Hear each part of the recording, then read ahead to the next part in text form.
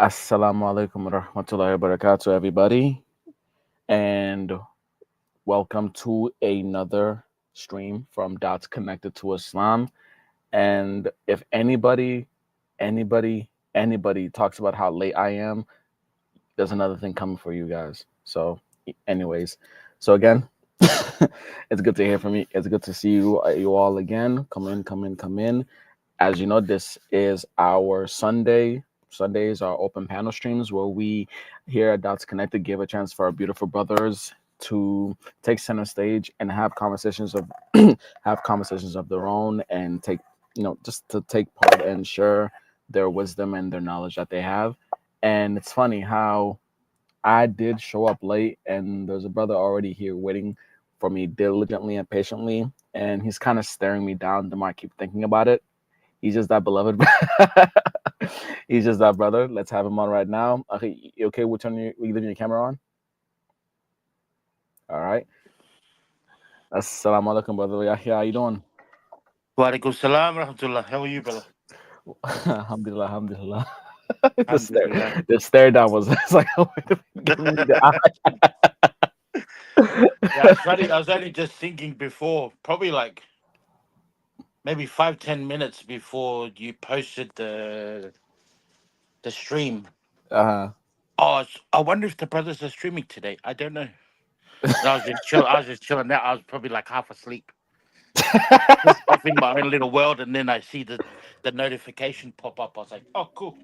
Mashallah, mashallah. Well, Yeah. it's always good to hear. Always good to have you on. Always good to have you on. And Yep. but honestly, for about 30 seconds or so, I actually did forget that we were streaming today. I did myself because you know my Sundays, even though I don't necessarily I don't work on Sundays, but Sundays are a time where I catch up on a lot of things Mm. throughout. So yeah, today's been a little bit more busy for me. And then I see, watching the EF Dawah stream, the Muslim Lantern streams, and then I remember I said, wait a minute. Mm. Oh snap! Yeah, we are streaming today. So mashallah. Oh wow, we have. Oh, interesting. We have a we have a new guest here. Oh, this is actually quite amazing. All right, let's have him on. Assalamu alaikum, akhi. How you doing? Assalamu alaikum. Wa alaikum salam wa Walaikum rahmatullahi salam wa barakatuh. rahmatullah. So for everyone who doesn't know, this is I'll let the brother introduce himself because I think this is our first time having you on this channel, correct? Okay, can you hear me? Are you talking to me? Yeah. Islam, Yeah, yeah. it is. Yeah, I Go met ahead, go brother Fawad on a which was it? Dawah wise. On Dawah Wise. Mm-hmm. I just realised I've still got the YouTube link open. There's a massive. There we go. That's much better. I'm not getting this crazy echo. Yeah, I was on a live stream sort of debate or panel with brother Fawad, and he pointed out this live stream that you guys do. Said it'd be interesting to join. I'm a former atheist, revert to Islam. Mashallah. Joined. I became Muslim, took my Shahada 18, maybe 19 years ago now. Subhanallah. I was Mashallah. very militant atheist, studied theoretical physics, and came to Islam through that route, which is quite unusual, quite interesting. Mm-hmm. You know what? Now I'm begging for atheists to come on now because Yeah, brother. Go ahead. Looking forward to that, inshallah. So as you, I don't know how much I told you about our streams, but on Sundays, like I mentioned earlier, we have an open panel stream because there is 4 members of That's Connected to Islam. On Sundays, it's our opportunity for us to take a back seat because mashallah, there are many beautiful brothers that come on and have many of their expertise that they want to share as well. So Sundays is a time where we let brothers like Yahya, like you, anybody else who shows up to deal with any non-Muslim arguments, if they were atheists, Christians, dare I say even a Jew, for them to take center stage, basically. Cool, good Alhamdulillah. stuff. All right. Technically, according to rabbinical Judaism, I'm also Jewish. Oh, really? What tribe? No, my birth mother was Belgian Jewish, but she wasn't particularly, let's say, Huh? practicing or into that. So it's more of a technicality. Although this is always an interesting discussion I have because, according to the Torah, it's very crystal clear that it's sons of Israel. Yeah. And it was only in the Second Temple period in the Mishnah, the rabbis sort of came together and said, you know what, let's make it matriarchal. According to that standard by which I'm Jewish. But there we go. Yeah, try telling that to an average Jew today. It's crazy. Gets tense. I mean, for me, I don't.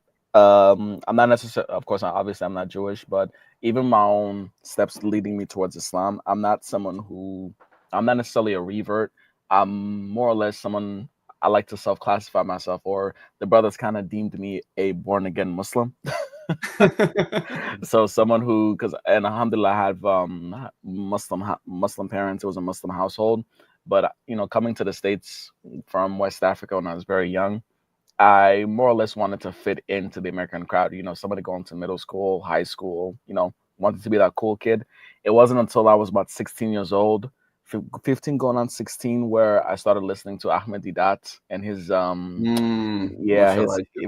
his comparative debates that he's having with Stanley Spielberg, Robert Douglas, and stuff like that. So it got me fascinated into Islam again.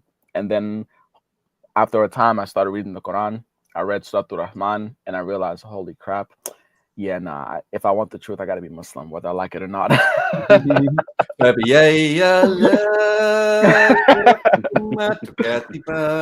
Literally, I kid you not, even reading that, this is me around about to be 16, still as, defiant and whatever teenagers, the stereotypical teenager. And I'm reading Surah Ar-Rahman, and I felt exposed. I said, who are you talking to like that? For I'm reading in it. So I actually felt like Allah subhanahu wa ta'ala was talking about me. So anyways, I see we have somebody back. Oh, so there was somebody backstage. He left. So he should be back. I don't know if he's having some camera troubles or anything like that. But yeah, in the meantime, typically our Sundays are a little bit hit or miss. Depends on which non-Muslims want to show up or even have a conversation. If it's anything like what we had on Friday, well, curb your expectations, Aki. Let's just say that. Well, okay. Well, we'll see what happens. If not, we can talk about beneficial topics. We can talk about our own journey to Islam, our own journeys into and out of any periods of Jahiliyyah or any sort of doubts that we overcame. I'm sure there's lots of things we can still talk about. Definitely. Well, most definitely. And again, I hope that, because I did see you on Dawahwise, and immediately you on Thursday on Dawahwise was my first time seeing you, and I said, I automatically knew that you were someone who had some knowledge, especially dealing with, even though there were a lot of Hindus, but it was I can tell someone you were someone with knowledge, and I would have loved to have you on Dots Connected. Too bad Fawad beat me to the jump. Alhamdulillah. All right, we have another brother backstage. Let's have you on. Brother Izzy, assalamu alaikum. Assalamu alaikum, brother. Wa alaikum salam wa rahmatullahi wa barakatuh. How are you doing, Akhi? Is it working this time? You're a little bit, it's the same as someone, you're a little bit, I think you're just soft-spoken, Akhi. Your voice is very, very, mashallah, it's very soft. Wait, no. Or max volume. How about that? Here, let me actually try something. I do see someone backstage. I see Gems. If you could turn on your camera for 1 second, then you can turn it back off. We can allow you on stage so you have a conversation. All right, you can turn it back off. All right, Gems, how you doing?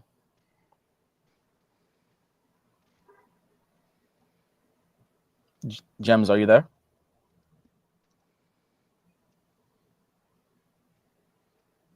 Hello, Gems? Maybe Gems is really, really soft-spoken. Yeah, he's been talking the entire time. We just can't hear him. Maybe he's got some, he has to fix his mic or everything like that. But, Gems, here's what I'll do, okay? Maybe you have to fix your mic a little bit. So I'm going to put you backstage. Whenever you're ready or you fix your mic issue, just shoot a message in the private chat. Then we'll have you back on. You've already confirmed yourself, so you're fine. So, yeah, there we go. All right, in the meantime, Izzy, how you doing, Akhi? Excellent. 10 out of 10. 10 out of 10? Wow. Yep. It must have been a good day. I'm fasting. Oh, subhanAllah. Nice. Yeah, I got day 2. Yeah, that's about it. How you guys doing? Alhamdulillah. Alhamdulillah. A little bit tired. I Please. spent the day at Speaker's Corner today. Really? Oh, you're over there. Yeah, it's about an hour away from me by public transport. Okay. Tell us about Where that. is Ahi. that? I've been to London a bunch, but which is that in London? Place called Hyde Park, which Oh, is it's in Hyde next Park. to Okay. Marble Arch, if you know that. Mm. Yeah. Okay. I got you. Yeah. I'm in Arizona in the desert. That's where I want to go. Middle of Okay. nowhere. Literally. I mean, I want to go to the wanna go- desert, but No, I Not want to this go there desert. for real. Good. Arizona. Okay. Yeah, okay. I live in Maryland. Oh, I've been to Maryland. Good. It's a good thing you left. I'll just say that. I was on a work trip in Baltimore. Oh, nice. All right, Juan, let's put a pause on this conversation. Jems says he fixed his mic. So, Jems, Excellent. let's have you on. Hello. How you doing, Hello. Jems? I'm doing good. How are you doing? We're doing fine. We're doing fine. Good. Before we continue, while we continue, tell us a little bit more. I know you've been on before. Remind us about who you are, and then it's about Aki Islam, Brother Izzy. Anyone you guys want to take it from there? I'm a person with high school background, and I got interested in Islam around 1 year ago. So it was, I think the annual party was like maybe a month ago. I find it very curious. So yeah. All right. Anyone of you brothers want to take it from there? Have a conversation with him? Yeah, sure. Yeah, I'm interested. Go ahead. I'll just ask one question. What is your view on purpose of life? Oh, I like this one. You know, to be I'm with not to sure. be with existence. To be with existence? Yes. In what sense of being with? I guess how do you define existence, right? I mean, is it just this world or another world? You know, or a there's world like after? this one existence, which is sort of just like meditating is very satisfying. Right. That would. So if I'm, hopefully this is not too much of a reach. To be one with your creator, as in if when you're in this meditative state, you're connecting with something greater than yourself, or is it just Something greater than myself. cool? It's more about like being conscious of that thing. Yeah, of It's course. deeply satisfying. Yes. Yeah, we would call that your fitra. Yeah, that's your innate nature, your desire, and just the knowledge and desire to be with or to understand your source, right? Where you come from. Yeah. So what Muslims would say I'm is, familiar with Fitra. right, okay, so I feel like you've been here before, but like purpose of life stuff, right? It's kind of twofold. It is we would say, to worship the creator, right, and to obey the creator, but before you can do that, you need to understand the creator and respect the ability and the power and the real meaning of what a creator is, of what the creator is, like where you come from. It's not just to obey, because you can obey, but to really be fully invested in that obedience, right, is to fully understand the creator as well. I Right? So don't it's really kind know. I don't really know about that one. I'm saying that's what we would say. That is our viewpoint on it. All right. So I've got an interesting perspective on this, and see what you think of it. So for me, when you say view on purpose, I mean, we believe that Allah created us to worship.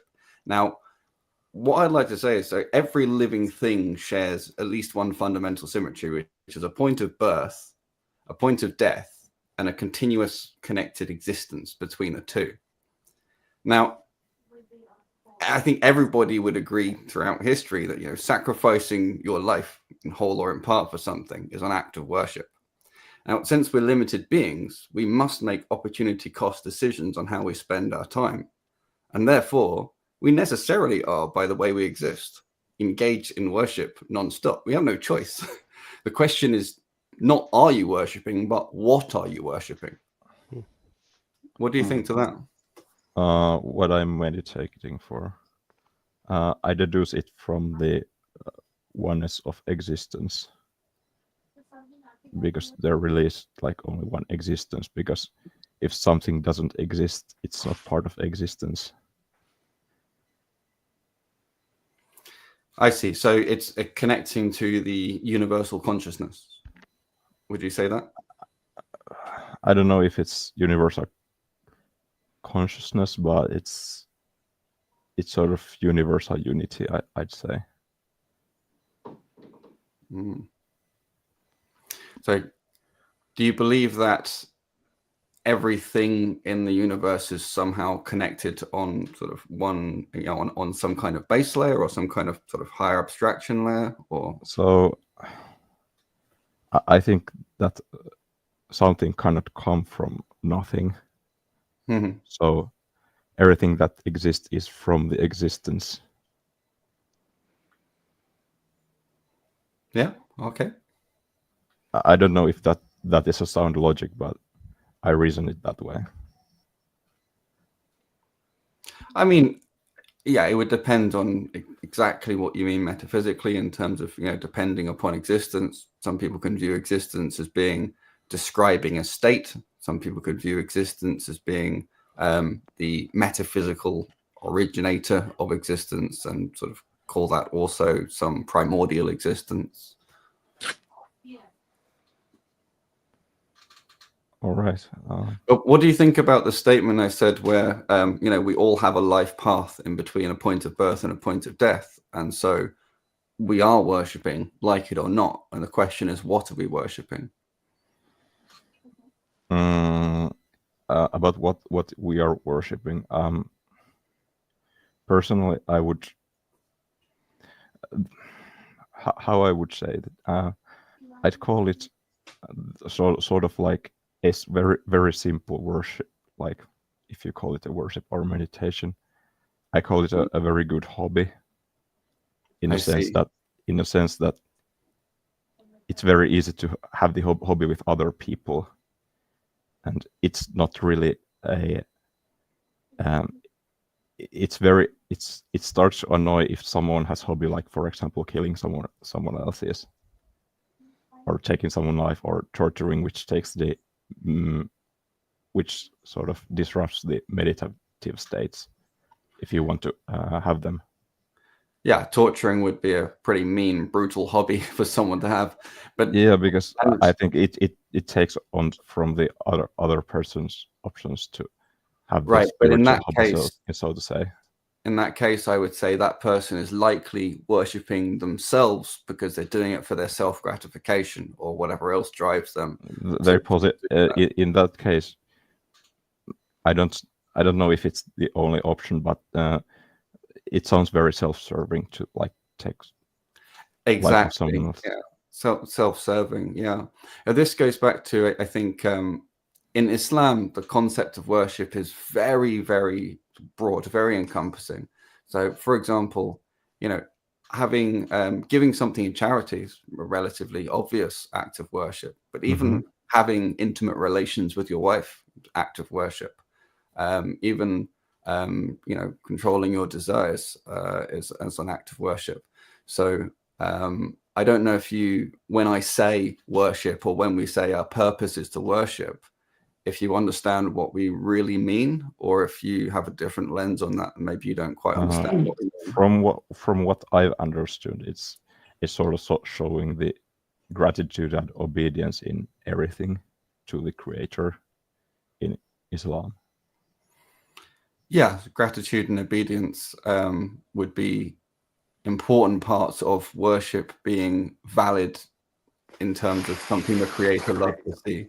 So what I said before about having intimate relations with the wife can be an act of worship, but having intimate relations in general with no thought or consciousness or care as to whether or not Allah loves that in that situation is not necessarily worshipping Him. It could be worshipping something else. I understand that point, sort of. from my perspective, a trustful relationship is important, partly because it sort of sucks if the white basically just walks away, and then you can't have like this, or it's much harder to like perform your human like behavior naturally, because then you have to like and the meditative hobby, which I sort of call it, in peace, so to say, because you would be, or I would be personally stressed about the untrustfulness of the situation. And when you talk about meditation, do you know much about the Muslim prayer, the way we pray, and how that relates to meditation? I've not done it myself. I've seen it. I've read that in the history, the Prophet used to meditate until it perhaps shifted into like a structured worship or timely structured worship. I don't know if he did the proper way all the time, because he didn't have the real revelation before he became a prophet, so I'm not sure about that one. Like when he went into the cave before he received his revelation. Yes. Have you done Qigong? I don't know what Qigong is. My father has. It's sort of Chinese breathing meditative practice. It's almost like the roots to the soft martial arts like Tai Chi and so on, and also Shaolin Kung Fu was the one I practiced before. I raise it because it's a deep breathing meditative practice, and there's other sort of dynamic kind of meditations, and then there's the sort of static internal contemplative meditations. I wondered sort of, what you do, what you refer to when you're saying you're meditating. And the reason I find this quite interesting is because I perceive, the Islamic prayer to be a essentially dynamic, structured, meditative prayer. 100%. Yeah, that's true. It's a dynamic and structured. I personally prefer a very simplistic way of just like being in sitting position. Dynamic structured is not necessarily not like simplistic. any flashy like movements or structured, but like sitting in peace. Simple can also be structured, as they're not mutually exclusive. Yeah, in a sense, if you stay in place to Which like we do. calm yourself, it would be in a sense structured. When it comes to Tai Chi, I've done it a little bit. I sort of get it, but sort of not, because I prefer the very simple, just being thing. From my perspective, it becomes interesting where you attach like mental images, and you sort of do this moving and exercising your body, but it loses some of the meditative aspects. Sure. From my perspective. So I don't. What about mantras? Mantras. Yeah, mantras. You know what I mean by repeated rhythmic phrases and things like this, or repeated statements, or even if whether they're enunciated, whether you say them, or whether they're sort of going around in your head. To me, that mantra sounds more like a remembering exercises, like cat has 4, or cats like mice I don't know if those are like proper, but it's cats like mice. Cats like mice. I don't. I think it takes something away from it because the focus is in the like repeating rather than just like being. So I don't know if it's require another component beyond just memorization. It would be comprehension. It's interesting because in Islam you talk about, you know, the performative prayer is basically has no value if it's just performative. Exactly. It needs to be very deeply held and experienced. Like if I just say "Ihdina Siratal Mustaqim" and it just rolls off my tongue and I don't even think what I'm saying, that translates to guide us to the straight path. But if I really internalize and I visualize and I think, you know, the life of chaos and misguidance that I had before, and I look at the alternative of the more optimized and beautiful path that I'm searching and aiming for, and then I'm thinking "Ihdina Siratal Mustaqim" and it hits my heart, it's a whole different experience. Yeah, So, the comprehension part of it. That's exactly what I was getting at. The khushu' we call it, but if you're just repeating it without attaching like a meaning to it, then what's the point? Or without understanding the meaning behind it. I think it sort of comes into this. For me, it comes to because I don't really like to like. Maybe if I'm like thrilled or something, then I would do it. But to me, if there's like some slogan which like really resonates, like being one or like being one with the existence, it resonates in like very deep level. And, so and I would leave it in that. I see. Can I ask you what interests you about Islam? What are you curious about Islam? That was going to be my next question exactly. I studied like different philosophies, sort of on a surface level. Islam seemed like very or seems like sort of very interesting.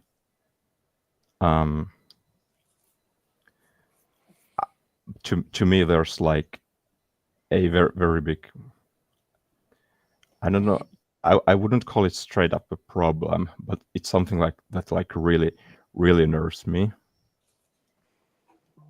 because to me it really much seems like a chain letter. Like a chain letter? Yes. Can you expand on that? Sorry, I just don't want to misunderstand you. So a chain message is a message which spreads within a, let's say, message population. So there's someone else who hasn't heard the message, and you go to tell them the message, so they hear a message. That's like basic message. The chain message is a thing where you tell someone a message, and the message has some sort of internal. My language is very bad here because I don't remember the instructions. It has some sort of instructions which instructs the person who gets it to sort of to spread it more or keep it the same. So it's interesting you say that, because you know, the Quran is as it was when revealed, so it doesn't have the sort of chain letter quality where, you know, it gets sort of modified through a chain. Like, I guess everyone's referred back to the same sources rather than being a sequence of letters or a sequence of lines in a chain letter. Because in many chain letters, there not very well known. Most of them are like urban legends where the person it says that you has to tell it to someone else or you get bad luck for next day or whatever. And that is supposed to work as an incentive for the person to spread the urban legend of Oh, I Tambos. see. So you're pointing to the incentive element. Yes. Okay. And if for example, if I wish to, if someone would like to try a chain letter, they can form a letter-like structure which has the instructions for the receiver to tell it forward. It can be directed or not, but the point is that the person who receives it becomes sort of a node in a chain, who then gives it to the next part of the chain, and so on and so on, and it can spread or stay similar. But couldn't the same be said for any idea that propagates? Chain letter is it's sort of a special case because the chain letter literally like the word letter means a like letter as they were used, so they were something that was written on a paper and it was mailed to someone else, and the one who receives it makes one or several copies of it and spread it further. The thing about chain letters is that they're often like very illegal because they resemble or many pyramid schemes revolve around them. So they are often by authorities stopped into place, or then the pyramid collapses where people just realize that it's a scam and people just lose money, and the people on the top of the pyramid who this money was sent through the chain letter received like most of the money. Yeah, right. So essentially, they involve some kind of emotional or psychological manipulation, which is used to propagate some kind of scam. It could be multi-level marketing or promise of, if you buy these products, you can sell your own products to the next people who would sell their products. So in multi-level marketing, the incentive is money, where the person thinks they get to sell the things they get with a better price. So that's like one example, multi-level marketing.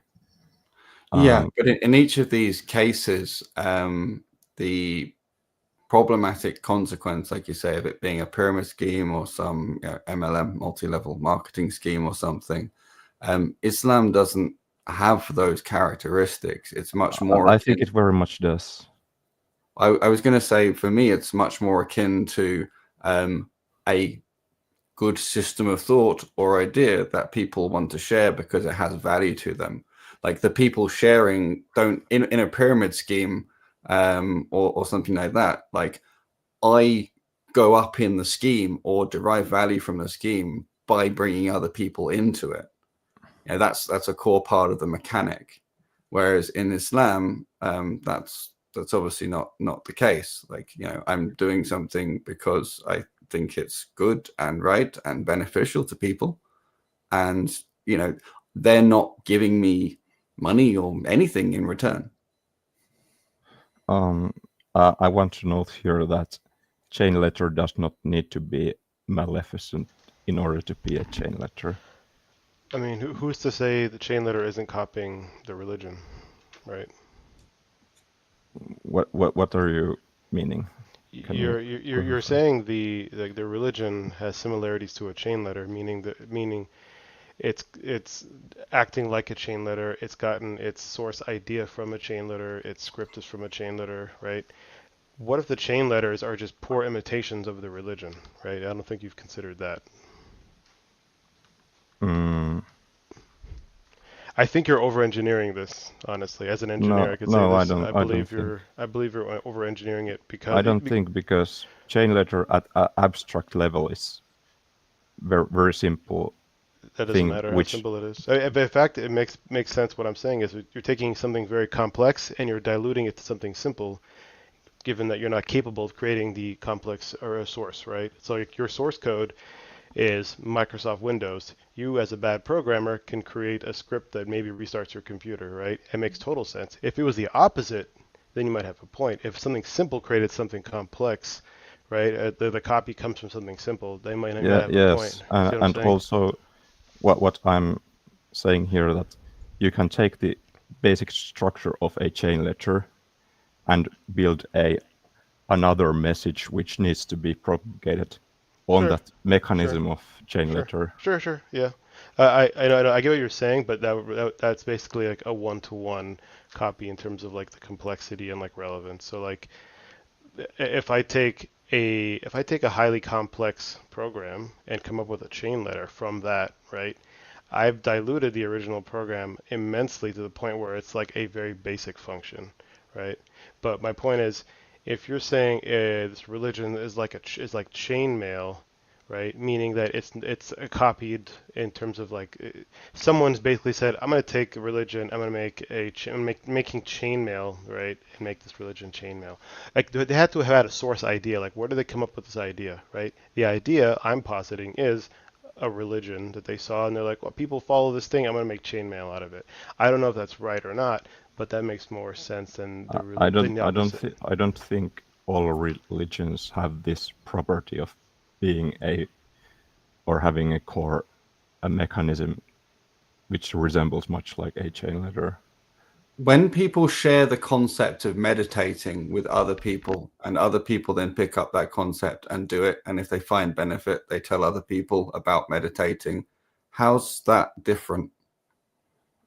Because there might be a religion which does not tell about what it's doing. People just might look at it and imitate it, in which case it would resemble more a mimetic thing. But I mean, so you've told us about meditating today. I assume that you didn't only see it, that people have also told you about it, or that you've read about it.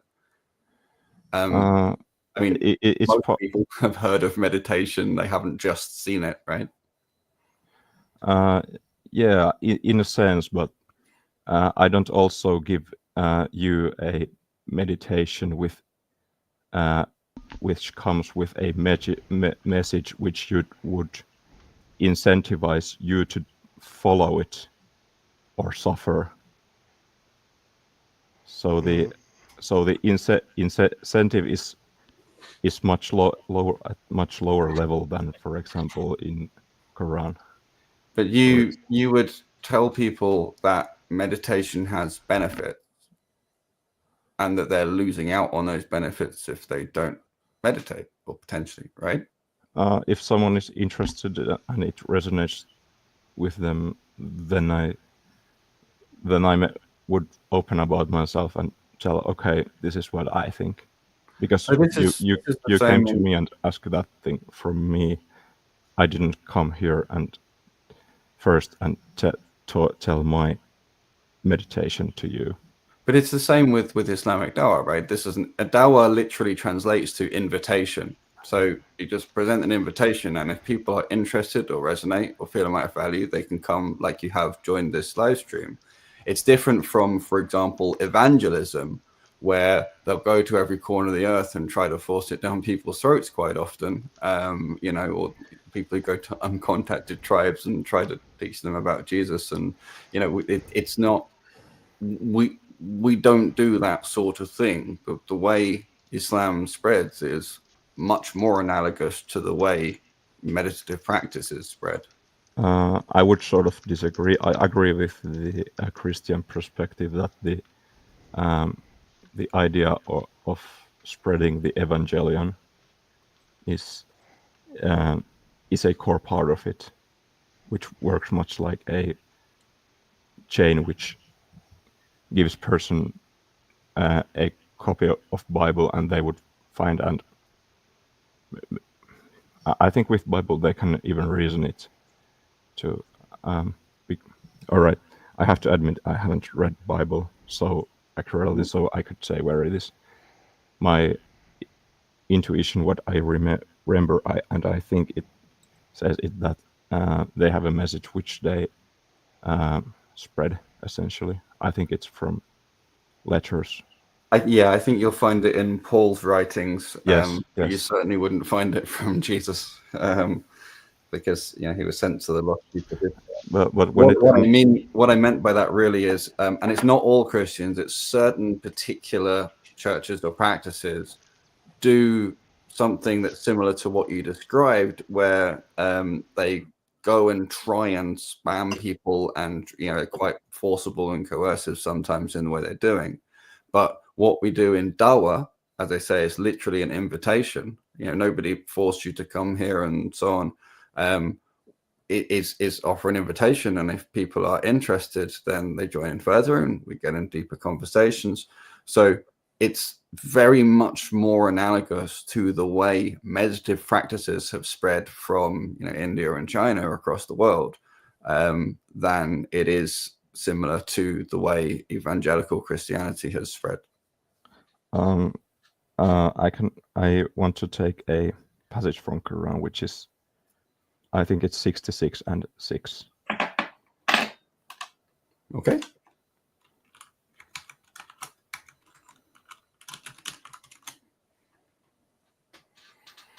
Wait, what's the verse again? 66 and 6. O you who have believed, protect yourselves and your families from a fire whose fuel is people and stones, over which are appointed angels, harsh and severe. They do not disobey Allah in what He commands them, but do what they are commanded. This one? Yes, I think that's the correct one. Okay. So there's a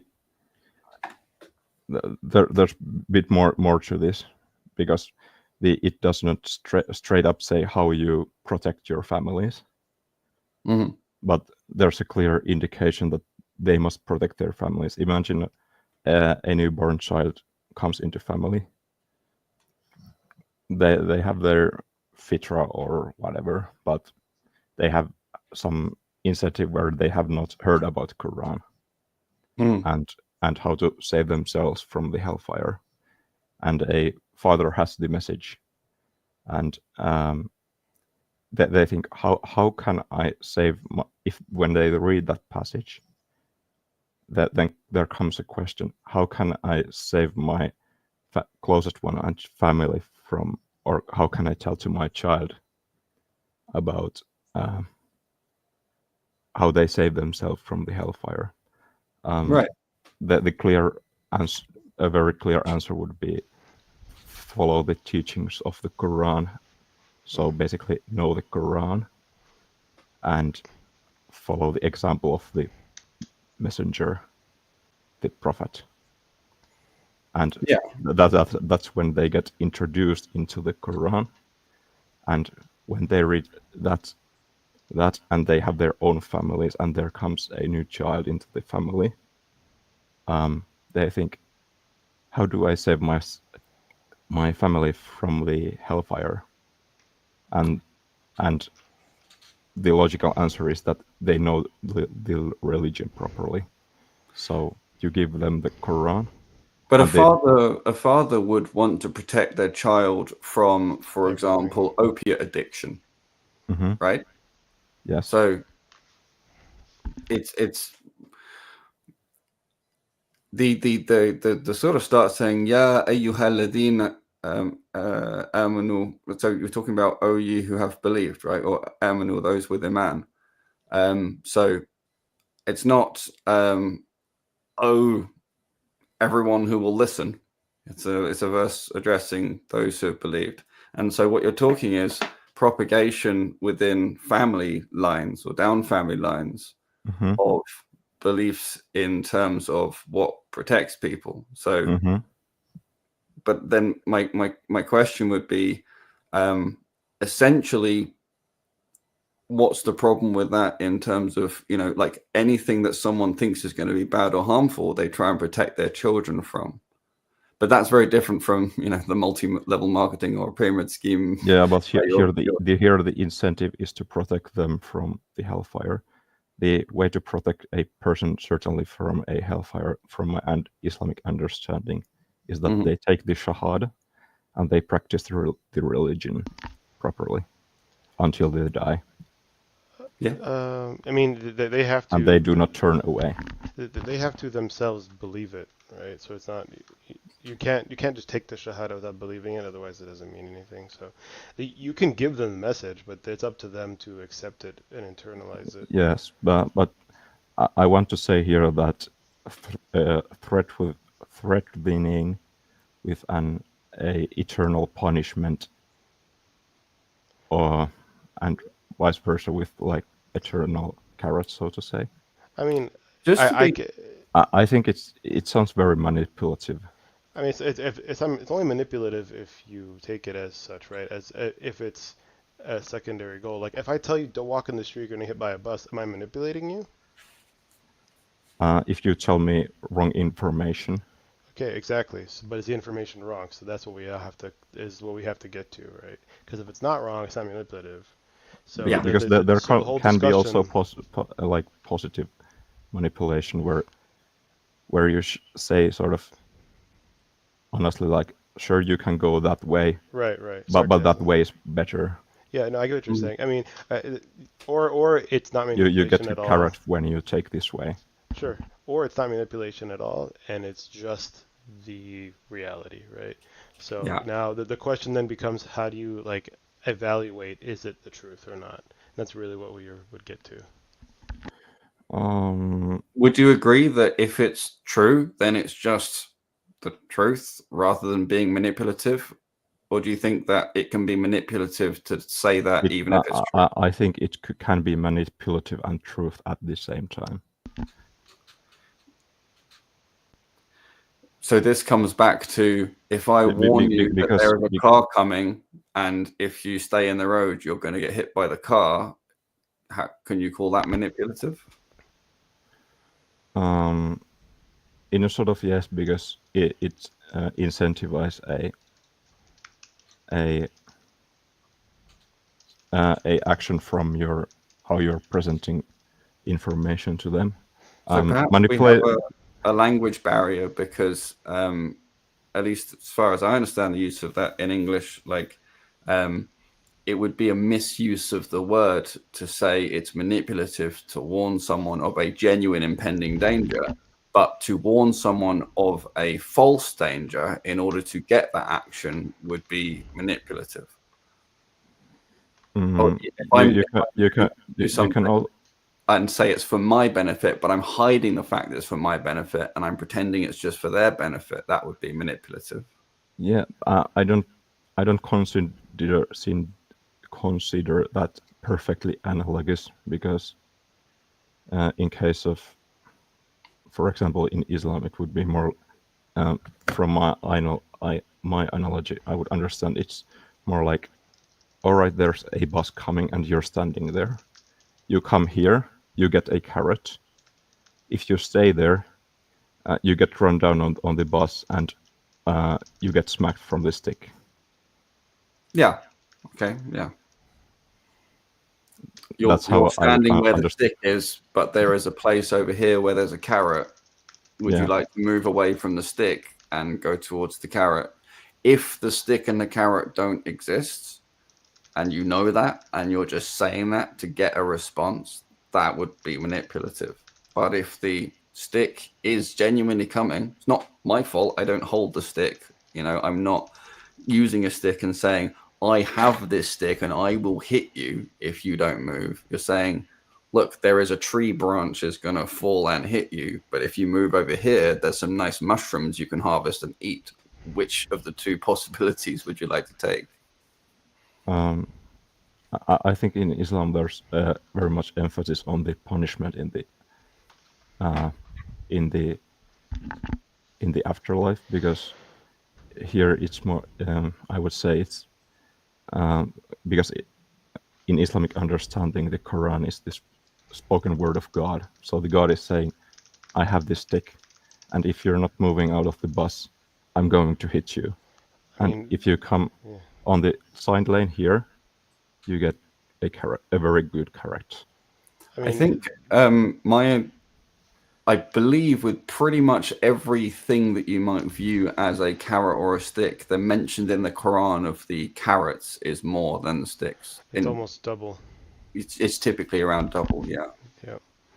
So it is demonstratable that the concept of mercy is in fact double the mention of the concept of punishment. I haven't counted them myself, but I trust you on that one. What I would say here is that conceptually, what I understood, both of them are eternal, so they're essentially Yes. infinite. I think this is a potential misconception, which comes from thinking of the Christian concept of hellfire. So, are you aware that in Islam, we believe that people will be plucked out of the hellfire? That you know, there will be some people would just be dipped, some people would go in for a long time. There's a very interesting hadith about the last man who will come out of the hellfire and the way he crawls towards the edge of it, and then gets given shade under a tree, and then thanks Allah for that, and then after a little while goes, oh, can I go under that nice bigger tree? And Allah says, okay, and I won't ask you for anything else, and then says, oh, can I just have a look in Jannah and see just what it smells like? There's a whole very large, interesting eschatology and so on around people who will be pulled out. There'll be people who Muhammad Sallallahu Alaihi Wasallam will try and pull out people with Iman. A whole bunch of people will be permitted to try and pull people out. And then even after all the believers can't find anyone else with any grain of Iman to pull out of the hellfire, then Allah will pull out people that only He knows are still worth pulling out, and they would be put on the edge of Jannah. So the idea that it's a binary and you're either just flying straight to paradise or you're in hell eternally is common in Christian belief, but it's absolutely not the Islamic belief. I thank you from that point, because I vaguely remember it, and yeah, if that's taken as a from reliable source, which I think it is from your point of view, it would suggest that at least some people get pulled out of, or they get into the fire, and then they go into Jannah. Yeah, it's not and just one source; it's many sources, and it's all over the Quran. But I'm very skeptical about that one. That the person who comes out of the paradise or comes on the edge of the paradise would be the last from the hellfire. Well, I mean, he might be the last one who gets into the paradise, not the last one who stays in the. Yeah. No, I said the last one to be rescued from the hellfire. Yeah, there will still be people who are in there. Yes. And I believe there will be. So for some people, it is still eternal. Yep. And the reason behind that, so the reason that some people may be there internally is because the acts that got them there would have been done eternally had they been given eternal life. And where does that one read? I gotta find it. That's from a scholarly source. I have to find the source, and I just. One of the reasons I find this I'm not particularly interesting while he's searching is because it basically, think about what I said about the prayer at the beginning, where we asked to be guided to the straight path. The straight path is to completely avoid any need for the hellfire, which you can think of as like, in analogy, if you've got some dirty piece of metal that's covered in crap and rust and stuff, then you can put it in acid and clean off all the crap, and then it becomes clean, and then it's sort of suited to Jannah. Now you can get this stuff cleaned off while you're in dunya, this life, and things can be forgiven and so on, but it could be that you need some harsher cleansing process. But we can make choices whereby we can completely avoid it, or maybe we'll need some of it, or maybe we need a really deep clean in there. But ultimately, that's what it's there for, as far as people with any level of belief are concerned. Now, for the people who have absolutely, completely zero redeeming characteristics of any sort, generally it's believed that they're created for a purpose, and their purpose is to be fuel for that fire, which itself has a purpose that's known to Allah. But remember, that only applies to people who have exactly no redeeming qualities whatsoever. So if you're thinking it would be horrible to do that to any kind of nice person or anyone who has some redeeming quality, well, it wouldn't apply to them. The eternal punishment would only apply to people who have absolutely no kind of redeeming feature as far as anybody is concerned, including Allah. Okay, Ikhwan, real quick, just to make an announcement. There is someone waiting backstage, so let's have this conversation go on for like another 5 to 10 minutes before we have the other person on. You guys can continue. all right. Yes. To put a bow on all this, we believe that Allah is one of his attributes is the most wise, right? So and the all-knowing. So he would know if someone has no redeeming qualities or what they would do or not do, right? So Allah knows what you're going to do from now until you stop doing it, right? Now, knowing doesn't guide your action. It's simply a knowledge of it. But we do have this like concept that God is all wise, or the most wise and the most knowing of past, present, future. Just to put a note there. Okay, so what I was saying that I think it's, if I remember correctly, it's the worship of something else than God, which is, and not acknowledging the prophet and the God, is the gravest sin in what a person can have. Close, very close. It's specifically the shirk, the denial of Allah. That's the only unforgivable sin. Not the second bit you added about the prophet.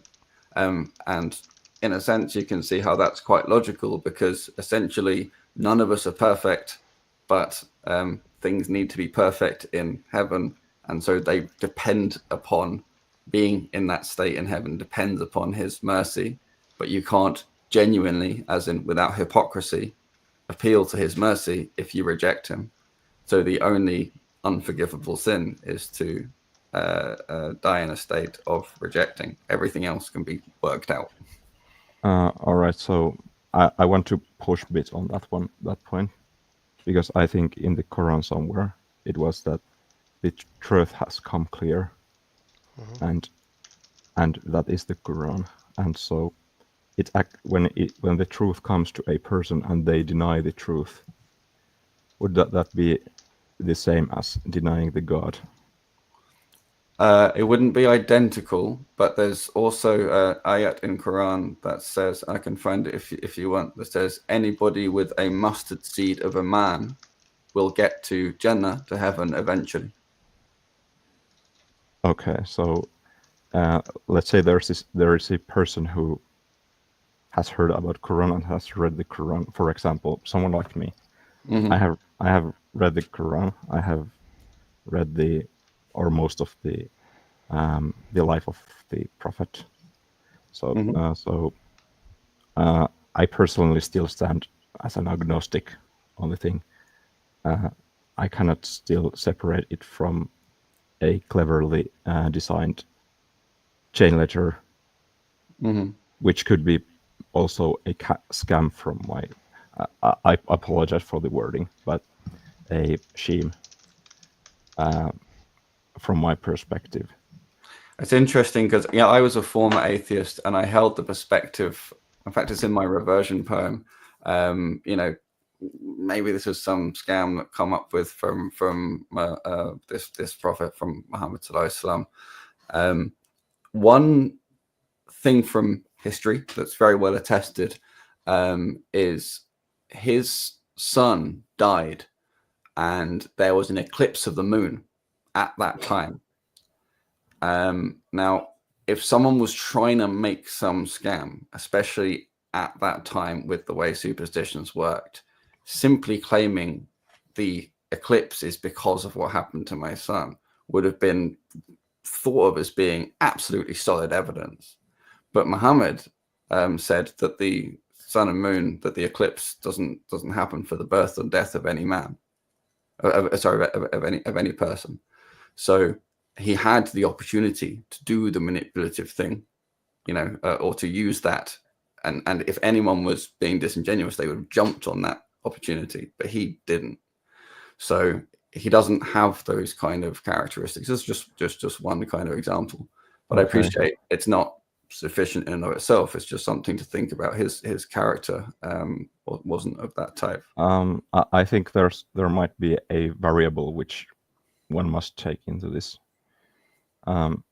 because on top of that, there's this that I read about this because this was told to me earlier, and I'm not sure if, because I researched the moon eclipse time, and I'm not sure it necessarily happened at the exactly the same day.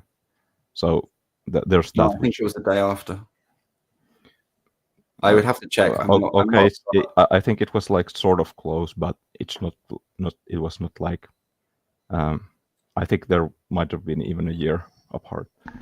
But it was on the day of his death is when the sun eclipsed. According to Eddie. I posted in the back. If I give you that one, if I give you that one, then there's the thing that if one is sort of familiar with, or very familiar with, basic astronomy, there's this that even in very ancient times, people could predict very, very accurately when there would be a eclipse and when not. And if one understands the mechanism of eclipse, one could assume, and if they have done, even if it was ancient version or model of the world, it was very accurate and it could predict future things.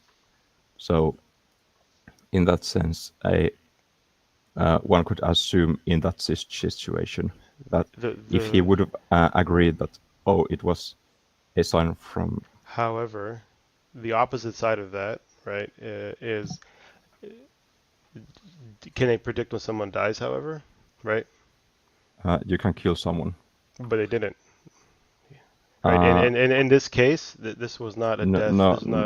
This was I don't think he killed his son. Right. No, so that's what I'm saying is that to claim that is to claim that that's relevant in this situation, you would have to be able to predict both ends of that, right? So obviously they can't.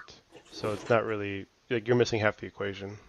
But I mean, quite apart from that, it just I didn't. Although it's true that in ancient times they had good abilities to calculate things like eclipses, it's still the fact that the vast majority of the population were highly superstitious, and things like eclipses had before Muhammad been used as absolute signs, by people. That's part of the actual culture that he was in, even though people were able to predict some of them. But like I said, it's not conclusive evidence in and of itself. It's just it was just a sort of a data point. I want to conclude here on top that if he would have agreed that as a sign from the creator, because I think he said something like God knows the best or something. If he would have affirmed that one, it would give people incentive that if there is a coincidence with an eclipse, they might think it as a sign from God. If there's a coincidence, for example, if someone, let's say some other great person dies at the eclipse, that might be, if people read into the, let's say the narrative would say, let's say the hypothetical that the narrative says that it was a miracle from, or it was a sign from God, then a person who dies or that a person in the future and their children dies during a eclipse or very close to it, they could also say, "Oh, this was a sign from God," essentially. Right. Yeah. So, are you saying that it's a smart move for him to not give credibility to anyone else who might use an eclipse as an example? I think it might be a thing. Or it might not. But I mean, the thing is, what's interesting is, this is one of many, many different kind of examples about his character, and where, like, he didn't do the thing that a manipulator would do when he had the opportunity.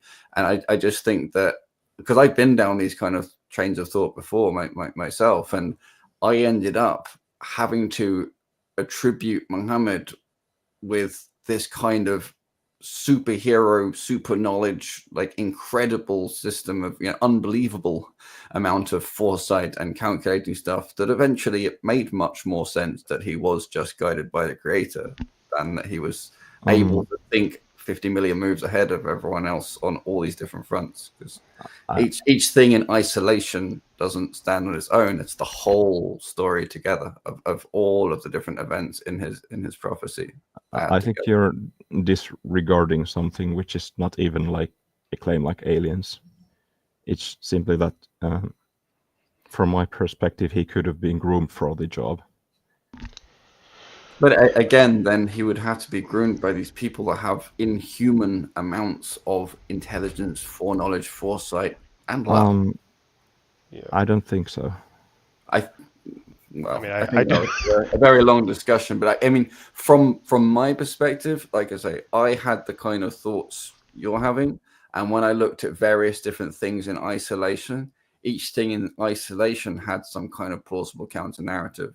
But when I added the whole thing up, the system of counter narratives became itself quite implausible compared to the Occam's razor that he was in fact guided by Allah. About the Occam's razor, it's a useful tool. It does not tell you the truth. It's a tool. Yes, correct. I agree. So, and I didn't use it to say therefore it's true. Okay.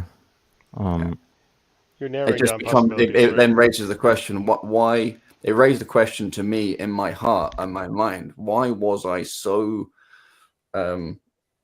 possessed with trying to find some way where this could be, deeply manipulative and so on, and like the lengths to which I was going through to construct the mental gymnastics that were being gone through to find a way to turn everything into some, nasty conspiracy, and the level at which it went to, the same thing, again, it doesn't lead you to the truth, and it leads you far away from like that process could never lead you to something true either.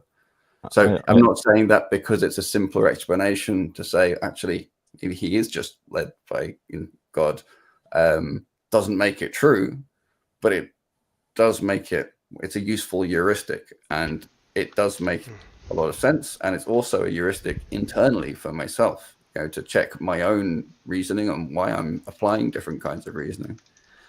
But again, it's if the Quran was a hot mess, then that would be one thing, and it might be more plausible to then look at these various events in Muhammad's life with a critical lens, always thinking maybe he's this or that. But with the Quran being what it is, with its literary brilliance, with its so many signs within itself, with its its challenge of not being able to produce a surah like it, and so many things, the Quran in and of itself is a miracle, independent of anything we know about Muhammad's ministry. So it's really the whole package that comes together. You need the package. Without the package, I want to talk about contest. my train of thought, which I somewhat agree with you that when I consider that if it was just like the if the person was just like lying and he made it all himself up. I came to the conclusion that he might guess he might come up with something like his own way of like presenting poetry. He might come with something like the chain letter mechanism. I think it's deducible, and when you understand the core principle there, I think it becomes sort of clear. I think he might have come up with the sort of like carrot and stick for the chain letter, but that would already require something like some person with 200 IQ, considering his surroundings. It would 2000 IQ wouldn't be sufficient. You would also have to have the foreknowledge. There's having all the IQ doesn't give you the ability to solve for the future. You also need a whole lot of information. Otherwise, the branching of possibilities becomes uncomputable, and you also can't deal with them because they're mutually exclusive. You have to go down one road or another. There comes a thing where, for example, if we take the prophecy of the Romans, where he says it comes in near future. I think if he came up with the Quran, the conspiracy he would have to be like something like very intelligent and driven, and he has to be starting the plan the thing when he was a child. I think that would be like insane already. That's why I discard that option away, because even though I think the case for the Roman thing, I think from proper military intelligence, I think that might be deducible if there was a trustful, proper military intelligence. But to get that would be by himself, that would be insane. Yeah, but then if that was just for the Romans, but it's also the Persians and also with the time period and so on, it just, again, like you said before, it at some point it would be insane. I'm just really conscious that we said 5 minutes, but it's been a little bit longer and there's someone waiting. No, it's fine. I would have stopped you guys. The person backstage says it's fine. We can you brothers can go ahead. So. Okay. You guys I are fine. posted by. I'm enjoying the conversation. I just wanted to be conscious of. Yeah, but I would also say before you guys continue, I would also say Gems. I understand the skepticism, but I do want to let you know there is such thing as hyperskepticism, because when you're talking about a man who claimed a metaphysical source, he claimed a metaphysical revelation from a metaphysical entity. When I understand looking at things in a logical way and even putting some skepticism, what could be the options. One thing to be careful of is when you remove the option that it could be something supernatural. So there's such, naturalists do this all the time when they talk about certain historical events taking place or whether or not didn't take place, because naturalists don't include the idea that some things can be a miracle. Same way when it comes to finding or trying to find a logical reason or a coherent reason as far as explaining this story away or this event away, because there is a supernatural claim, that also within itself has to be an option, rather than just trying to look for the slimmest of possible coping mechanisms in a way that makes sense to us, to remove the option of a supernatural entity, because one has to leave the possibility that his claim could be true, because all of this is being used to test his claim. What was his claim? He's claiming to be a messenger and a prophet.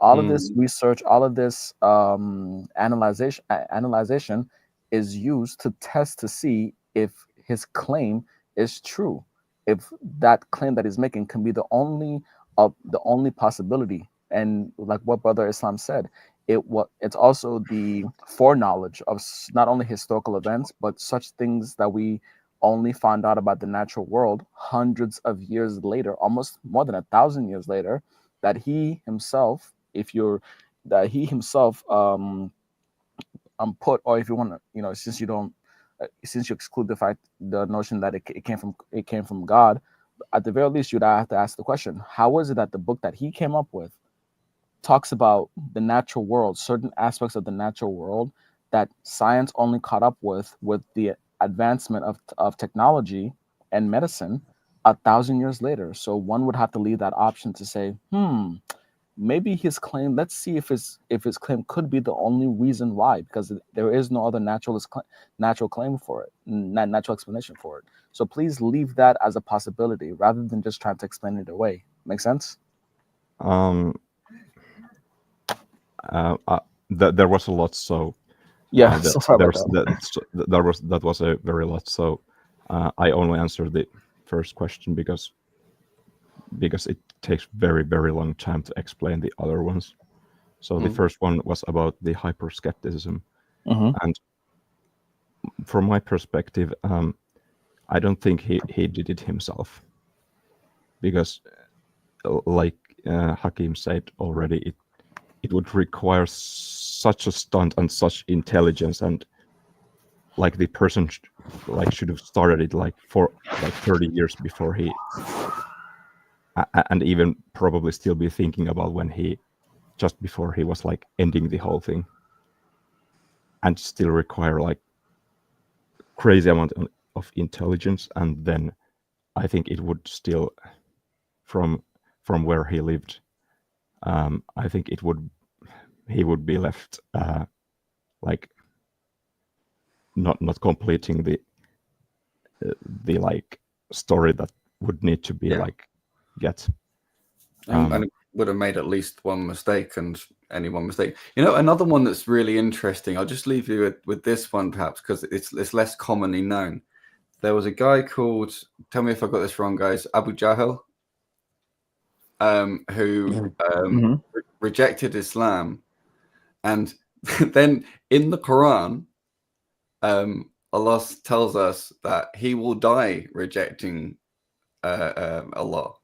Now, think about it. This guy who hated Islam. Abu Lahab. Abu Lahab, that's the word. That's what I was thinking. Sorry about Jahl. Yeah, I don't know. I was thinking of Jahiliyyah. No, Abu Lahab. That's the one. He vehemently hated Islam and the Prophet ﷺ. All he had to do before he died, and I think he had many years to do this. I can't remember how many years. More than 10 years, actually. Yeah, more than 10 years. All he had to do was take the Shahada, even as a hypocrite. Even, all he had to do was that, and he would have falsified the Quran, destroyed the whole thing. I mean,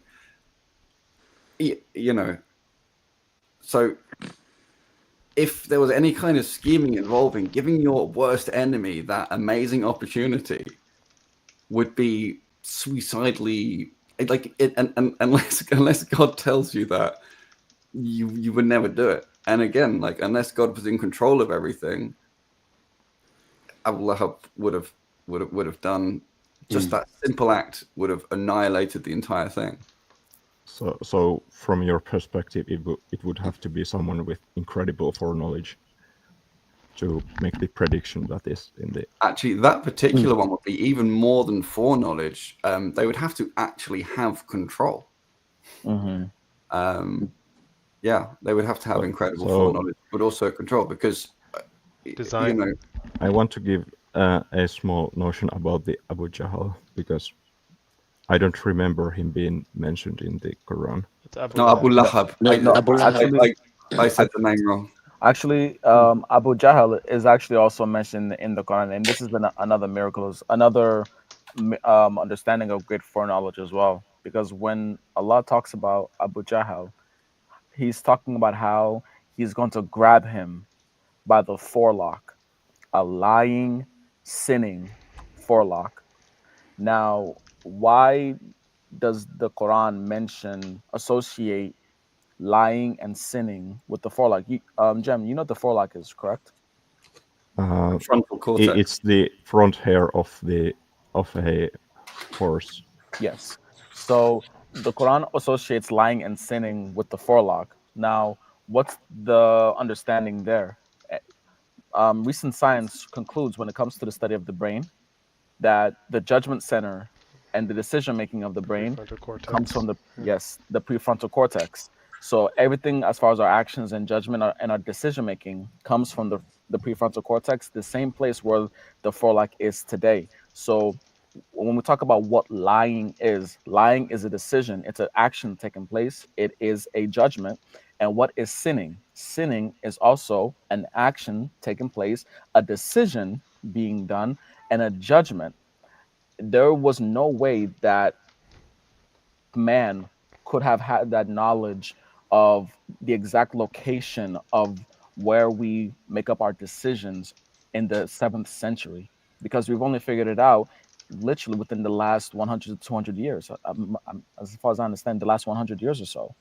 So one would ask the question, how would the Quran, something that was written 400 years ago, 1400 years ago, have knowledge of the prefrontal cortex to a T, detailed, not vague, not general, but detailed way, alongside what the Quran says about Abu Lahab, saying how he will never accept Islam, meaning the Quran talks about how he and his wife, by the way, not just him, his wife, Good point.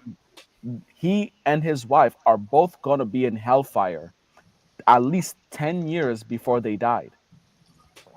It's like what the brother said, it's not just foreknowledge, it's also understanding about one's character. Because even to the point where the Quran is making the statement, is saying this person is so arrogant, his fate is sealed to the point where I can reveal this verse to you, this chapter to you, and it will not make any difference. Mm-hmm. But it's also control, because Allah can control what we get to know or not know. He's the originator of all information and knowledge. So had this guy Abu Lahab had the idea, hey, I could do this and I would destroy Islam. The Quran would have at that point been completely falsified, because it would have made a false statement. The prophecy would have been completely falsified.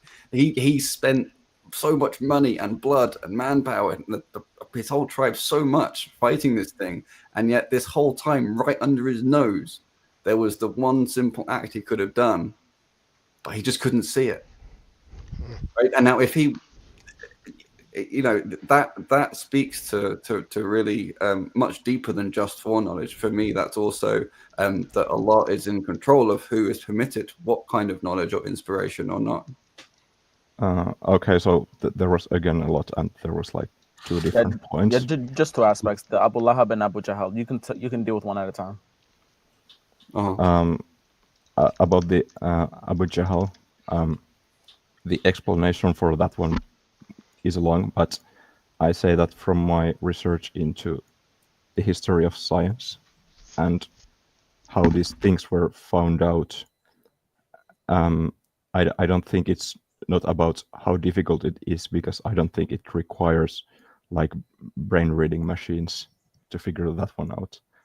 And that's a long story, but that's essentially history of science. And when it comes to Abu Lahab, where does it say in the Quran that he burns in the hellfire, or is it just blazing fire? He has his own chapter dedicated or named after put it in him. the back chat. I put a bunch of stuff in the back Yeah, chat. let me All see the if I can bring it up. references. Where it does say It's there literally hell? Surah Masad. Assalamu alaikum. Where does it say hell there? Wow, Walaikum salam. No, it says Nar there. Do you know what Nar is? Nar is referring to the fire. And also a blazing fire, which is another name for it.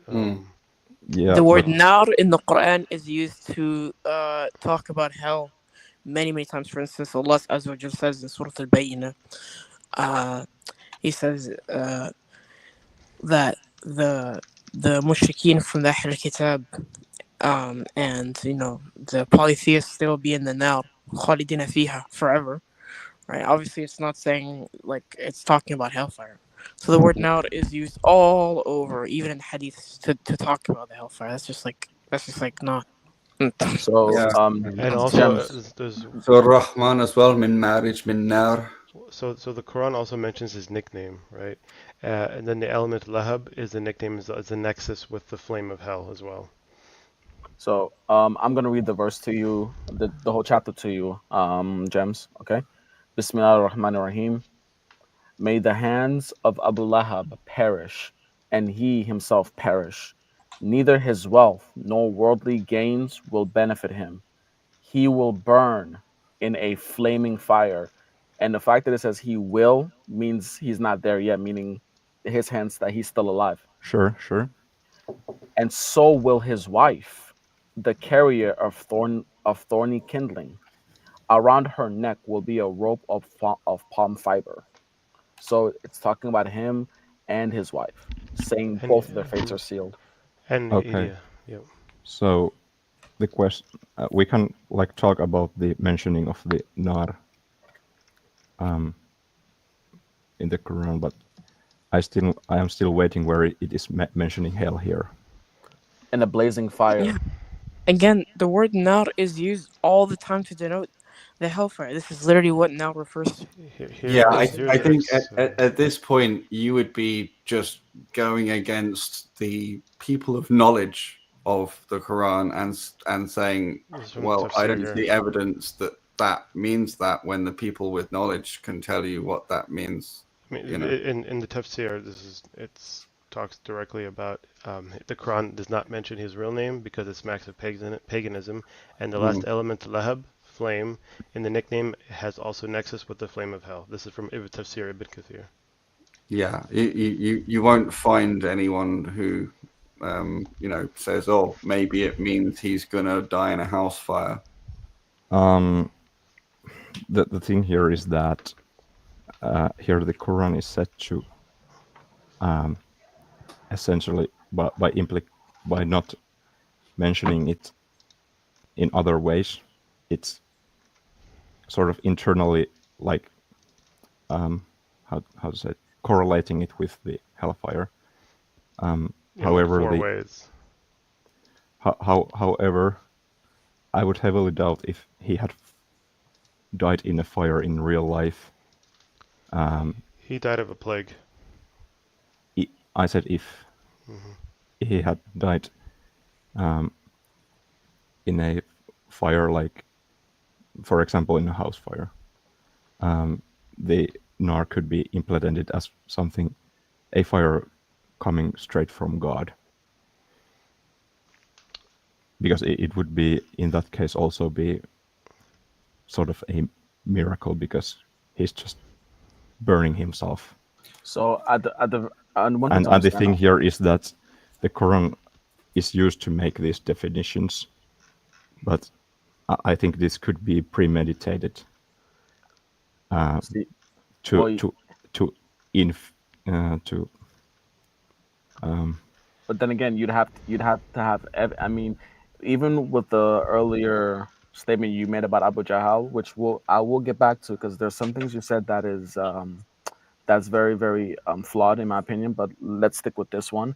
So even with this verse, for one, like what Brother Hakim said, if you're saying that, well, it doesn't say hellfire, that's really looking for that's an exact word fallacy. If you're looking for the exact word or hellfire, that means oh they can't prove. No, that's just again you. That's what I'm talking about. Going to hyper skepticism to the point where you're even committing a logical fallacy. And two, when it says, because it clearly says he will burn in the blazing fire. Now, here's the other caveat as well. Remember, it doesn't just talk about him. So, in order for your deduction to at least be credible, you'd have to have information that did he die? Was there something about him that had to do with not only him but also his wife being burned in a blazing fire? That's one. So you have to have historical records of that. And the brother just told you he died of a plague. That's one. Two. Now, what aspects did the verse show? Did the verse come? If you say it was premeditated, how could it have been premeditated if you don't know the history? You'd have to have. It's not well enough to just make, well, this could have happened, but you don't have any information. You don't have anything that supports that claim. Simply just saying this could have happened does not mean it's coherent or it's logical. It could mean someone's just trying to find any little reason and no evidence to support the claim. That's what's called an empty claim. It's empty. It's an empty position. I think in this case, it's simply a lack of knowledge or understanding of now. You see, we're looking at the translation here.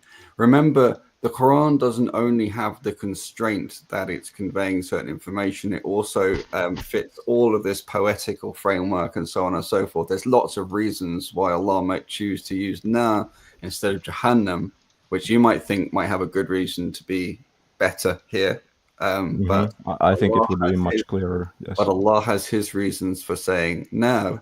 If you look on encyclopedia.com, now is synonymous with Jahannam, and that's just a secular encyclopedia. If you look at the scholarly works from the scholars, they'll tell you the same. If you go to an imam in a masjid, they'll tell you the same. If you look at the uses of now in Quran, where there's more contextual information, the same. you have to consider one thing. And at this point, you'd be telling people who understand the Arabic that actually another word would have been better, or they could have said something else, or it's not clear.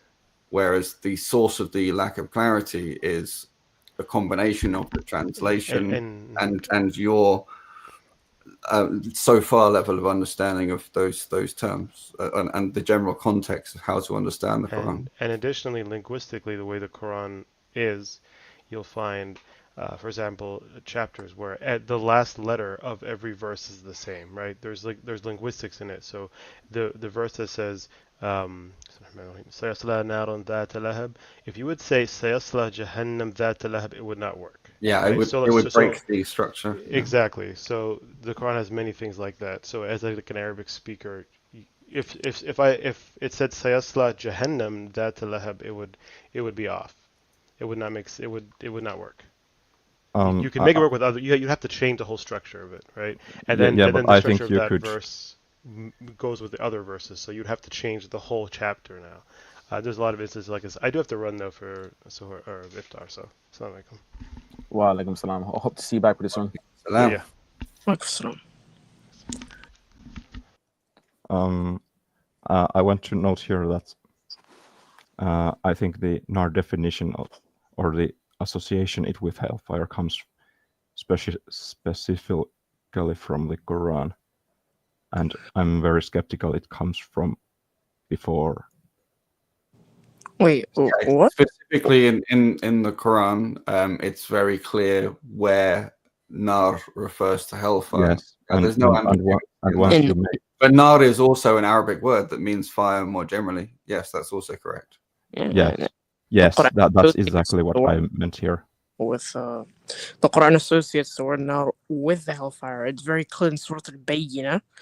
Allah says, بسم الله الرحمن الرحيم, إن الذين كفروا من أهل الكتاب والمشركين في نار جهنم خالدين فيها. So it's very, very clear that it's associating nar when it uses it with the hellfire. That's just like that's just not a very good argument. I want to consider the options here already. Let's say that there was a case that Abu Lahab became a Muslim and he turned into Islam. Then maybe, let's say, a week passes and he burns with his wife in this life. Yeah, that will not work either, because why? What does it say? It says, may the hands of Abu Lahab perish. May he himself perish. So again, this would not be talking about someone who is a believer. And like what the brother told you earlier, everything falls flat as far as, this prophecy falls flat. Go ahead. No, you're fine. Go ahead. Yeah, even the idiom, or Allah says, Bismillah ar-Rahman ar-Rahim, Tabbat yada Abi Lahab wa tab. That is quite literally also, like, according to many linguists, like it represents like eternal damnation, a condemnation, right? Like you're condemning him. Like it's not like a temporary thing either. It's like It's like when you tell someone that their hands will be perished, you're quite literally telling them like, yeah, you're gonna be like condemned forever. That is quite literally like the metaphorical meaning of tabbat yad, and that's why like the word tab is repeated, like the hands of Abu Lahab perish, and perishes he, right? So he will Mhm. perish, and then that obviously transfer over to eternal damnation. So it's like very crystal clear, bro. Like that's But I think it's I understand again how if you read it in Arabic or German, bist du Deutsch? I don't take count into that, or I don't say that. Okay, I wasn't sure if you read it in English or in another language. I wondered if you had a German accent. But if you if you read it in another language, I can imagine how you could say, oh well, if maybe they had a play in mind where if he tried that trick, then we're going to burn him in his house. But that doesn't actually work with the Arab idiom. That only works in a translation. I think that's sort of a fair point, because what I've translated this, and from my understanding, I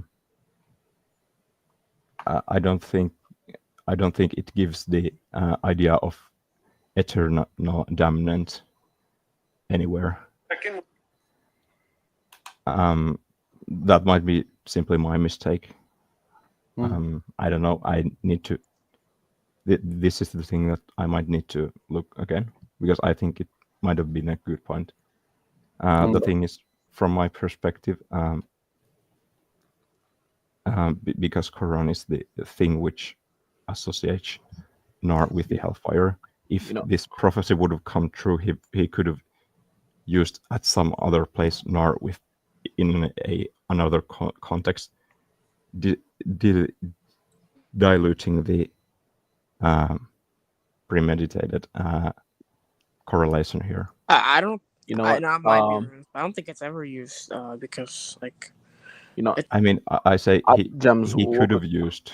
I'll ask this question, okay? And this is a general question for me to understand your mindset. When we're talking about when we're doing an open-minded study of a source that claims, I repeat, claims to come from a metaphysical, authorship or metaphysical creator, correct? Are you leaving the possibility that this could come from a divine source? Are you leaving that a possibility? I think it is a possibility. However, there is a lot of supernatural between divine and what's like earthly or common. No, we agree, and I agree. I Or do agree natural. that there are certain things that could be explained naturally. However, I also hold to the understanding, if we're doing a sincere research, at the very least, what it all starts with the claim. It's for me. That's why we'll talk about other supernatural stuff like Harry Potter. Talk about the any other fantasy book, right? There's got to be a reason why I'm at least looking at the Quran and trying to see, is it coming from a divine source, where I don't have to do that with stuff like Harry Potter or stuff like Lord of the Rings or stuff like that, right? Why? The first thing is, well, does it make the claim that it's coming from a divine source?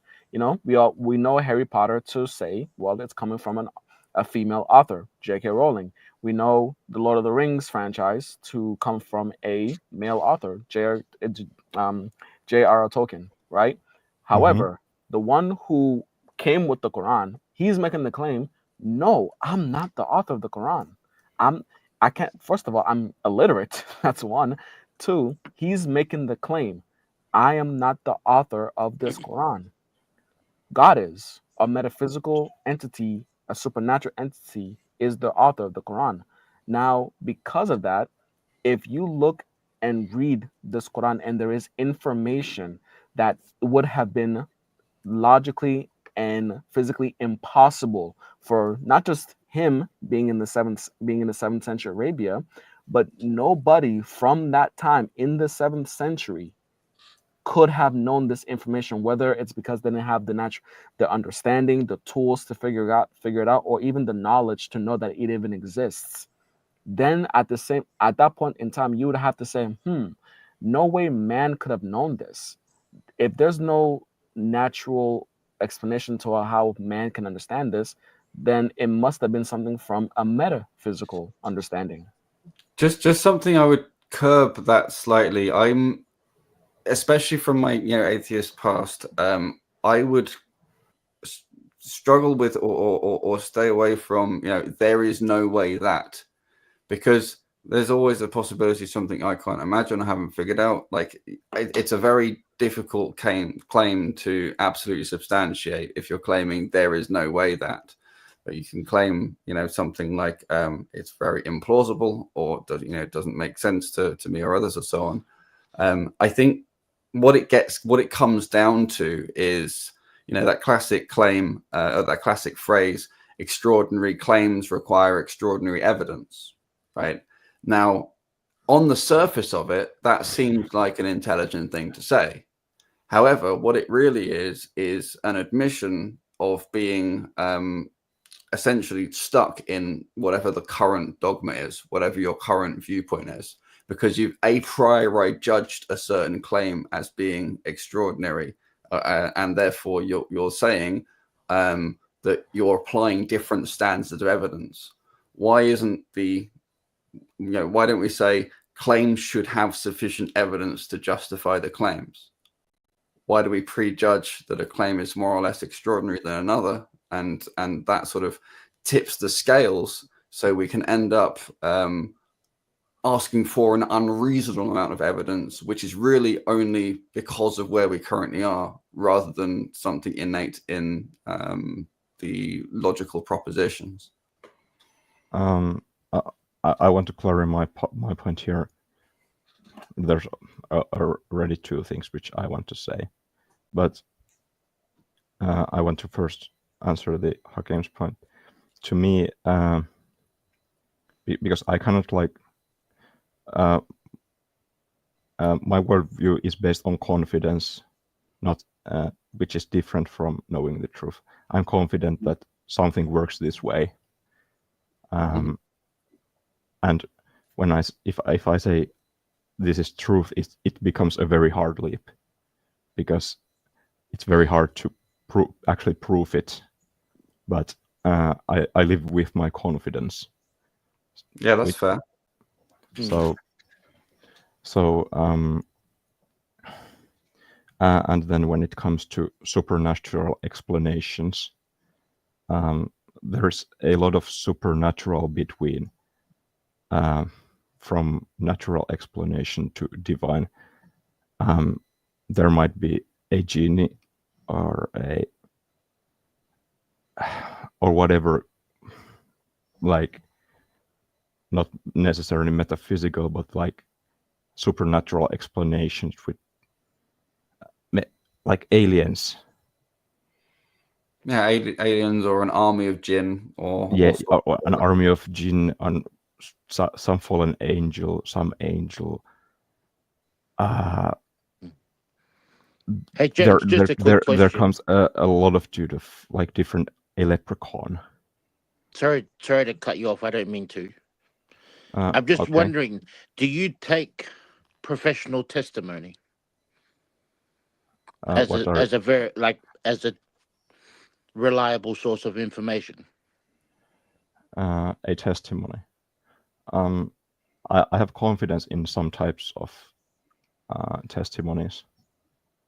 Okay. The only reason why I bring it up, I have confidence in them. I cannot prove them, but I have confidence in some types of them. I consider them sufficient. That's fine. The only reason why I bring it up, and because it seems to be talking about trying to verify certain claims. Now, the claim is that the Quran itself is supernatural. It doesn't come from a human. Now, back in the day when it was revealed, what were the Arabs known for? Do you know? genies? Idol worship? No. I don't know. Two things are not untrue, but there's something But, even more yeah. known for. Poetry. Okay. That was their thing at the time. Mhm. Okay. So when the prophet, peace be upon him, was receiving his revelation and then narrating it to his companions that were in his surroundings, those who were against him basically wanted to know, hey, this kind of sounds like our poetry, but we don't know because we can't verify it. It's like we understand it, but we don't know where I it agree. falls. It's outstanding.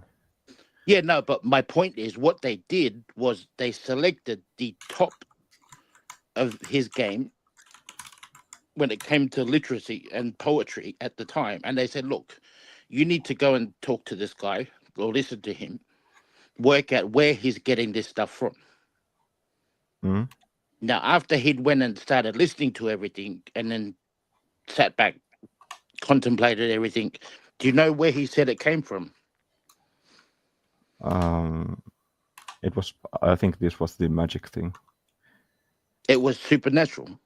Because he's like, you talk about the guy who's number one. Hmm. And he's basically told everyone that wanted to know where the prophet, peace upon him, is getting these words from. He says, it's not from men. It's not natural human speech. It's supernatural. Okay. Mhm. Now, if you take that and the fact that, okay, someone could turn around and say, well, it's demonic. Like, how do you know it's not from Satan? Okay, yes, Satan, it comes from the supernatural realm. But then if you go inside the Quran itself, you start reading it, all throughout the Quran, it tells you to curse to Satan. Hmm. Seek refuge with your creator from Satan. Now, I don't know about you, but at that point, I would be more than likely inclined to say it's not from Satan. It's not from anything demonic. Would you agree? I think that's a sort of good question. I would push back in a way that, because we are talking about supernatural, and we're delaying actually my actual answer here. But if, let's say, if it was indeed something supernatural and jinn are real, and it would have been some pranking jinn, who very intelligent pranking jinn who sort of did the whole thing. I think from mythology there, they could live very long, which could potentially explain the miracles of old Egypt, for example, or knowledge from very long time ago. That would certainly solve that one. Okay. Quick question then. Can jinn prophesy the future? I'm still skeptical about the prophecies here, because I think No, some I'm of just them. saying, obviously there's prophecies in the Quran. Mhm. If you're going to claim that, okay, maybe it's from a jinn, that's where Muhammad, peace be upon him, got the Quran from. Can the jinn prophesy the future? Prophecies in a very strict sense, I don't think so. What I'm leveraging here is that I'm wondering how much one can engineer into the future, or make a claim which fits into many possibilities while seeming specific. Can I ask you, in terms of confidence, how much confidence do you have in the proposition that an army of jinns or aliens or other kinds of creatures conspired together to put together the Quran and the ministry of Muhammad SAW and the events that happened and so on and so forth? Like, if that was going to be, if you had the choice of having a certain amount of confidence in that, or a certain amount of confidence in it just being from God, like, where do your confidence levels go relative to each other? Which would you be more confident in?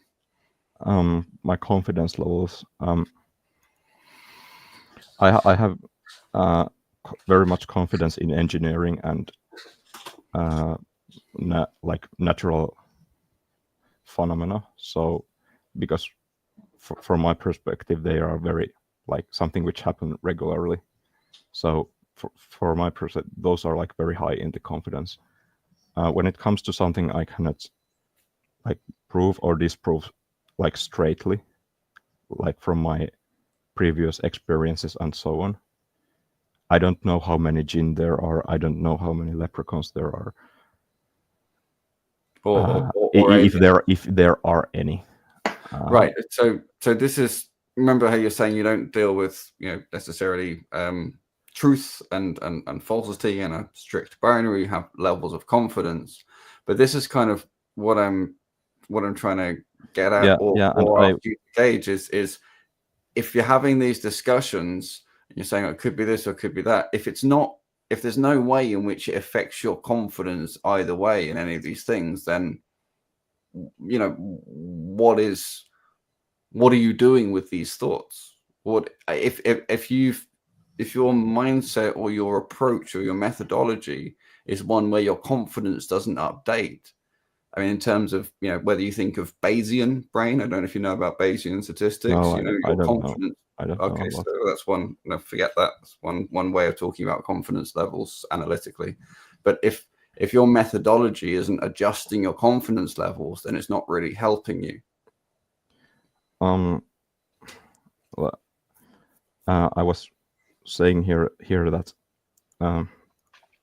about the confidence level that it came from God from me is, I'd put it slightly higher than some other individual supernatural thing, but it would be similar to one individual thing. For example, I think if I'd have to lean to, if I only had aliens and I only had God as options, I would lean into God slightly. If it was about a very clever jinn and God, that becomes very, very hard. They are similar level, but I cannot really give a confidence into those things, because where I have high confidence, which I put my trust much more than speculating about enormous amounts of supernatural events, is natural phenomena I experience myself, and some rationality. And I think rational is higher than many of my other experiences, because it's something I can remind me of myself, even though if I don't see the event. So rationality comes like very first. Then comes the confidence into natural phenomena, and I think they give to me around, because I don't think physics is completed, and I don't like understand really well, or I don't really understand the deep level of physics. So James, if I could just touch on one thing, and then I'll let the brothers keep chatting to you. You talk about rationale. From your perspective, do you think it's rational to go down a rabbit hole that something doesn't claim? And I'll be blunt so you get where I'm going. Does the Quran anywhere say that it comes from a jinn or a demon, or does it say it comes from your creator? So where does the Quran say it comes from? The Quran itself says it comes from God. Okay, so with that being the case, do you think it's rational then to start thinking about, maybe it came from a jinn or a demon or aliens? There's a parallel here which I think you missed, which is when I started to like search about Quran, I had this like very tangible feeling that it resembles much like a chain letter. And in a chain letter, the chain letter tries to be convincing so that the person buys into the chain letter and does what it says. In that case, the chain letters, they often say they or imply that they are true, in order for the person who receives them to obey the chain letter. I think this is very analogous to Quran itself, where it says. So, I mean, you could, but I'm just thinking like common sense. Because for me, and I'll use Brother Ali's thing before. Would it be okay for me to say that a certain book was written by myself when I didn't write the book? If we take the example of a general or some urban story or urban legend, or what are they? Whatever they are. You can use whatever you want, but is it does it make sense for me to claim that I wrote something that I did not write? If we take the chain letter, a person can send a chain letter and imply that they were like seeing the event which it refers to, without with the whole thing being a total or not being true. Let's say there's a chain letter which has a person who saw like there was a but don't change there my was some question. predator or something which Gems. is not Gems, with all due respect, brother, just answer my question. I don't like these philosophical blockchain letters, and that's not my game. Okay. If a book is written and I claim I wrote it when I didn't write it, does that make sense to you? In many cases, it might make sense. Yeah, that does happen quite regularly. I mean, even just these days, ChatGPT writes a book and someone claims they write it in order to sell it. Math Sorcerer has done that recently. I mean, people do that when they're handing in homework that's come from someone else. I mean, for me, it depends actually on whether or not the skepticism is justified. What's the justification for the skepticism? From my view, then you go to the Quran. That's why I asked before, like, who claims wrote the Quran, or who's the author of the Quran? His You can't skepticism. say, oh, it's a demon or an alien, when it doesn't claim that it came from there. But that he feels skeptical for various reasons to do with essentially alarm bells ringing in his head, and he therefore feels that a certain level of skepticism is warranted. And so, I get it, but do his skepticism, he needs to look at alternatives for quite a while, and it's the same loop-de-loop over and over and over again. And I don't mean to sound harsh, but I think Gems may need to seek some extra help to deal with his hyper-skepticism and anything else he's dealing with before having these type of discussions. Well, I was going to suggest actually something I wanted to say before or ask is do you have a masjid nearby where you could go speak to the imam or other people about the Quran and understanding on your questions? Because I get the feeling that a lot of this is I think Gems is in Sweden, if I'm not mistaken. I don't take or comment that one. Okay. No, Juan, if you've got nothing to explain, that's fine. If you have let's go. A masjid nearby, I would suggest that that would be a really good place to go to get a better understanding of this thing. Because I'm just thinking my situation where I was in before, I was very, very atheist. I hated all religions and everything. I was beyond hyper skeptical. And actually, it was the more I could see how the entire sort of Islamic ecosystem of thought actually works together cogently and makes sense, the justification for my level of skepticism kept coming down.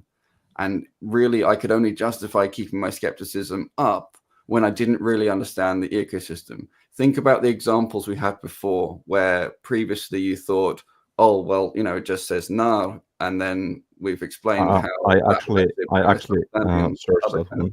You see, I searched that one, and in Quran it is stated that in the Quran it refers to hellfire because it's associated hellfire whenever it is mentioned. However, in general context in Arabic language, it can be used as general word for fire. That's exactly as I told you. Yeah, it was what you said. Yes. But so what I'm getting at is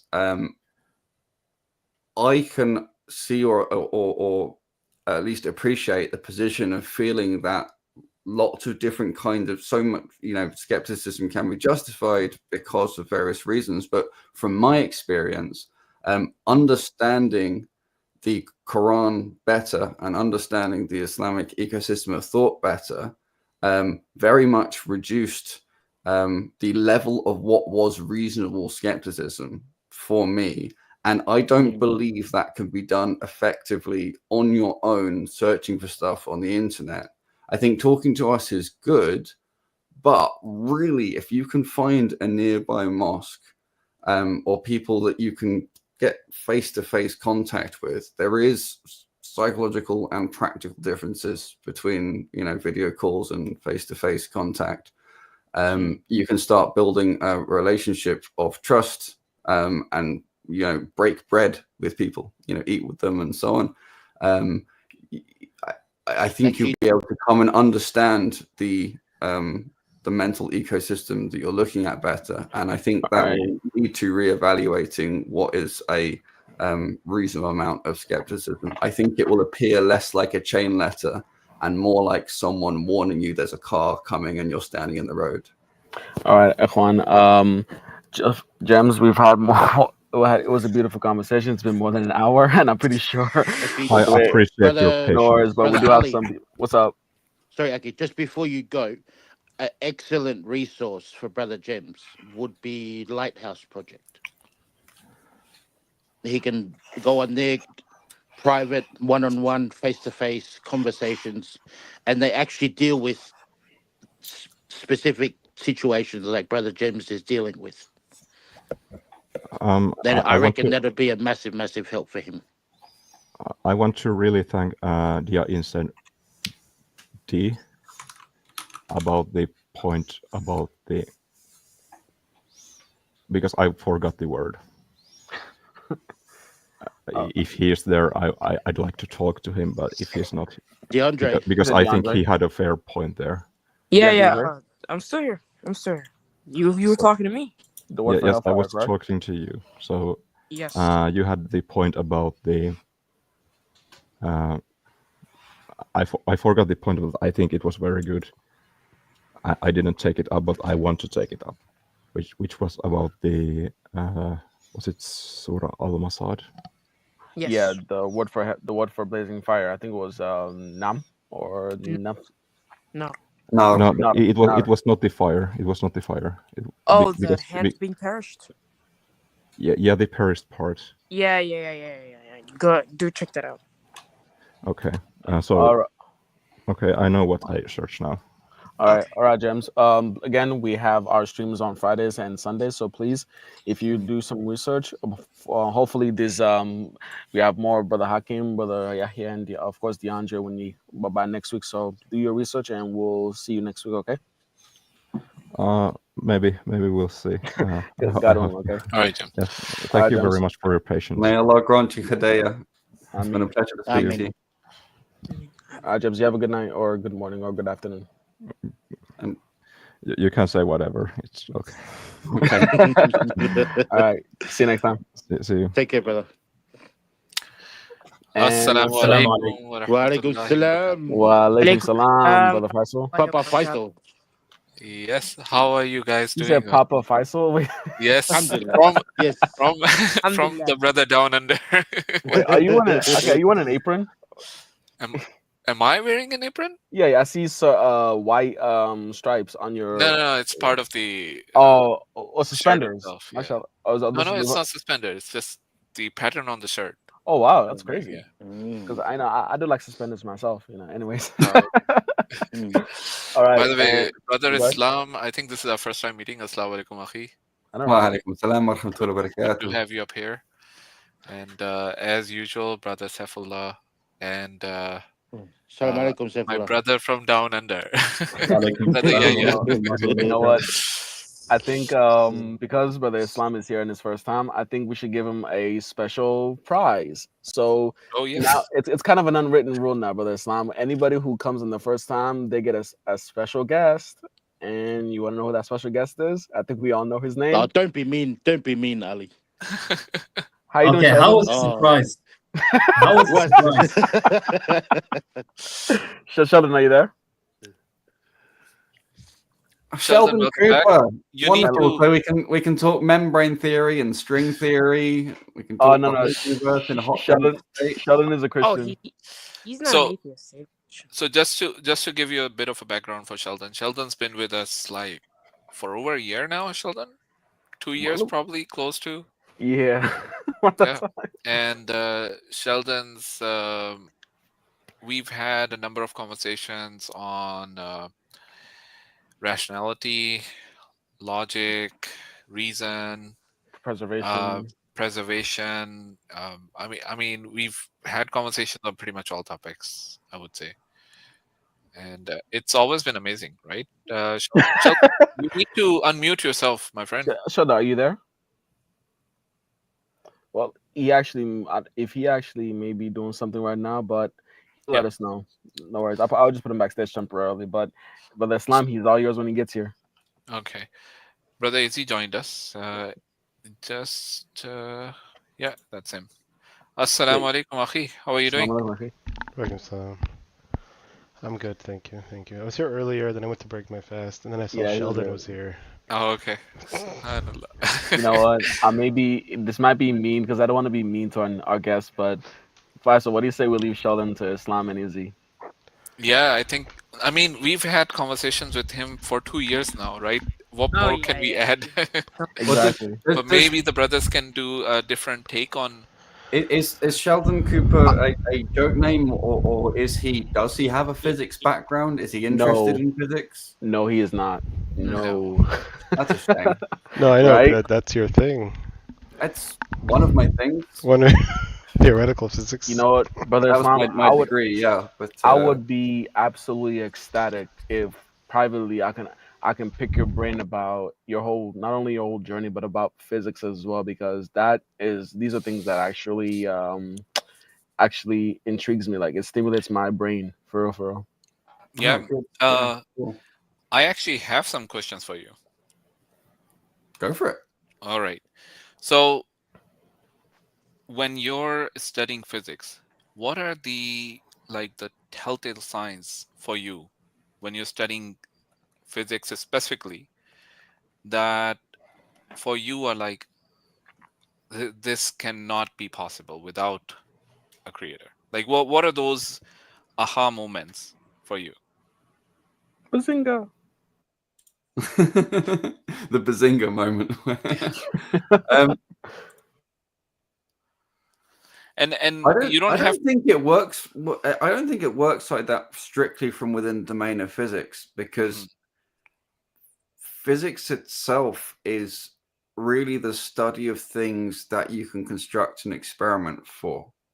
Mhm. However, I think once you start looking at the the universe and the structure of the universe, and you sort of add in the astronomical, cosmological observations and so on, you then start to get a system of extraordinary complexity. Now, complexity in and of itself doesn't prove anything.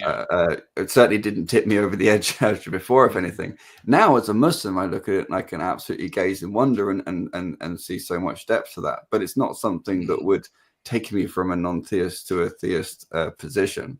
I think so. If that was your question, it would really be the fact that energy, as far as we understand it, or as far as it's accessible in dunya, should we say, cannot be created or destroyed, and yet it exists. That's one of the most fundamental ones. But almost better than that is we have thermodynamics, right? The universe is supposed to be a closed system, and in what we've seen in the universe and in its sort of process of complexification, sort of runs contrary to how you expect the law of the second law of thermodynamics to result in increased disorder. So, you know, the universe is supposed to have started from a highly disordered state and then become very ordered, which is the opposite of what thermodynamics says should happen with a closed system. And so this raises the question, where did the information come from? Which is a question that unfortunately doesn't make that much sense to a layman. But to a physicist who knows that in principle you can boil water with information, it should hit them like a brick wall. Be like, wow, yeah, where did the information come from? And then this entire thing about the creator being knowledgeable and the word being part of this, you know, origin and so on, suddenly has a huge impact. Suddenly has that's suddenly something which Islam clearly already has a clear, cogent answer to, and has had since 1400 years ago, and we still don't have one. And it's not like it's just around the corner. We don't have one, and there's nowhere in the ballpark. And anyway, we're going to fix that. It's going to break physics as we know it. And so people are waiting for this prophesied new physics to come. Yeah. It's interesting because one of the things which I personally believe in is that if a person dives deep enough into any subject, there's no way you don't come out with an understanding that this has to be from God, no matter which subject you pick up. And this is sort of my personal sort of belief about how every field of knowledge sort of leads you to the understanding that there has to be something divine about it. And like the one that is very evident definitely is the study of life, right? You come up with this question almost immediately as soon as you start asking the question, where did life come from, right? Because you don't have the answer. It's a bit more challenging when it comes to physics. And well, I mean, is it? Because, you know, you can treat the biological question of life from a physics lens as well. One of the famous attempts to define life in terms of physics is something which resists the entropic degradation. So entropy would degrade you. You would rot unless you actively went and ate food and cleaned yourself and things like that. And that sort of is a very, very good definition to distinguish things that are alive from things that are not alive. Now, Islamically, that comes back to things that have a ruh blown into them and things that don't. You know, and so it just does connect very well. I think the boundaries between physics and chemistry are very obviously artificial. Well, they're obvious to us now; they're artificial, but they weren't so obvious maybe in the 1900s. But the boundaries between biology and physics are similarly artificial. But it becomes more obvious, I think, in biology that there's more to it than the superficial. Whereas it's still true in physics that there's more to it than the superficial. It's just more obvious in biology, the gap between the superficial and the whole. You know, but Brother Islam, I think you already have a big fan. Apparently somebody's saying you're oversimplifying greatly. Science is not supposed to have one. That's not what physics is meant for.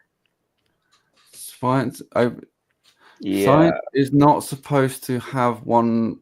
What? Yeah, I have no idea. Is this and yes, correct. I am oversimplifying because this isn't a physics lecture, but I could do a physics lecture if you want. These are all real physics books. We can get cracking. I'm just not sure the time or place. Is it? Is it This- that guy? Yeah, Ali? it's that same troll from last time. But why doesn't he come up on stage? And why is he still keeping my name? It's DeAndre's turn. Yeah, I mean Bro. he's the real one. You're just the stoic, but he's the real stoic. Hey man, So- apparently I'm number 2 now. So hey, it is what it is. So yeah, but I just think he's just here to say XYZ. I actually forgot for a second. So I don't see anybody backstage. Even I don't think I think Charlotte may be doing certain things right now. So in the meantime, I would love to hear more from you, Brother Islam. So please continue. More, we gotta pose a question to him. You can't no, just no, because please. no, he was. I thought I interrupted him talking about physics. So I thought No, I think what he mentioned is very interesting because I've never Mhm. actually thought of it this way. That what we categorize into different fields of knowledge, really, when you talk about physics, chemistry, biology, right? I mean, for me, definitely when I look at things, physics is sort of more fundamental than chemistry, and then chemistry is a bit more fundamental than biology. But that's sort of a very traditional way of looking at things, right? Depends But what you mean by tradition. It's traditional European. Yes, exactly. It's not traditional Islamic. Not it's traditional not, Islamic, I it's not the agree. way Ibn al-Haytham, Ibn Sina, Al-Jahiz, and so on Yeah. would look at things. And we had this lecture given by one of the brothers, Brother Asim Iftikhar. He came up and he had this amazing lecture about how Muslims used to view things. Because for us, everything was connected to God. Our knowledge was how it was to answer the question. If we're looking at how things happen, it's how did God make things to come about into being, right? Yeah, To absolutely. answer that question. Whereas when you look at this, the modern take on it, it's a very naturalistic view that is taken. Even the people who have faith, they have to sort of divorce their faith when they're dealing with these types of situations where they have to go into the academic Yeah. circle. The thing is, I feel like there's already a thumb on the scale when you call it a naturalistic explanation. Exactly. Because really, what we're saying is, let's say we've identified patterns and correlations, and some of them are antecedent to other things. We've identified correlations and we've put together a sort of hierarchical system and said, well, this we consider to be foundational to that. This is built on top of that. And always say something is causally prior to this, and they are correlated with one another. But this idea of naturalistic is saying like the explanation comes from within nature itself, but that is actually a fundamental failure to understand how physics works, which is to find patterns in nature itself. So if you see the answer as being coming from nature itself, it's essentially like saying, I've got the whole picture and I'm just going to cut part of it at my convenience and call part of it a question and the other part an answer, because that fits my worldview, but all you have actually is the system of structure and connectivity, the system of patterns that you've seen and given names and labels to, and then written out the equations for and so on. Brothers, do give me a moment. I have to step away for a bit. No worries, Akhi. I'll be back, inshallah. I'm just going to ask if Sheldon, you're still here. I'm just going to try and bring him up. Let's see. Sheldon, you can unmute yourself if you want to. I don't think he's back yet. Where is the real stoic? Are you coming up on the stage, or are you just going to continue on the chat? I mean, if you are going to continue in the chat, real quick, just remember to keep it. Don't blaspheme. We have a zero tolerance policy. You've been around long enough that you know that it's not acceptable. So as long as you keep it halal, we're gonna let you stick around. All right, brother Izzy, what's up, Akhi? Oh, not a ton. The previous caller was interesting. I think he's been on before.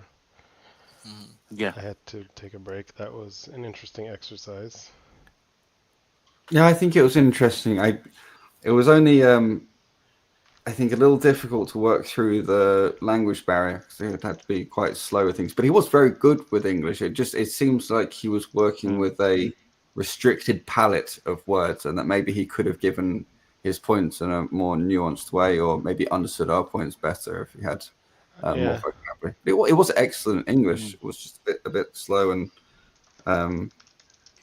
it's interesting because I think people like that, or with that kind of perspective,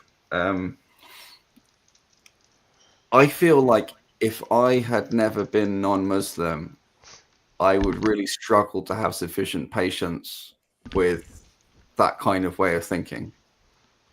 And I think it's only really because I was able to reflect back on why extraordinary levels and of skepticism and of attempts to avoid the conclusion that it comes from Allah, that I had before, that I can kind of empathize. Yeah, and it's interesting how for a lot of people it comes down to their emotional attachment to either their family, where they're from, or their identity itself, that they sometimes they're so willing to deny even logic and reason.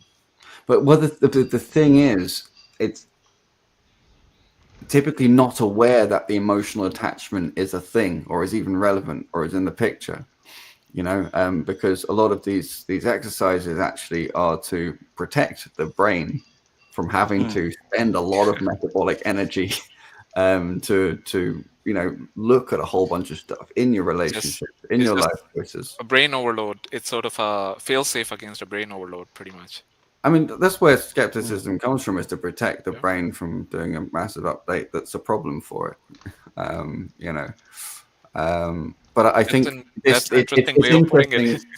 I think what I'm trying to get at is I certainly treated the whole thing very much as a rational exercise, and I was very defeated by Islam. I went to take on Islam. I spent a good 6 months plus doing it solidly every single day with this colleague of mine who's studying physics with. In the end, it was, not just being intellectually defeated, but also having been nourished by this new system of ideas and so on. And it was only after I understood this system of ideas from Tawheed and so on that I could then look back and realize that there were a number of emotional and ego and other things connected with my previous ideas. But there'd be no way to see that from within that bubble. It's impossible to see it. And if you try and claim it and say it, it would convince me that you haven't understood me or that you're misjudging me or judging me, rather than trying to help me understand where I am. Mm-hmm. So now that you've mentioned it, I am now really interested in knowing more about your journey itself. So you may have to dive a bit more into this. I don't know if you've already, have you already done so? I'm not asking you to go over it again or something. I mean, I wrote a poem about my Shahada. Mm-hmm. The main problem with it is it takes about 35 minutes to recite it. And even so, it's just a very high level overview and barely scratches the surface of the various kind of philosophical or even mathematical elements to it. And I speak about it. In fact, just today at Speaker's Corner, I was there, and Sabur. Mm-hmm. Sabur, yeah. So Sabur gave me a bit of an interview about it, and he says we're going to talk and do a more detailed kind of session of it at a later time, probably with better audio and less shouty people in the background. It's something I think there's a lot of scope to talk about, and I think it's got some dawah value. So Allah put me through that for a reason. Yeah. Yeah. I am If we're curious going to dive in right from- now, though, I would really appreciate a minute to go get a glass of water. 'cause Sure, I'm sure, a sure. Akhi. bit parched. Sure. I'll be back in a couple of seconds. Oh. Ow.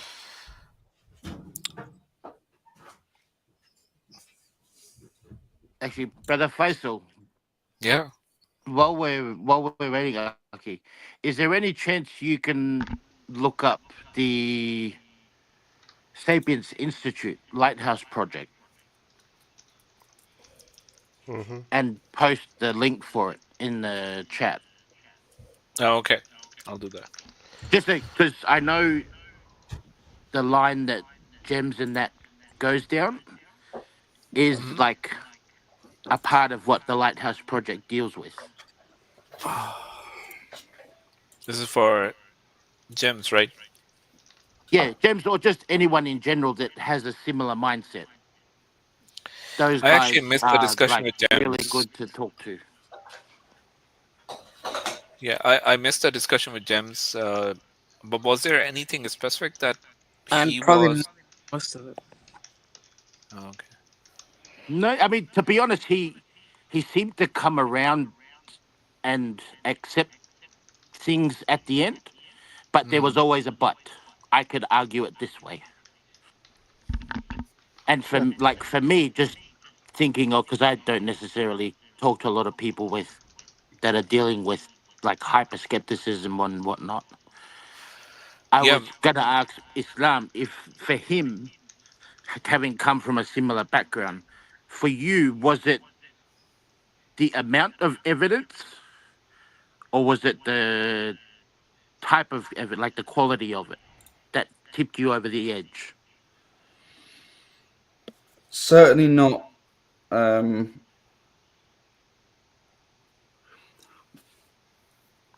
I only don't ask think. because I I'm don't think thinking it'd be like either. at what point with someone and that mindset goes, okay, enough's enough. It's more than likely true. I'll accept it, move on, live my life. I don't think it really works like But that. I think you have. yeah, no, I was just Yeah, curious. I think there's a combination of amounts and quality of evidence, but it's not just that. It's which evidences and what do they point at? Because everything that I am willing or unwilling to believe is somehow connected to my emotions, to my relationships, to my past, to my experiences. It's just a very, very complex system of connections. We don't have this idealized, purely logical, rational sandbox, which is entirely disconnected from our emotional beings and from our hearts, right? So it's more like, I think the best way I can describe it, especially to a Muslim, would be Shaitan has spent a very, very long time tying a very complex Gordian knot. You know the phrase Gordian knot?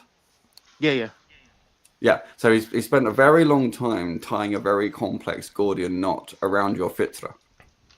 And the fitra is kind of locked down, can't see stuff clearly. When something comes from the left, it thinks it's from the right. You know, it's like going through a mirror, or up is down, and you know, a lot of things it just can't access, or it sort of tries to speak to the brain, and you know, it can't. It's like it's speaking the wrong language, or it's always saying the wrong thing, or you know, and so on and so forth. You're really like, it's a state of misguidance. Yeah. You know, so really it's about the evidences and the types of discussions navigating, untying that knot. Yeah. You see, so it could be, you could have tons of quality evidence, but it's just not affecting the particular knots they have and make no difference. And then just that one line or that one particular thing that unlocks this particular blocker, and then it goes through. Yeah. No, that's for me, because like it's kind of one of the main reasons why I always keep that Lighthouse Project in the back of my head, because I know this is what those guys deal with. And if I can pinpoint, okay, it's like well beyond me, they need some kind of like professional help, go talk to these brothers. It's all free. You just go online, book yourself a one-on-one. They talk to you. No one knows who's who or what's what. They just discuss your problems and explain Islam so that they understand it from their perspective. Yeah, that's interesting. I have to say I don't know the project particularly well, but I will certainly look into it. Yeah, brother Yusuf Ponders runs it. Oh, nice. So.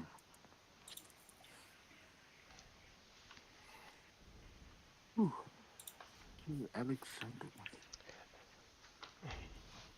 He's also very was he Scandinavian? Gems. I don't know. I mean, he doesn't want us to speculate on that, so it's better not to. He wanted to keep his origin private, which is a shame because often language can help. I speak a little German, and so I thought I heard a German accent, but I'm not sure. But or sometimes cultural references or whatever can help. But, exactly. Yeah. He wanted that to be private, and we should definitely respect that. So. Yeah, I grew up not just in the U.S., so like every different country I've been in, I had to like adapt. So I've picked up over the years like the different styles of communicating in different cultures and regions, and some regions are more direct than others, or more hypercritical or hyper-skeptical or literal. So like trying to explain Arabic to a German sometimes, as an example, it was different than to a Spanish person, right, or an American. Well, also I think a lot of people don't understand how different, okay, French and German is a different language to English, but they're remarkably similar in the sense that I can take a paragraph and swap it for a similar sized paragraph and capture the vast majority of the meaning, if not all of being most of the nuances, with the exception maybe of specific idioms. Whereas in Russian, you really, really, really struggle, and a lot gets lost going to Slavic languages. And if you look at, I've got a bunch of Russian maths textbooks. My Russian language speaking is terrible, but I'm actually much better at reading textbooks and getting it from them, largely because I'm reading the maths and looking for certain keywords. But when I look in these, I think I've got about more than six different dictionaries, because you have to have one specifically for chemistry and one specifically for military and one specifically because they're so big and there's so many different words, and you look up the relevant kind of English translations and it's a lot of work. There's so many differences and there's so many nuances. It's really beyond what you get in an English to German or English to French translation. But to Arabic or Aramaic or Hebrew is a whole nother world, because now we're in Semitic languages, because at least the other ones are all in the Indo-European branch. But the way the Indo-European languages work is, as long as you have the shared cultural history or someone's documented it in what they call a dictionary, that's what defines the words, and then you learn the grammar, and then you get cracking. Whereas within Semitic languages, you've got the root system and the morphology. You've got this essentially algorithmic or algebraic structure to the language, which preserves the meaning and means that meanings don't drift and change in the same kind of way. But also it means you look up a word like asamad. It's a wonderful example where in E.W. Lane's lexicon there's something like 25 words, which in English, English words as possible translations for it, where, there's no sense in which you would have that bucket of 25 words in an English thinking context. Sure. Right. No, exactly. Yeah, I find that you're 100% right. My wife is fluent in Russian, Ukrainian. She can pick up Arabic words more easily than someone who is like German, I find. Or, actually. Like my mother's Dominican, she can pick up Arabic words, Italian. There's Russian's an interesting one, basically. Like I think the way of thinking in the Russian language, when you think and speak Russian, it's similar to when you think and speak Arabic in a lot of ways, like structure, the thought process. That is interesting. Like Very I'm difficult to dive into because Yeah. obviously Russian wasn't written down until last, I think, 200 years or so. Like it didn't even have the alphabet that we have. It was just a spoken language. That's interesting. Hmm. But it's interesting because when you think about the Russian people through history, it's not like they haven't had a very long time period where they've had a stable or relatively stable um, time where they've been ruling the lands. It's not Mm. like they've lost their culture per se or Mm. anything like that. And I wasn't aware that Russian used to be a spoken language. Yeah, that it makes sense, and because in the Arabic language wasn't very. I mean, not a lot of people could write it for a long time. Mhm. And when I mean like the way of thinking, not necessarily the way of writing, but the thought process. Like when I look at some, so I'm originally American, but I have a Russian background, a Dominican background. My wife's Russian background, but I grew up in Saudi, so I learned Arabic. When I Mashallah. this is my dad, this is my Mm. parents. So actually, my dad's my dad was Jewish, like your mother was Jewish. He became Muslim, so I'm Jewish from my dad's side, you say. But either way, like learning Arabic. When I translate things from Arabic into English, my wife similarly translates them the same way from Russian into English, like the same kind of like thought structure of like. So when I look at something and create a sentence in Arabic, she creates it similarly in Russian, but in English it's Mhm. different. So like when I first met her, like we'd have misunderstandings in English. I mean, she's fluent. I mean, she's born here, but when I would explain something how I thought about it in Arabic, it made sense when she thought about it in Russian. Oh, interesting. It's just like super I just anecdotal, wanted to but correct, like, so it's not 200, so longer. It was the 9th century is when they started writing. 9th century AD is when they started writing it down. that So it makes was sense. still it Okay. was very late, but it That wasn't 18. that makes sense. That makes sense. 9th century, yeah. I was just thinking in my head, it wasn't that recent. It cannot be. Yeah. The reason that sort of tricked you because that was the original alphabet. There was a later alphabet, which is like 1918 or something. Interesting. I'm trying to relearn Russian because I spoke it a little bit when I was younger. Actually, I spoke Bengali too when I was like 4. Unrelated. How did that happen? My dad was an NGO aid worker with a Muslim org Okay. in Bangladesh in like the early 90s. Yeah. So I was like 4 years old. I went there. I don't know what's written on your shirt, but there have been a number of times when I've looked at it and I've read it as Crybaby. Right. I think it's Cyber. Yeah, but it's just that weird sort of thing where your mind tricks you on what it is just because of how That is how close it amazing. is. Oh yes. Oh, I could see because the R transposes Yeah, with it's your just I. This is not my favorite. Actually, it's my favorite shirt now. This and my one that says Protein Sheikh. oh. Are you a father? Yeah. Ah, there we go. Okay. 100%. Gotta love a dad joke. Ah, the best. What about yourself, brother Islam? No, I have no progeny. Okay, Not yet. Not yet. inshallah. All right. So do you guys want to react to a video or something? We can bring something up, or if you're up for it, we can take some of the arguments, some of the less known or better known arguments for the existence of God, and just go through them and see how those work out, just so the audience become more comfortable with them. Well, why don't we poll the chat in YouTube? Ask them to Sure. say which one they want I to. did have a suggestion for Brother Faisal. Sure, okay. Did you get any updates on that jihad fatwa you are talking about? Oh, so Because I've heard a couple of people bring that up, and I was like, I haven't heard anything. I wouldn't talk about it talking here. about it. I know people are talking about it, but Yeah.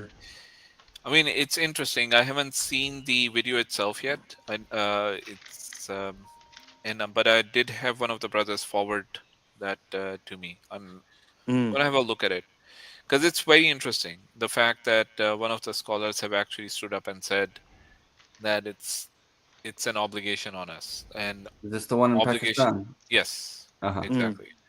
That it's now an obligation on us as the common populace.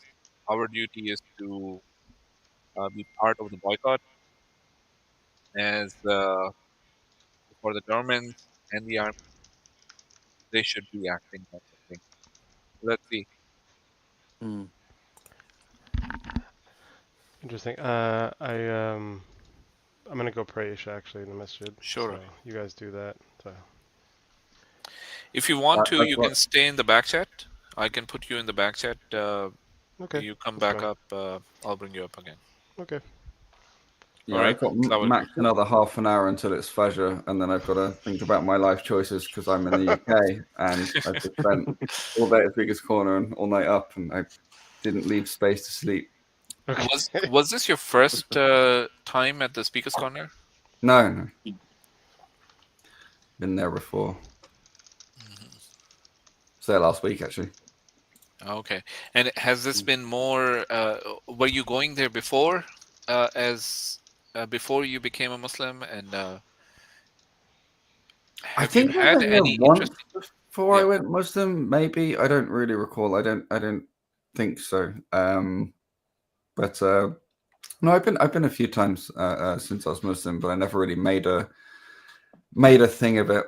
I have been a few months ago. I even went with a banner, which was quite an interesting one. But I wasn't really the right place for it. Yeah, I sometimes ask the brothers who have accepted Islam, right, this question on some of the pieces, some of the how their viewpoint has changed on certain matters, right? Which before Islam they would have been completely against, but now they're like they've made a 180-degree turn. And for you, for example, what are those few things, if you want to just talk briefly about them, or if you want to go into details on any one of them, you can. God, there's so many. Let's just do the top 3 or something along those lines. It's almost a harder question than rattle off as many as popped into your head. Because then you got to kind of pick top 3. Sure. I mean, obviously, I think one big one is my view on homosexual relationships and things like that. If it were not for Allah subhanahu wa ta'ala saying this is bad for the person, I wouldn't say it was bad for the person.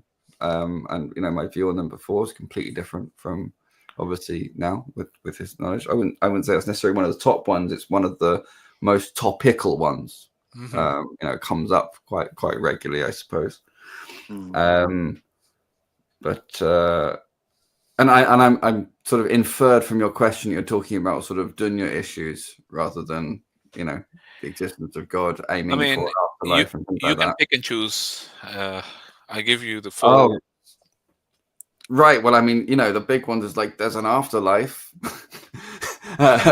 It matters. Like that's probably one of the most fundamental changes in terms of like my life and where I might be going, because my computation of where I might be going only went up to the edge of the grave. There was no so figuring out how to live the best life when it finishes in the grave is an entirely different mindset, proposition, set of things to balance and think about than trying to live your life to optimize for the beginning of Akhirah. It's a whole different mindset. That God is watching. I grew up not thinking I was being watched, or at least I could figure out if I was being watched and avoid being watched. And avoiding being watched is very, very important because there was again, it's actually a line from my Shahada poem, but it used to be that you had to sort of comply and do as you're told, and go wild when the adults look away. Just don't get caught. And that was very much the kind of mindset and mentality of things. Like, anything could be justified as long as no one was affected, no one saw it, or at least I could come up with a perspective, or I could convince myself, or my subconscious could convince myself. I can get away with this. Well, this is the thing: is there's when you say I can convince myself, people will often think, oh, you mean consciously trying to trick yourself. No, it's like, admit that actually your subconscious has convinced your conscious that it's okay to do this in this or that case, for example. I wouldn't give too many examples because of, the general injunction against talking about your sins. But, I would say definitely, the idea there's no such thing as getting away with something. And there's no such thing as things that are known only to you. This puts this kind of constant thing of accountability, which is interesting because it takes away this whole part of the brain that might try and seek to avoid accountability. You're always accountable, and that really helps drive you to try and be a better person all the time, rather than just in certain fits and starts and stuff. Yeah, the idea, as it is talked about in the Quran, right, that when they will get those books, when we get the books, we're going to be wondering that this book doesn't leave out anything. Everything is written in it. People would be like amazed by that, and at the same time afraid of what's contained within the book, because everything from life would be on it, and it's a scary, scary, scary aspect when you think about it. Yeah, it is. Because it is. No matter which human it is, you look back at your life and you think of things that you've regretted or you've done that you wouldn't want to be known. And that's like, we just pray that Allah protects us from it, because He can erase that as well, right? Ameen. Those yeah.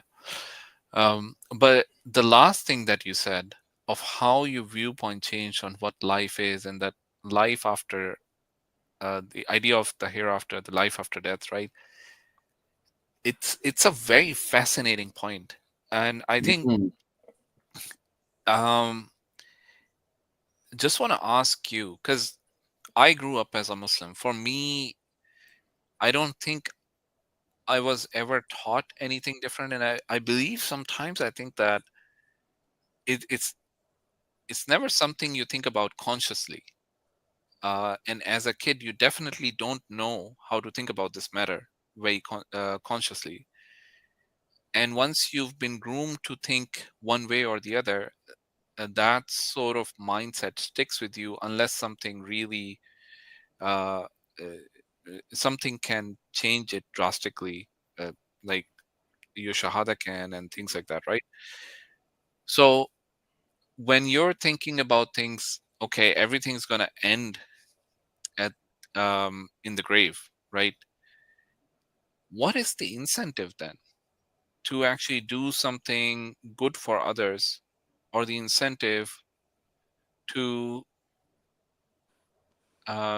do something that might be detrimental to yourself but benefit somebody else, or being the selfless person, sort of speaking? How in your previous life, sort of, how did you view that, and how do you see that now? Yeah, wow, that is a very deep question. Yeah.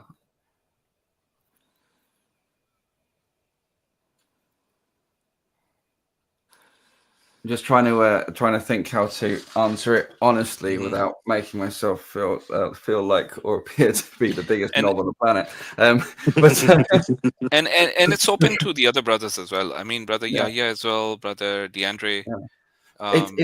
It's interesting because I always wanted to be a good person, wanted to be a nice person, whatever that was. Now, looking back with my view I have now, I can see that much of that was fitra, or what was good about that was fitra. But in my mindset then, and this is why I had to sort of sit and compute this a bit. In my mindset then, I didn't have this notion of fitra, so it was coming from me somehow. Yet everything I had some instinct to do, I had to put through my processing unit, right, and check. So there had to be some reasonable reason to do something good for other people. There had to be, one thing was doing good but expecting good to be done in return. There's a very important distinction between what you'd call a reciprocity, natural, healthy reciprocity in a relationship versus a transactional relationship.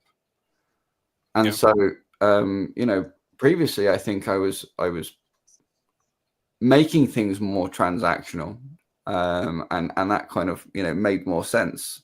Whereas now I can view that sort of tendency to think about balance and stuff as being essentially awareness of the health status of the relationship.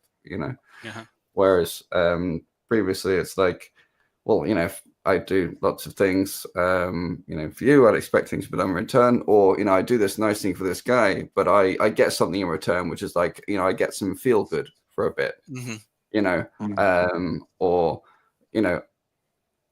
It's interesting because I wouldn't like identify guilt. So, for example, I had had some money or had something or ability to get some food, and there's like a homeless guy there, and I feel like I want to give this homeless guy some food, but I wouldn't necessarily identify them trying to alleviate myself of some kind of guilt feelings, but that would be in there,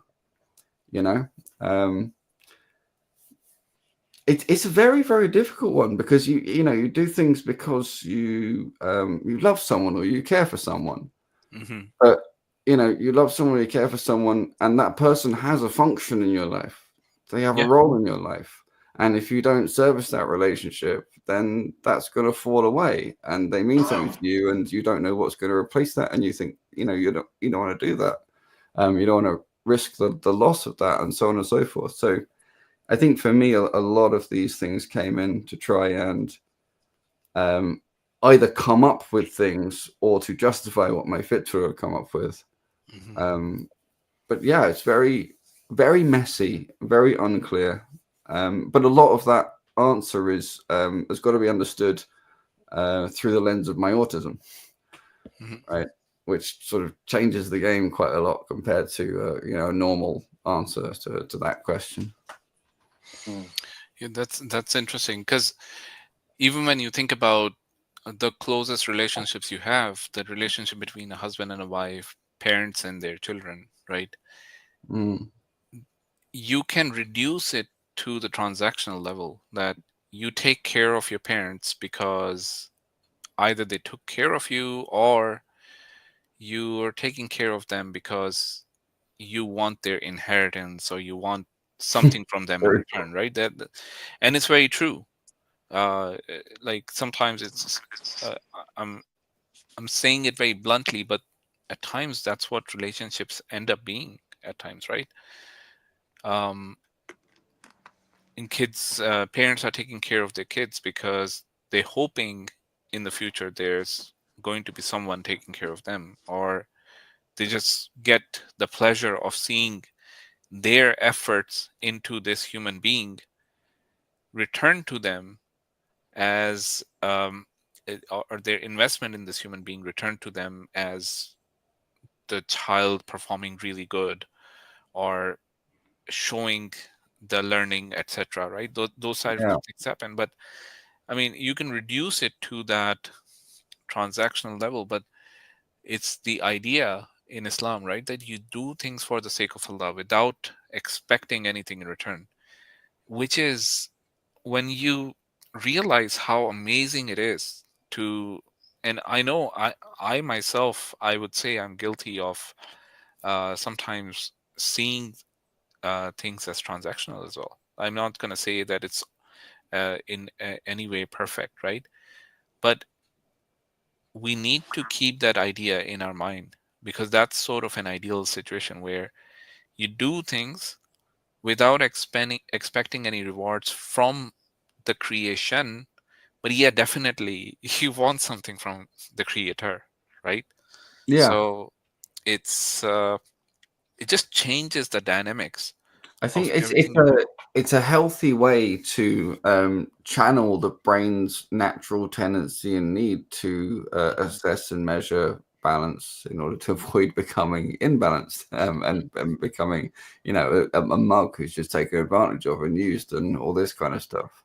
And this is one of the things that I think was really emancipating about Islam, was being able to do things for the sake of Allah.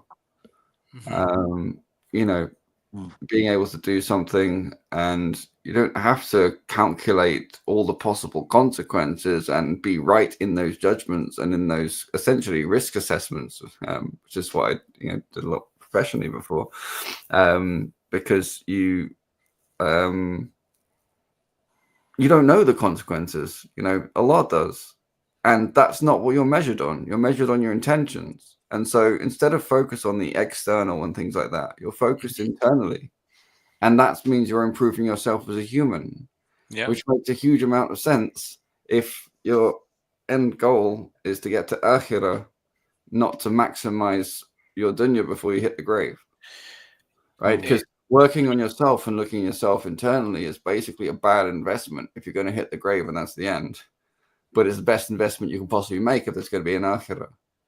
Yeah, it's interesting when you are putting it this way, because when you look at all these gurus or the high achievers, or basically when I'm talking about these gurus, the Eastern philosophies, which is very much romanticized in the West, right? That there's a lot of wisdom in these Eastern philosophies and everything. And when you take the crux of what they're trying to teach you at times, or the good part about it, and when you also analyze the high achievers, right, what you realize is what they're competing against is they're not competing against others, they're competing against themselves, right? That I did this well last time, I need to do better. How do I improve? And that won't come to us. For us Muslims, it's related to this concept of finding the return through Allah. Give me one.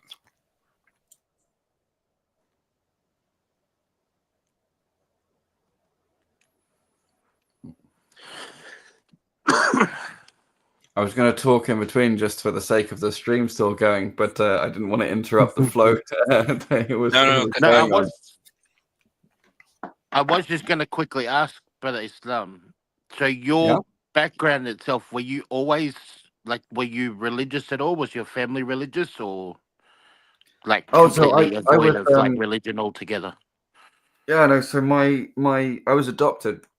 My adoptive father, my adoptive dad was vehemently anti-religious. He came from, his mum was, Church of England, and so on. But he absolutely hated religion. Was very, very atheist, very anti-religion, and very much taught me that. And my adoptive mum had come from a nominally Catholic background via Italian Catholicism, but she wasn't herself Catholic or practicing Catholic. I don't know if that was due to rejection of her mother and things like that, or if just the idea or whatever. But she, if she had any kind of religious stuff, she never sort of conveyed it. It wasn't part of her behavior and actions and so on and so forth, or teachings and so on. But they did put me in a Church of England school, primary school I grew up, which is Protestant arm of Christianity, Church of England. I'm not sure if you know about it.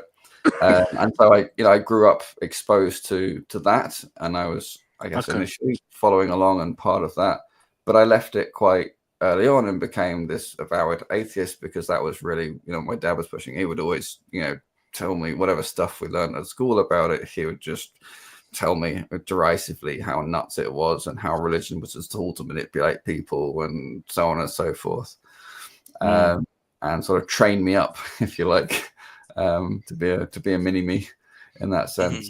And yeah, so that was it. So that was how I was sort of the atheist before I went to and I was really just carrying that on, and every religious discussion I had convinced me that religious people were morons who didn't understand science and didn't understand rationality and so on, and the hole just got deeper and deeper until I got to uni. Yeah, And a practicing, believing Muslim who had patience. and that position Mashallah. by atheists is so ironic. The idea that being religious means that you're not rational, you're not logical, you're not This is the thing, scientific, right? It's such a mean and ridiculous position. And the thing is, there was some of my friends, in school, they were clearly rational. They were in, top set math with me. They were able to do, physics and stuff as well. It's for me, it seemed like whenever they moved out of those subject boundaries, their heads fell apart. I couldn't see how much that depended upon my projection, right? Because you don't. This is the thing when you're in, and it really is an indoctrination. When you're indoctrinated with this certain, if you are non-religious, secular, you're above anyone who has a particular religion. You kind of have this higher status.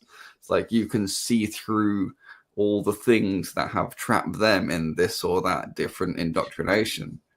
Whereas the reality is you've been indoctrinated in this secular mindset, right? And the interesting thing about this, like, number one, what's very obvious is this is denying over thousands of years of human history, where human beings have been religious and they have contributed towards scientific progress, towards rational thinking, philosophical development, and all of these different growths in the human culture and civilization, right? It's denying all of that history. Yeah, but it's if I've got any up here or most of them downstairs, because I've actually been doing a research project and I put most of them downstairs. But if I get pretty much any history of mathematics that's been printed in the Western world, it will have next to nothing about the Arabs, and even if they have something, it typically just mentions them as some sort of custodians. You can't avoid mentioning Al-Khwarizmi and algebra, and algorithms. But again, it's still mentioned in a very base sort of thing, and basically you didn't do anything. Yeah.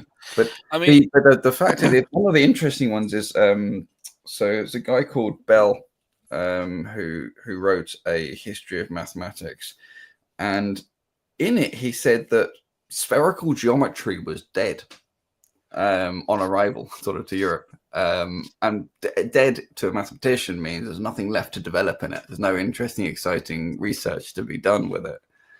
It's interesting because it's not really true of spherical geometry, but what it really speaks to is that was sort of one of the essential focuses of the Arab geometers for obvious reasons, to do with navigation, to do with the stars, the planets, to do with direction you're praying in, to do with surveying and mapping and things like this, and they had absolutely mastered this thing and handed on all those tools, but they were entirely taken for granted because they were sort of tools and methods that had become part of what navigators and merchants and so on just knew and had access to, and this kind of stuff. And so really they should have appreciated the fact that it had been developed to such a high level and what that contains. Now, this whole thing about spherical geometry and the sphere, actually has never left physics as being one of the most fundamental things. I don't know if you've heard the joke about the physicists being able to cure the disease of a perfectly spherical chicken in a vacuum. No. Okay, well, I just ruined the punchline, but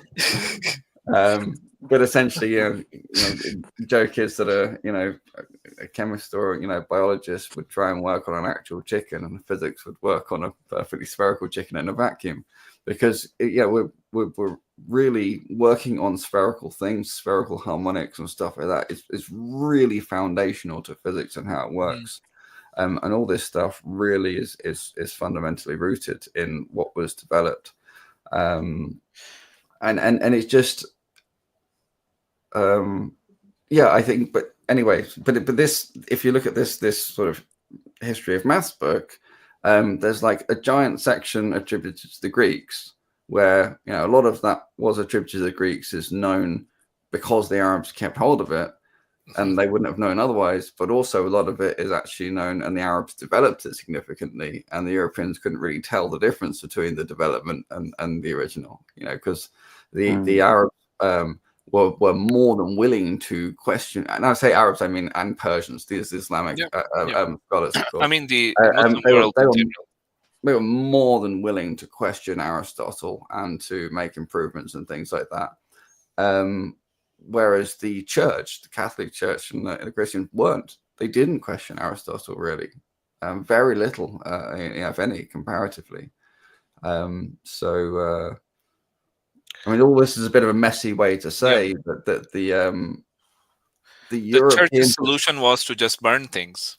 Well, quite apart from that, I mean, basically the European perspective was, and this is again, importantly, it's not just racism, it was also geopolitics, right? The European perspective had to maximally hide or cover everything that came from the Islamic world, and it had to downplay it, and it had to downplay its role. And the net effect was, even in the 1950s, 1960s, when people like Bell are writing this book on the history of maths, there's something like, I think 3 pages out of 400 something pages are on the Islamic contributions to mathematics.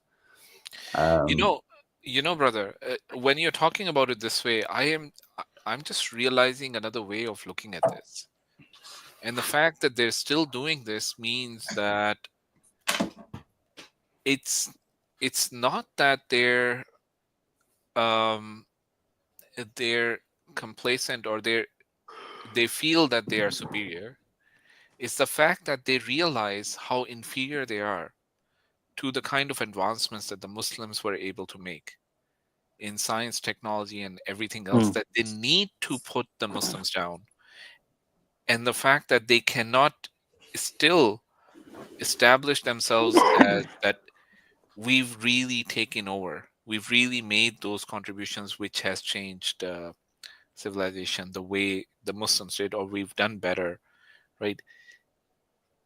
It's I don't know. I think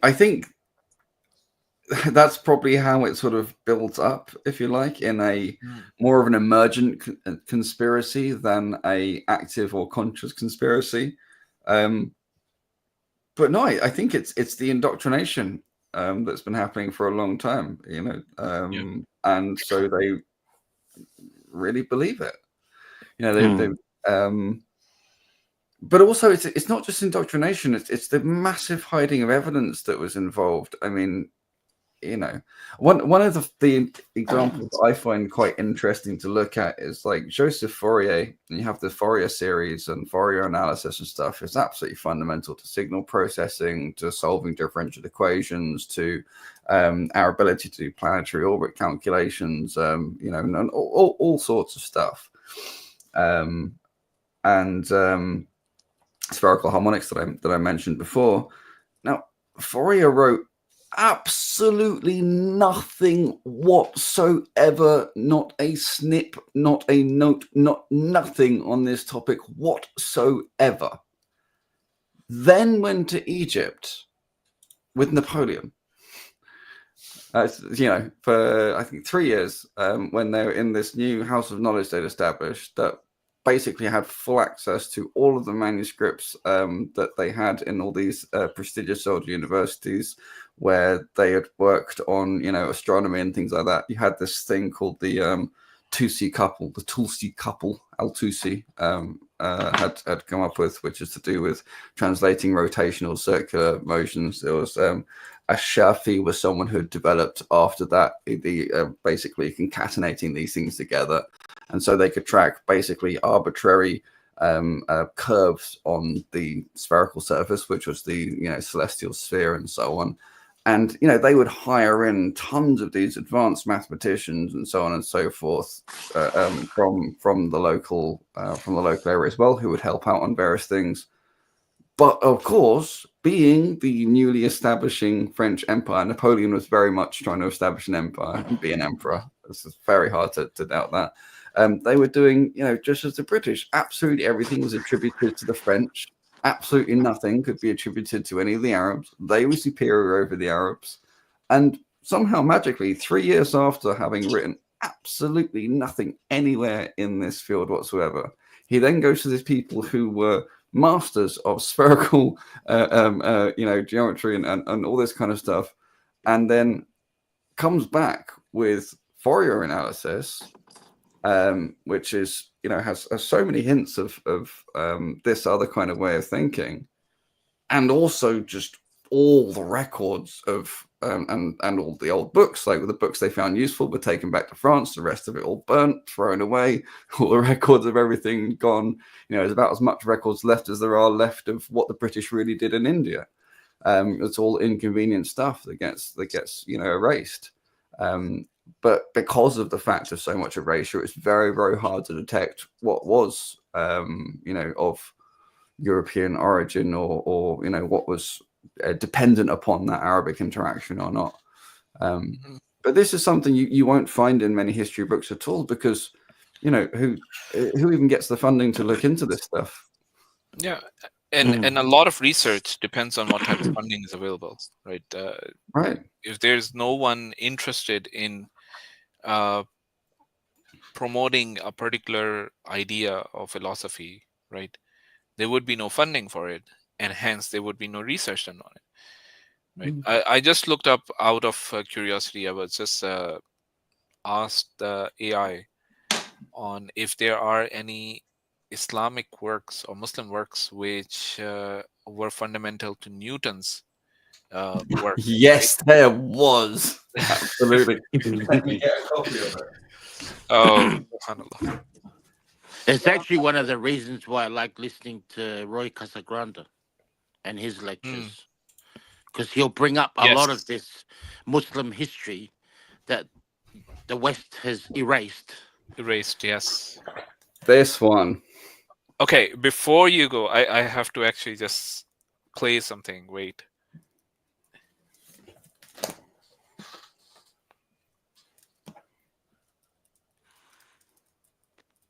Sound's not coming through. No, I'm gonna bring it up. I think this is the one.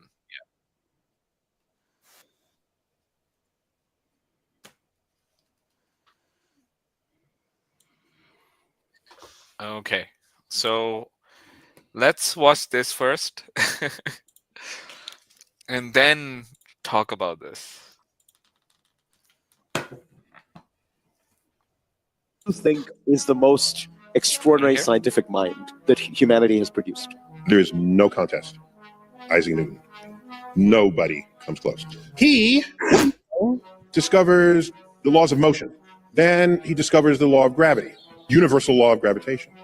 Oh, and then someone asked, why do your planets orbit in this shape, ellipses, ovals, rather than perfect circle? I don't know. I'll get back to you. And he goes home. And he comes back, I finally have my answer. And I said, well, Isaac, how did you do that? Well, I had to invent integral and differential calculus to answer that question. What? Absolutely. Laws of optics. Using that. I know you're saying something, but just hold on to your reaction until after this. I just want to put this in. Neil deGrasse Tyson is so historically illiterate. It really frustrates me every time I see it. Let's just hear him out fully. white light is composed of colors, because you could take those same colors, recombine them, and get white light, which freaked out artists of the day. He does all of this, then he turns 26. You tell me. Okay? And in one of his books called Optics, he has a section in the back called Queries. He didn't have time to answer. He never got around to it. One of them is, I wonder if the stars of the night sky are just like our sun, but just much, much farther away. Great scientists are marked not by their answers, but by how great their questions are. Because not all questions are made equal. All right.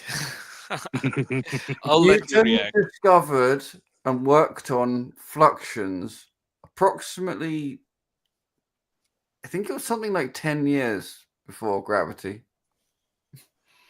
It's exactly the opposite way around from Neil deGrasse Tyson's little rant there. And that's the thing. Just because this Mind guy blowing. is a scientist, they think that everything he says would be true. We learn such a ridiculously doctored history of physics and maths and stuff in physics. I mean, you're not even nothing to do with Arabs and prehistory and so on. I mean, even just the history in the last couple of hundred years in Europe is complete mash because it's not really important. They just want you to remember this particular figure's name because his name's attached to that equation, and you have to remember that equation is to do with thermodynamics or to do with electromagnetism or so on. Or, this guy had an important role in quantum physics. The actual quality of the historical narrative just doesn't matter. So going to a physicist to ask them about the history of physics is like going to a mechanic to ask them about the history of cars. Yeah. Only a few of them would really be interested in that part of the conversation, right? Yeah, some are, but so few. I mean, most physicists who say, this is one of the things that really got me and still gets me, is they're supposed to be working on what they call the foundations of physics. And I'm looking at them and they're like 10 stories up working on the roof, and you ask them what they're doing and they're like, yeah, we're working on foundations because we're building on top of this. It's the whole thing's crazy. And it comes back to this not having studied the history properly, because the history is really where the definitions of the things they're working on come from. This thing about he came up with the laws of motion, think about it, right? This Avicenna, which is Ibn Sina Latinized, right? This book would have been, it's almost certainly was on Newton's shelves. In this book, you have the concept of mail, right? Which is the Arabic word for momentum, because he had a momentum because it was the product of mass and velocity, which is momentum. Now, Newton's laws, with the biggest air quotes I can possibly do, are really an application of fluxions, which is the differential calculus, to the concept of mail that we know as momentum. The first law is not about, okay, well, the first law is usually stated about things, stay in motion unless a force acts on them. Yeah. But you don't need to put the first law in at all as independent law, because the second law is usually stated as F equals ma, which is rubbish. It's wrong, and it's not what he wrote. It's only true in the case of a constant mass. It's F is dp dt, the rate of change of momentum with time. Right? Momentum is mv, and if mass is constant, then you have the rate of change of m times dv dt. That's where you get F equals ma from. So, and if you have that second law, and then you say, well, okay, there's no F, then you have the so-called first law, right? And the third law comes out of just the fact that you're using geometry, the same geometry the Arabs worked on. And again, this Ibn Sina is the first one to have vectors. He had directed line segments. I've got another book of his in Arabic where he distinguishes between line segments and directed lines which have an indefinite length, which he uses to be specify directions and so on. let's leave aside for a moment the fact that fluxions really comes from a method that was even known to the Greeks and was also used by Arabs in certain ways, which was called the method of exhaustion. It was really what he came up with was a new interpretation of what's going on. So leave that aside for a minute. These laws literally just come from taking the concept of momentum and applying the method of exhaustion to it, and you get these results out.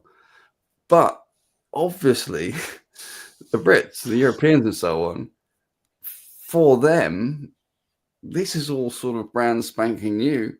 Physics of Newton, according to most modern physicists, when you start thinking about when you start asking them these questions. Because now, when did that view come, though? We assume as if it was like all the people at the time thought the same, but this narrative of history wasn't existent at Newton's time. It was a later built narrative that had an important geopolitical purpose. Yeah, and it couldn't have existed because they needed people to go back to those Arabic works and translate them, understand them, process them, and then come out with their own work. And until all of that literature was now available in European languages, that it could overshadow, right?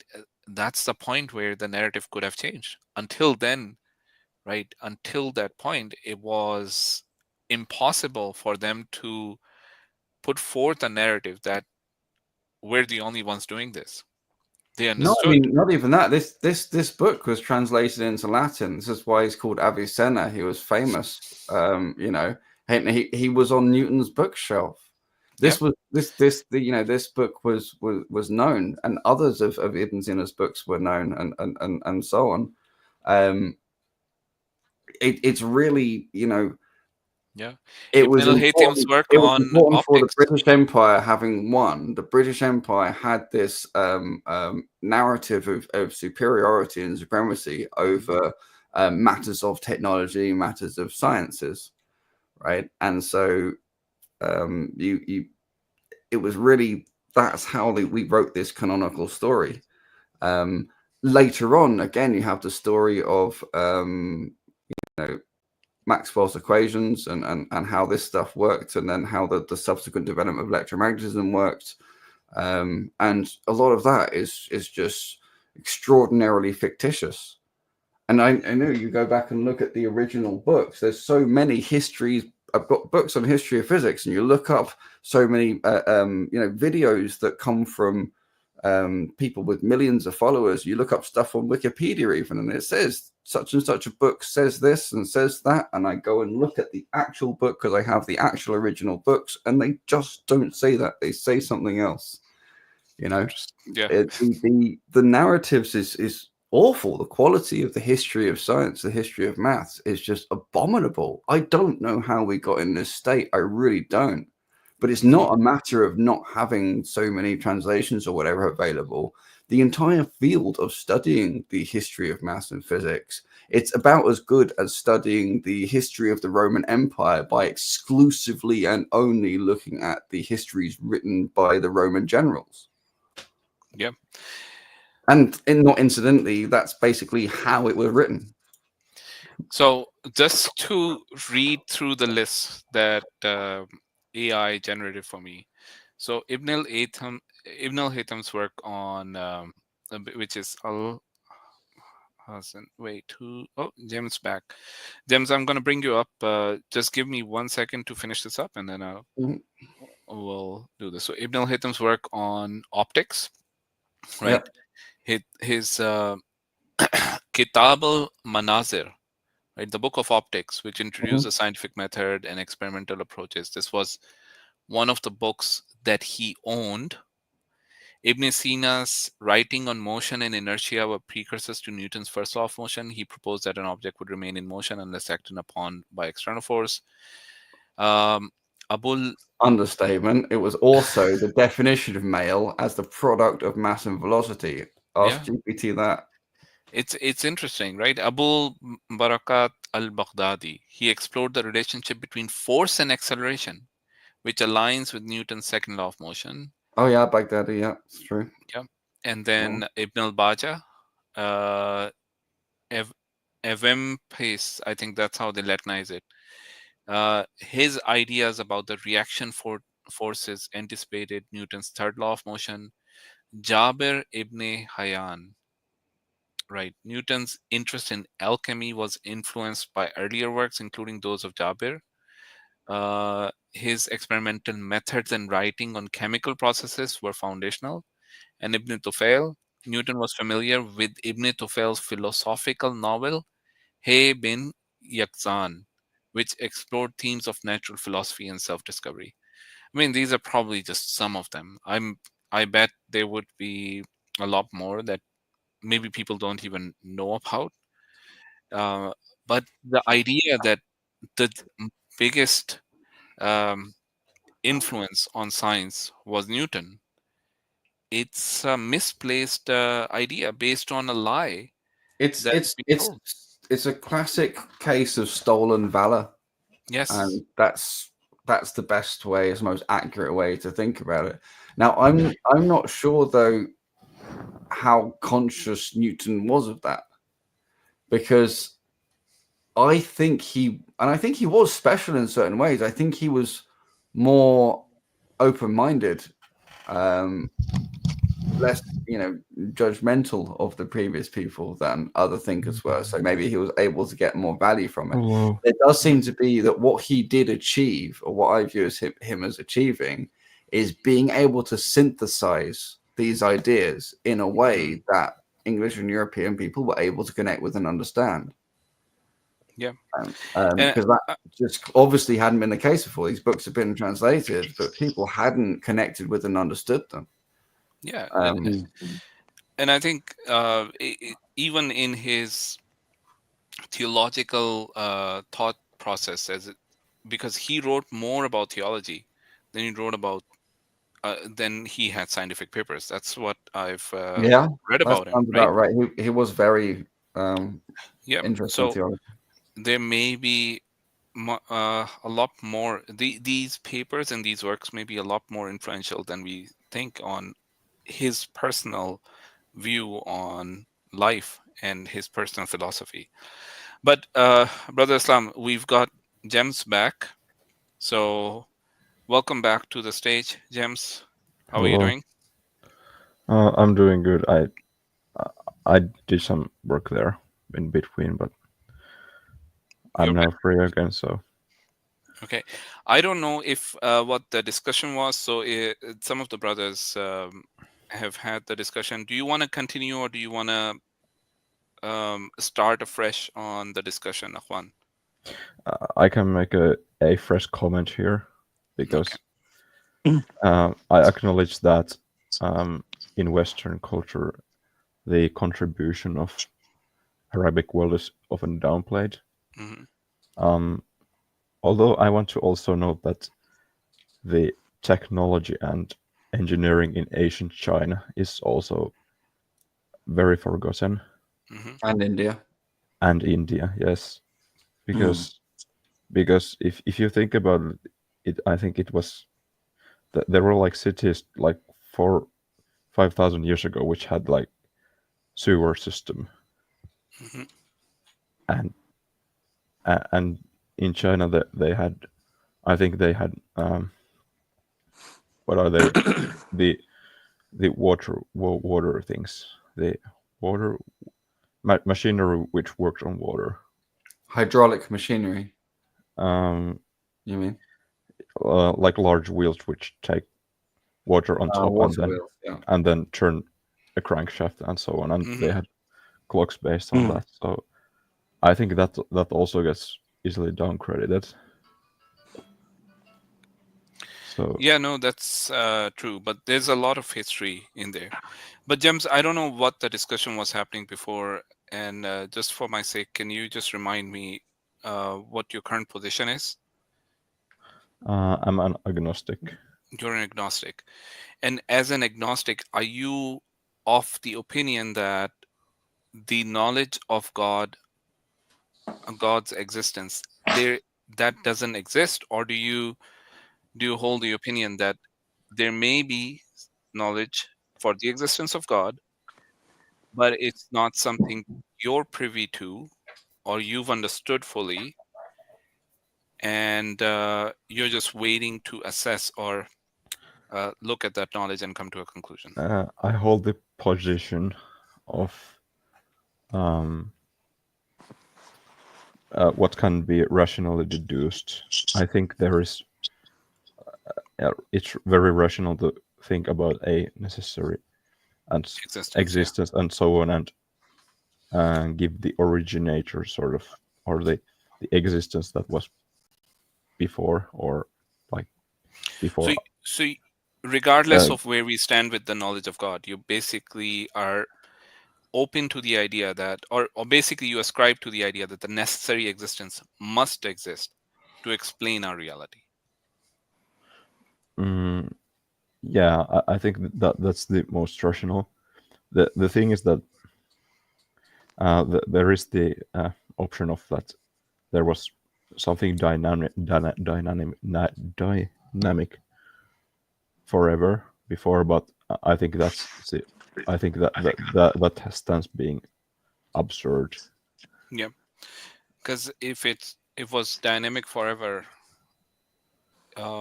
yeah, that's a really an absurd notion. But let's take it from there, because what I don't want to do is, if we're agreeing that the necessary existence must exist, right?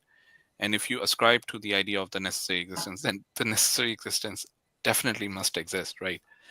So the question I have for you is, why do you think, or what do you think this necessary existence has to have for you to be able to explain our reality to us?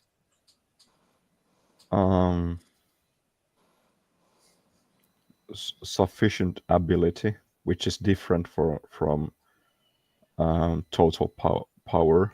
Okay. It goes that goes into mathematics, but essentially ability to create. The ability to create. Okay. Yeah.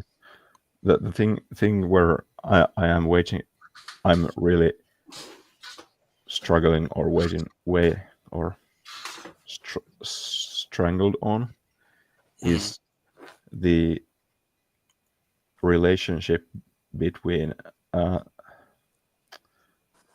the will and what was the other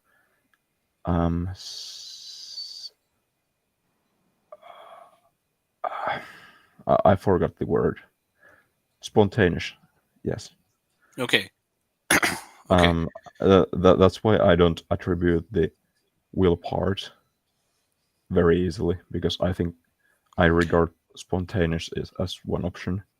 Do you want to take this on, Brother Islam, or? Yeah. You can take it. Okay. I was gonna say I'm gonna go to bed soon, and then that question came, and I perked up. So spontaneity or spontaneously coming, it's interesting because it's almost indistinguishable from sort of saying Fortuna did it. You know, the old Roman god. What does spontaneous really mean? It means without any reason or anything. Something just changed. Now, whatever that thing is, you can't get around ascribing it some kind of what's the right word? My brain is quite tired. It's probably the morning. You can't get away from ascribing it some active essence, some active capability. Agency. That's the word I was looking for. You can't get away from ascribing it some kind of agency. There's various different ways of talking around it, but you end up giving it agency anyway.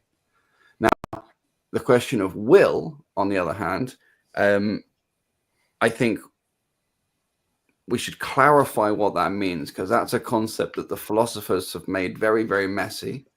But there is kind of the question of intention And I think that's something that we can be relatively clear about. Mm-hmm. And so if you're struggling with the concept of was it intended or is it unintended, then you've got to sort of look at what happened and connect it with this question I raised before. And I think you were here when I raised it, which is, where did the information come from? So to recap that, normally, if you have a closed system, like we understand our universe to be, or in fact, like the universe must be according to the way it's usually defined, then it should entropically degrade. Now, it should become more disordered over time. That would be the usual expectation. But it's obviously gone from a state where it's highly disordered to being highly structured and ordered. Now, the way to make that work with physics is for a large injection, and large is an understatement, of information. So where did the information come from is this massive outstanding problem. Anyway, even physicists, secular physicists would agree with that.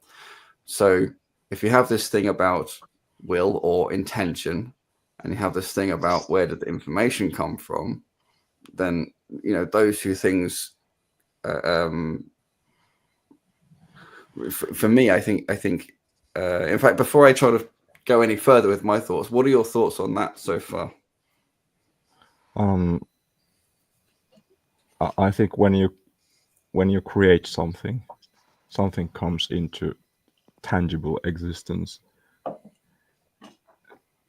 It being tangible means it has inherent information already within itself.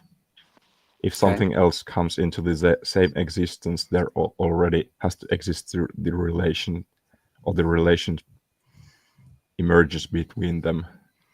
And that's sort of one type of information that emerges at the same time when the thing is, or when it comes into existence.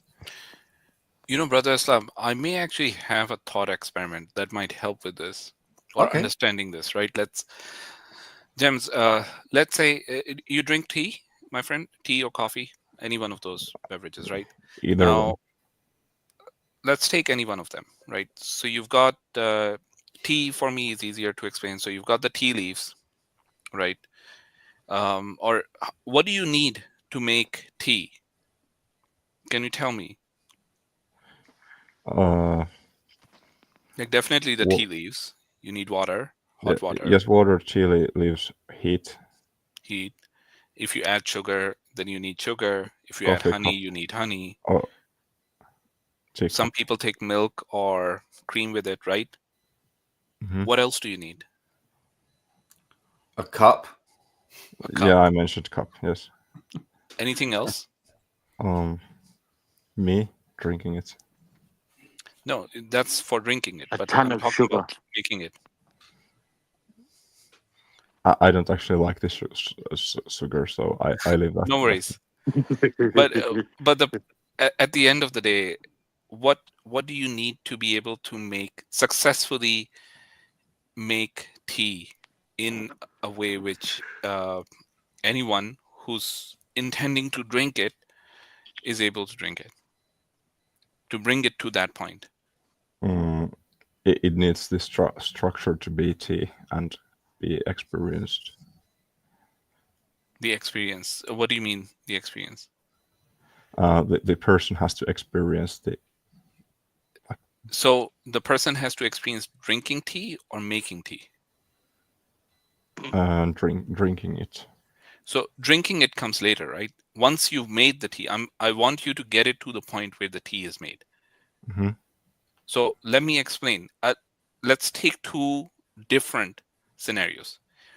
You take everything that we've talked about that we need to make tea, right?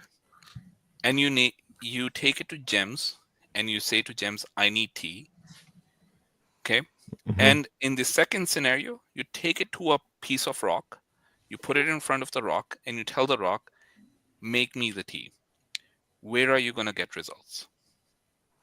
Where I make the tea. Yes. So what's missing? The agent is missing.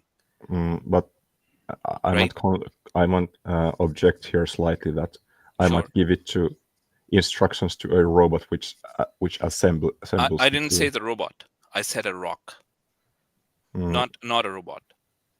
A rock, a stone. Okay, so a rock lacks the necessary influence to its environment, and there's no. Exactly. Yes. So and from my experience, rocks don't take instructions very well. Rocks don't take instructions, right? So the point is, you need Depends how you deliver the instructions. If you deliver it with your hand, they follow the instruction very precisely.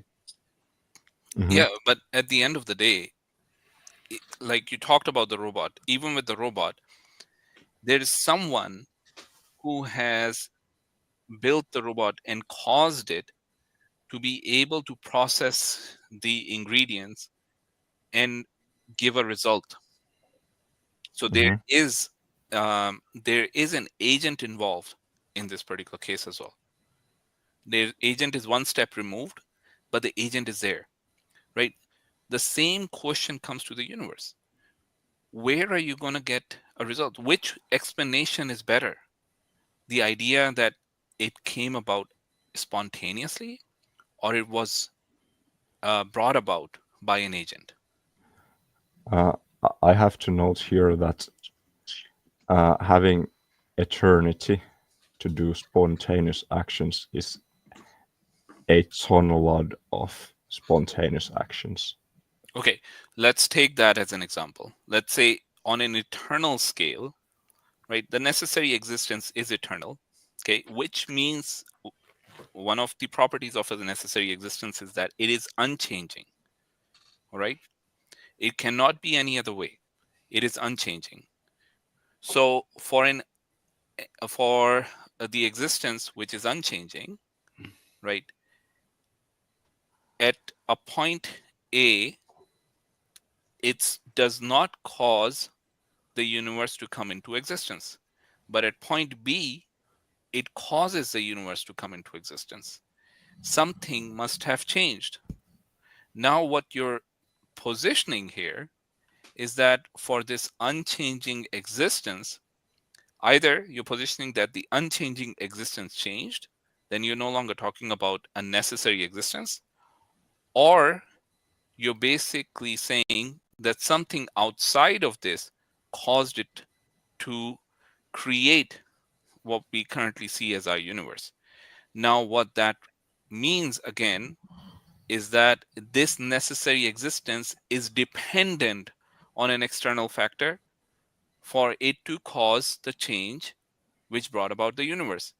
Hence, you're taking it out of the definition of a necessary existence. So philosophically, neither one of those follow through.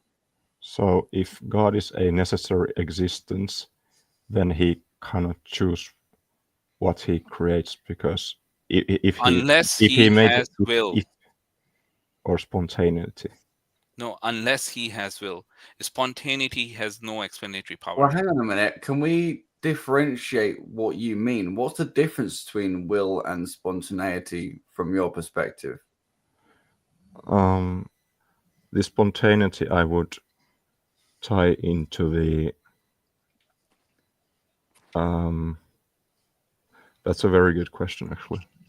Because if you think about it, we know the reason I was talking about this thing, where did the information come from? Because we are talking about this provision of information as well. So, you know, what really is this distinction between the two actually becomes quite complicated. And you start to think, well, is spontaneous really just a marker for sort of denying that, or just being absent-minded of the will or the volition or the intent that came before that? Or are you trying to demark something as happening without intent? But it becomes very challenging if you bear in mind the existence of the information problem. I think it goes both ways. Explain. Because if something just causes existence, let's say spontaneously, it would be very hard to say whether it was intended or not.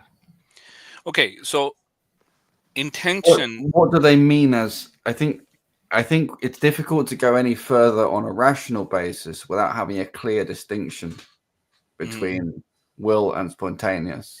So let me try to give a definition. Let's see if we can agree as a group, right?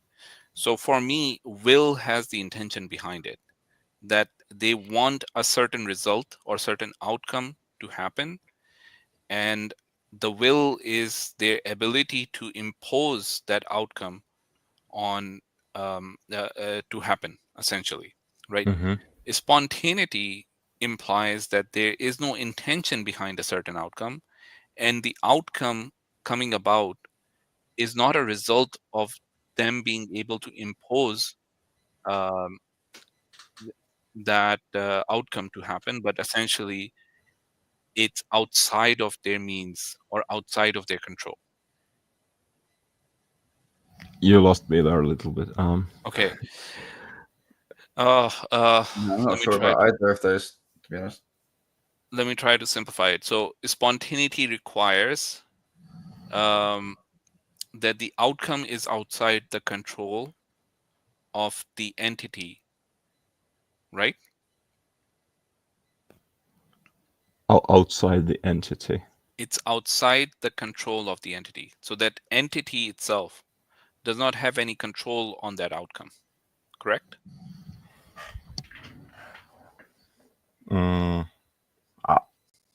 I'd agree with that.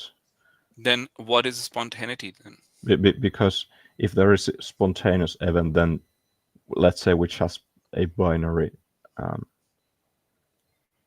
result, then the entity does not premeditate if it is a 1 or 0. Okay, so let's simplify our situation, right? There are two possible outcomes, 1 and 0, right? The necessary existence either can influence whether it's 1 or 0, or it cannot influence whether it's 1 or 0. So the first situation is where there's a will. Okay, the second situation is where it's spontaneous. Do you agree with that sort of an assessment of this oversimplified situation that we're talking about?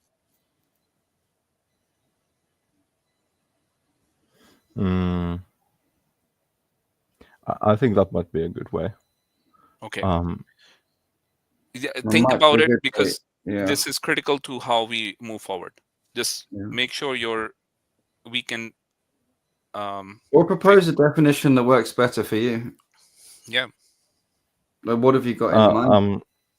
Because to my understanding, the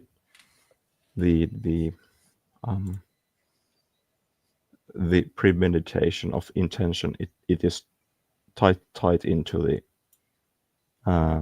knowledge, and to my understanding, a conscious knowledge of that sort might not be necessary, and giving the this is why I was saying it needs to be considered alongside the information problem. Where did the information come from? Because if you're talking about something being made in an abstract where that thing could have any kind of form whatsoever, that for me is a different question than talking about making something that specifically has a high information content.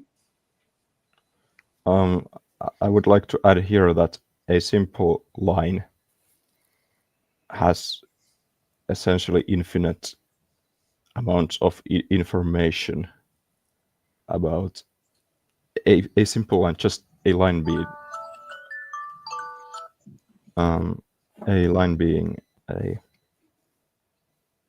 a thing, let's say a real line from 0 to 1.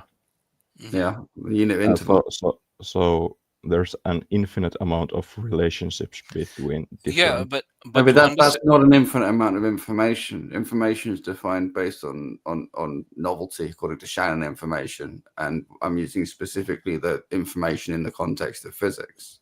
Yeah, but at the You've same time, got to be very careful of this very commonly held fallacy where people can say, "Oh, pi has infinite digits. Therefore, if I, have some way to convert those digits into characters, I can then find every single literary work ever created somewhere in pi. And so pi contains the Bible, the complete works of Shakespeare, everything that ever is or ever was written by any human being ever in every language ever. It's all in pi, everything. Pi has infinite information.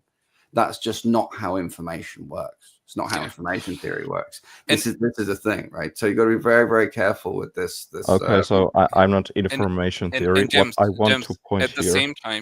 same time, I don't want us to overly complicate this because we're trying to understand a concept here. We're not trying to. We can make it complicated once we've actually figured out the definitions. Firstly, if we've agreed to the definitions, let's just confirm that, and then let's answer for the simplified version of 1-0, and then let's move forward, because otherwise trying to answer for every possible outcome on an infinite number scale, that would be no, my point was the notion of information he's using where he thinks that a line and a unit interval contains lots of information is just a false understanding of the concept of information, where I'm saying that lots of information was injected into this thing that was made, and that's very distinct from making an arbitrary thing that could have an arbitrary random form. And that's very, very important when you're talking about something happening by will or by intention versus something happening spontaneously. Yes. The reason why I want to first finish my point, if you just let me. Sure. So I'm not an information scientist, and I'm not a physicist, so I don't. I tend to think from my math background from high school. The thing is that within a line you can have there between different points in the line. There are all the possible relationships or real relationships. In other words, to put maybe a better analogy would be that if you consider you have a cube of stuff, you can shave any shape out of that cube of stuff, any shape. Yeah, but that's assuming an agent shaping something out, right? So we're trying to understand why you're averse to the idea that the necessary existence has an agency. That's the ultimate question, right, that we're trying to address here. And my attack to your idea that it could be spontaneous is that it takes away from the necessary existence ability to stay a necessary existence, because now you're forcing it to either, in one case, become dependent on something outside of it, right? Because now you're basically forcing it to depend on something outside of it, which causes the spontaneous reaction. Because just saying it's a spontaneous doesn't necessarily mean anything. If you translate it to what actually happened, it means something changed in the elements which need to cause this universe to come into existence. Something changed between t is equal to 0 to t is equal to 1 to cause the universe to come into existence. I want to note here that that I think in spontaneous thing or in spontaneous case, the knowledge of the future does not exist until something happens. But why does that even matter right now? The I question think we're trying to answer is spontaneous versus guided or willed, right? So because if the thing here is that if the specific future does not information about the specific future state does not exist, then there is no knowledge beforehand which road it takes, and then it would be spontaneous. So here's the thing that needs to be understood. We're talking about a necessary existence that is outside of space-time. It's an eternal existence. Sure. There's no past, present, future for an eternal existence. Sure. It needs to, by definition, hold all knowledge. Otherwise, there's it ceases to be a necessary existence. Because if there's knowledge outside of the necessary existence, then it no longer is a necessary existence, because now you're basically making it contingent or certain knowledge, no matter how little it is, on whatever knowledge there is outside of the necessary existence that will force it to become a contingent existence. And we're talking about the necessary existence. So no, I'd argue the necessary existence, if it just exists, it already contains the necessary structure, which is the essentially the options between 0 and 1 analogy. Okay, if the necessary existence holds all necessary structure or has all the necessary requirements to cause the universe to come into existence, then the universe would have been in eternal existence because the cause was eternal. Do you understand? Unless the necessary existence has a will, has an agency, right? There's no way to explain how an eternal existence is giving rise to a temporal effect. An eternal cause is giving rise to a temporal effect.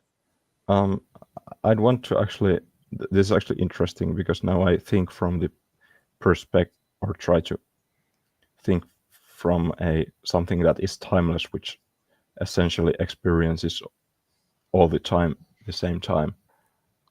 Because in that case, all the things it creates happen. I don't think it's sound logic, but to me it seems that it happens for it to the same time. What do you mean it happens to it at the same time? Because it happens when it chooses something to happen, right? Because all the time exists at the same time for it. Then when it creates something, the entire thing exists. No, so how are you defining time now? If there is an entity which is out of time, but when you say out of time, I want to understand what you mean by time itself, right? A sequence of events. A what? Sequence of events. If I could offer something and see if this makes it easier, I think often, and it's not quite great, but often a balloon is used as an analogy for the expansion of the universe. And so you can think of this essentially a bubble of space-time, and that from the perspective of the external creator's perspective, the timeless external creator, the entire past, present, and future of the entire beginning, middle, and end, I should say, of this space-time bubble would all be available at once. Yes. Okay. So if it creates something, the entire thing happens at once for some for such existence. Yeah. I sort of lost you guys. It's actually very mind-bending, because we experience time, and for such being, the time is not a thing. Time is not a thing for necessary. So for that perspective, everything happens immediately. So think about your timeline or your lifeline, right? As you walk through it, you experience each point as you go along, because you are the thing that's in your lifeline. Whereas the external observer, in this case, it would be the necessary being, would see the entire line at once. Yeah, That's just and down a much larger scale. If you're talking about the whole space-time bubble of everything. and that's the thing. So by causing something to come into existence, this unchanging existence has basically created time as well, because the necessary existence is unchanging. So time cannot exist for an unchanging existence, right? Because there is no sequence of events per se. It's only when the necessary existence wills something into existence, which is a contingent existence, will time exist, because the contingent existence has the capacity to change.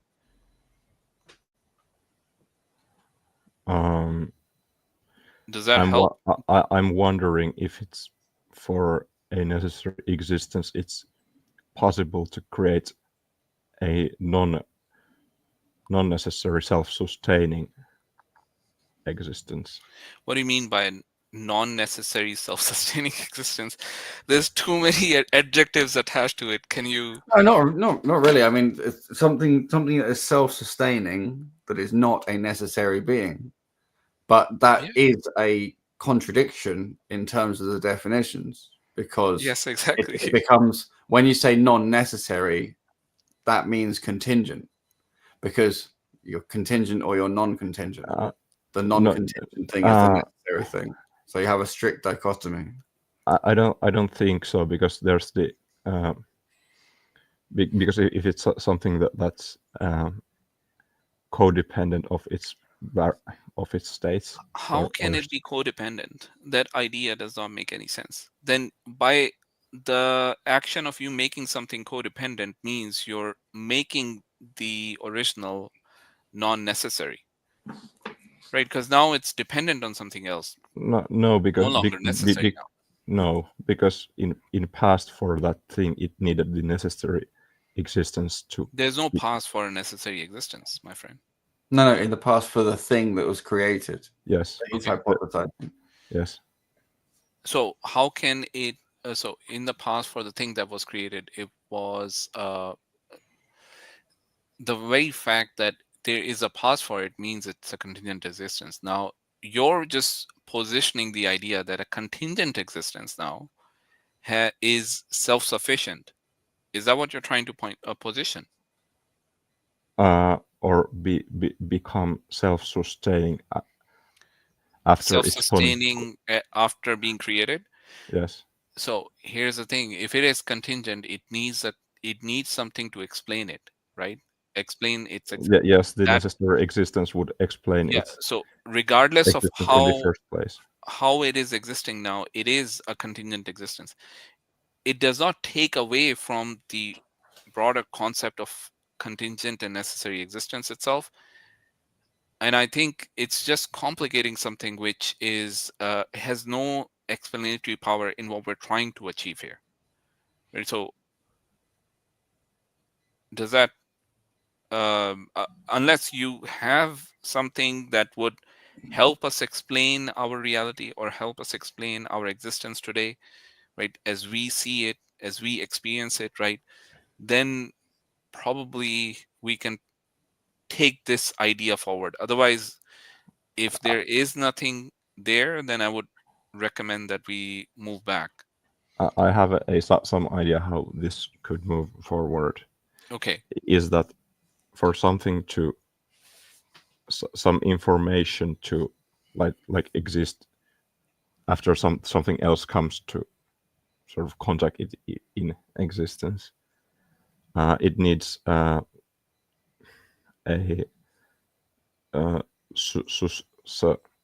sustainability, so that it even has a chance to interact with, possibly with, anything else.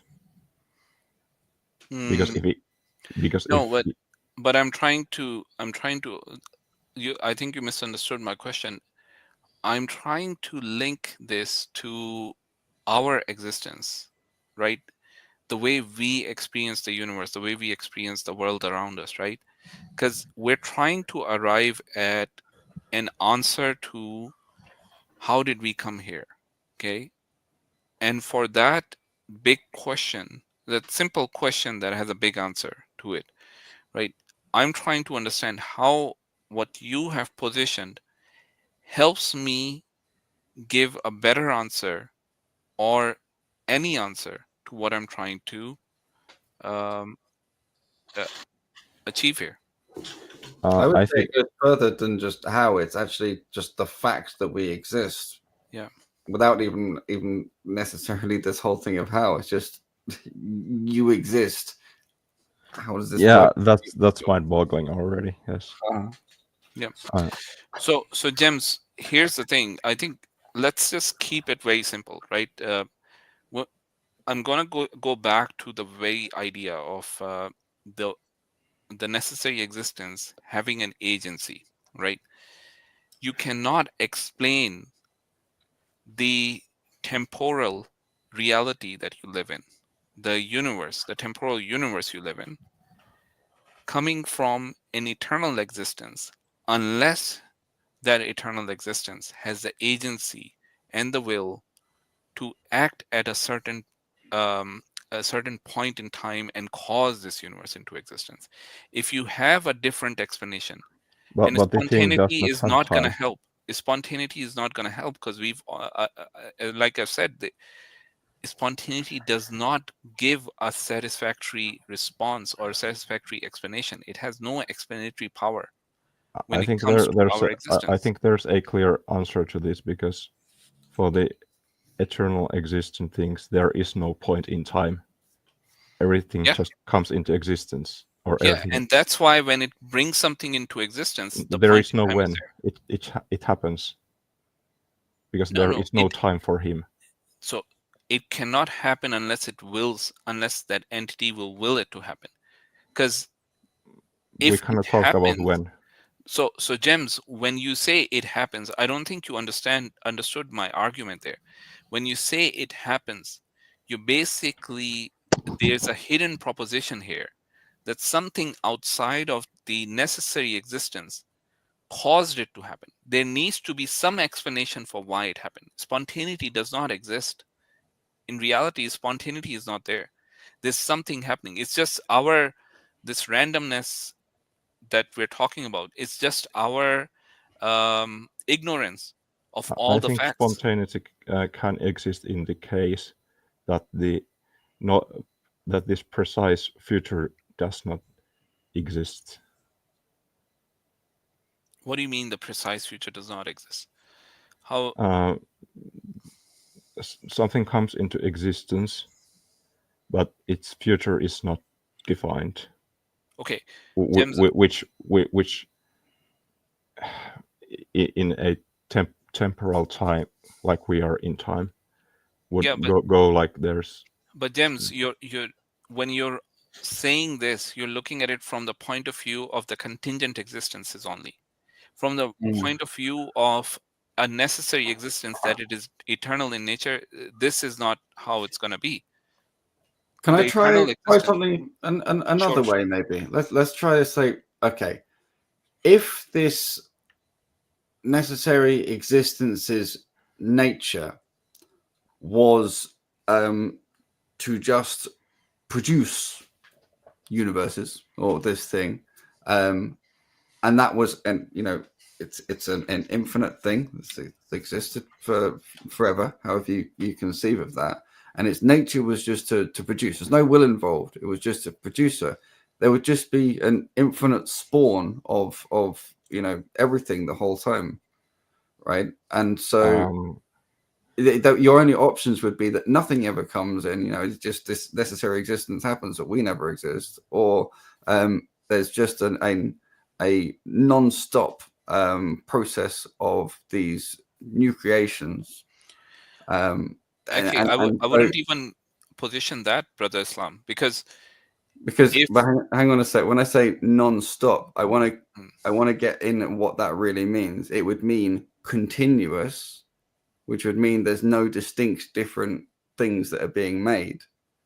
So you actually end up in a logical contradiction all yourself. Without having a will, you can't have a discrete or distinct separable thing that gets made. Or I let me put it. consider that actually somewhat valid. Let point. them chew that one for a second. It's not simple. Yeah. That's quite. So let me put it another way. If the cause is eternal and all the necessary elements for the effect to happen exist, then the effect should have been eternal as well. I think that's what you were arriving at, right, Brother Islam? That if the cause is eternal, because we know the necessary existence is eternal, and all the necessary elements, and it does not have agency, and all the necessary elements that are required to produce the effect exist, then there should be an eternal effect. Either nothing happens, or it's a process of it's creation that never it's either nothing is stops, happening it or never actually gets to the point of Exactly. having been done. Yes, exactly. It's eternal. It exists eternally unchanging because the all the conditions are always there. It wouldn't be a temporal existence as well. It would be an eternal effect. Yeah. Mm, Do you understand that, James? Do you want to just repeat what I said so that just to make sure that you're fully grasping what we're trying because to position? I try to grasp it in the ball analogy, which Hakim gave. In that, if it's if we imagine our existence as a four-dimensional ball with which inflates, Mhm. the size does not need to be eternal. No, but this is the thing. Without agency, you couldn't have this thing that you're inflating because you can't have a discrete, separate thing. So I think I'm gonna try and repeat this again, James. Try to understand this concept because this is a very essential concept and something you probably are missing on when you're looking at this. So if, as you're positioning, that the cause, which is eternal, which is the necessary being, and the second premise about this is that the necessary existence does not have agency or a will, or it's not personal, however you want to put it, then it necessarily follows that the effect the third premise being that all the elements required for the effect to exist are in place, okay, then it necessarily follows that the effect will be eternal. If there is will and So we're saying there's no will, right? The cause being eternal, all of the necessary elements to that are required to bring about the effect exist, then the effect has to be eternal. That's the logical conclusion that you arrive at. so it happens immediately, Yeah, it's happening. or it eternally. just exists. It's happening eternally. That's what we're saying. I think that goes with the God also, or with the. No, so look, when you put agency in there, that completely changes the game. Yeah. Right? So you cannot say it's the same thing, and that's why we're saying that there must be agency, because that position holds more explanatory power.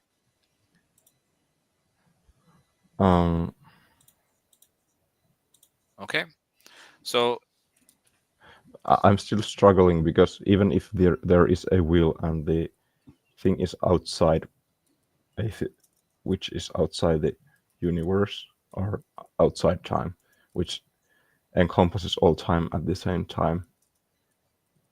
If something happens there, it happens for it all the same, and that would also be because it happens for it and it encompasses all of it. What it I'm would what be, I'm gonna do is I'll just put because this on there the is no screen. when if there is no time. Yeah, so let me just put this on the screen so that we can talk about this, because it appears that I wish I had a this might whiteboard help. hooked up. Sorry? Yeah, I know. I usually have a whiteboard hooked up, but I've unhooked it. I need to put it back in. Okay. The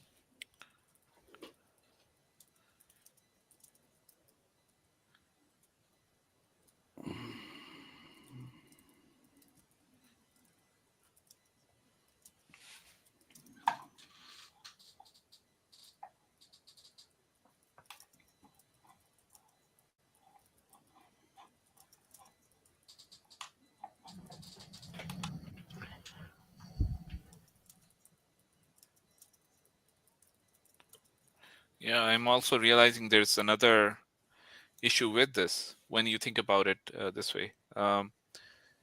Then can you read it? It's clear enough, I hope, right? Okay. And then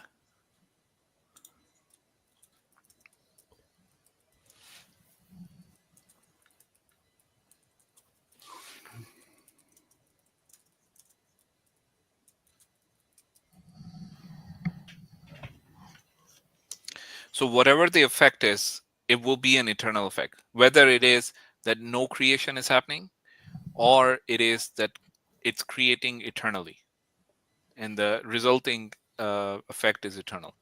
So that's the conclusion. So that's a logical conclusion from these premises. Now, again, within this, you can see that we're basically making the necessary existence dependent on other elements. When you basically, when you are positioning that the necessary existence cannot choose when the effect is caused.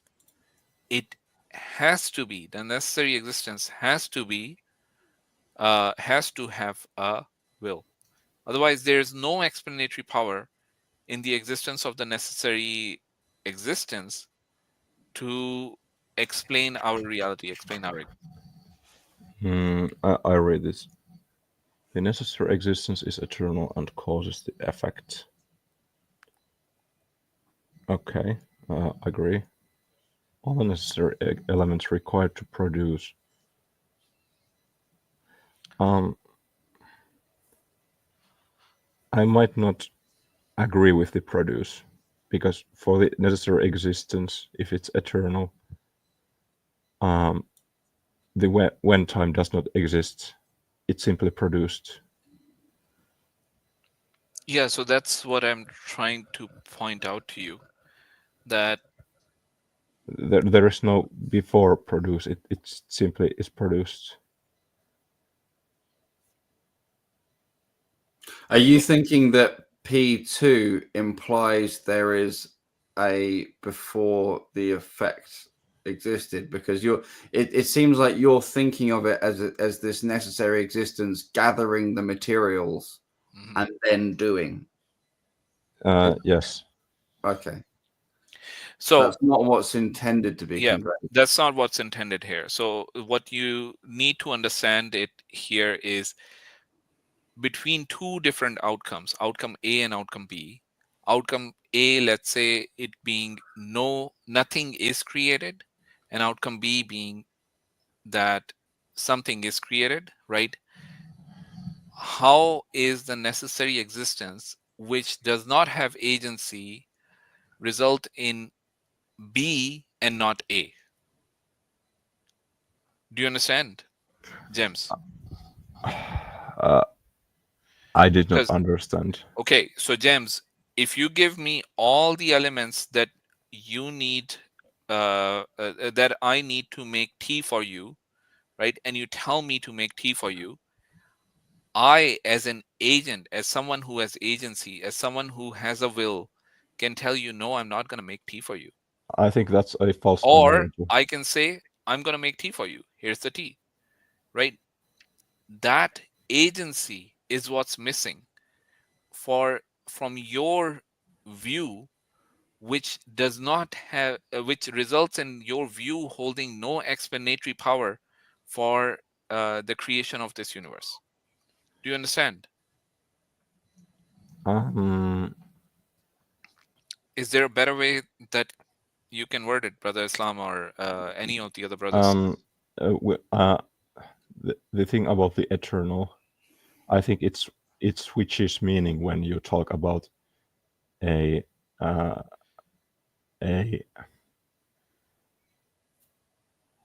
it switches in somewhat in a meaning when you talk about. So which premise are you going to attack? Hang on, I want to hear him put this through because I did have potential ways to try and reword it. I just want to hear his response. A eternal thing, it already encompasses all the sort of all that was and all that was before and what is after the creation, but because it is eternal and unchanging, it encompasses that eternity and the creation at the same time. Everything is there. Mm-hmm. There is no produce for it. It just is. So, is our universe eternal, by the way, James? I don't know. No, come on. No, it depends on the definition of eternal. Infinitely in the future, I don't know. Eternal in the past, quite serious, absurd conclusions. It's interesting because I think one of the key things in here is we've baked in required to produce the effect. And the word produce summons this notion of a discrete action happening, which is separate from the necessary eternal existence, and it being anything other than the norm, if we could say, for this necessary eternal existence requires some kind of agency. So we're working in this. If you ex falso quod libet sequitur, right? If you start on false premises, or you start with a contradiction, you can arrive anywhere you want. I worry that by putting this required to produce in there, we're effectively putting a situation of ex falso quod libet sequitur, and so because we're starting from contradictory premises.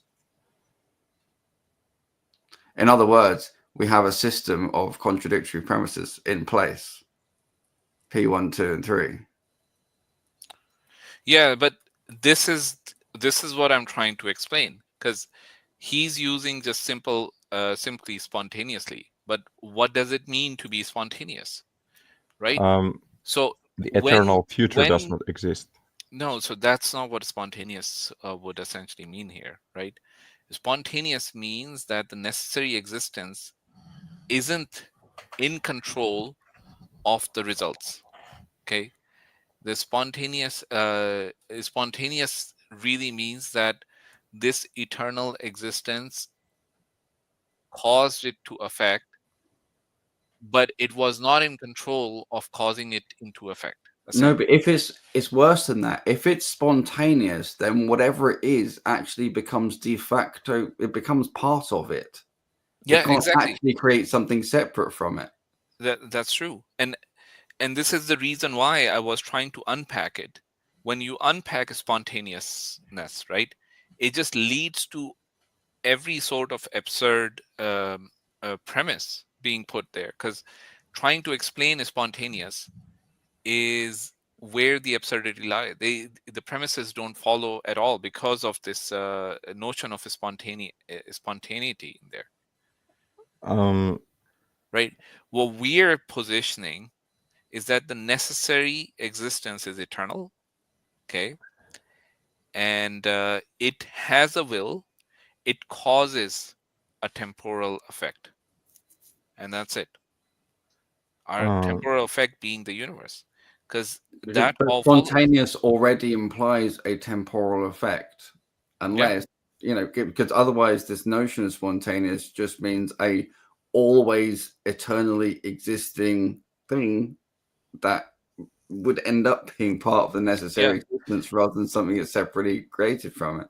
And the point is to show how this is contradictory to the notion of a necessary existence, and how it has no explanatory power when it comes to comes to what we're trying to do, which is an explanation of our reality. Yeah, but this modus ponens you put together is problematic because you've essentially put together an ex falso quod sequitur in the premises. So let's take that out. You don't need the C. You don't need the conclusion. Yeah. You just need to examine the systems of premises. I think there for eternal there is, because I think it as a real axle and the eternal would imply the entire real axle. But the entire what? Sorry. Real axle. It's a mathematical term for numbers from minus infinity to infinity. Real axis. Real axis, yes. Okay. And if the thing is spontaneous, then the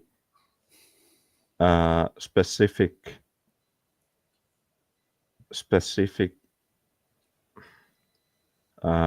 positive side of the axle does not exist yet until it unfolds, because So the information about and that point is normally called the origin point, would be whatever gets picked as the zero, and the point is there would be no what's called a distinguishable origin without a will.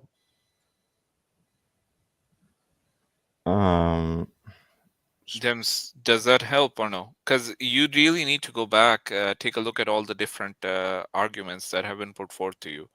I feel that you're missing. Because I don't think the other. I don't see how the other option is either satisfying, because there is no when for the eternal thing. I think honestly, a big part of the confusion comes from your understanding of the real number line. I think it's really worth, if you're going to use the real number line to sort of as your framework or as your analogy for this, then I think you need to work on understanding infinities and elements on that real number line, and basically how real analysis sort of works. Because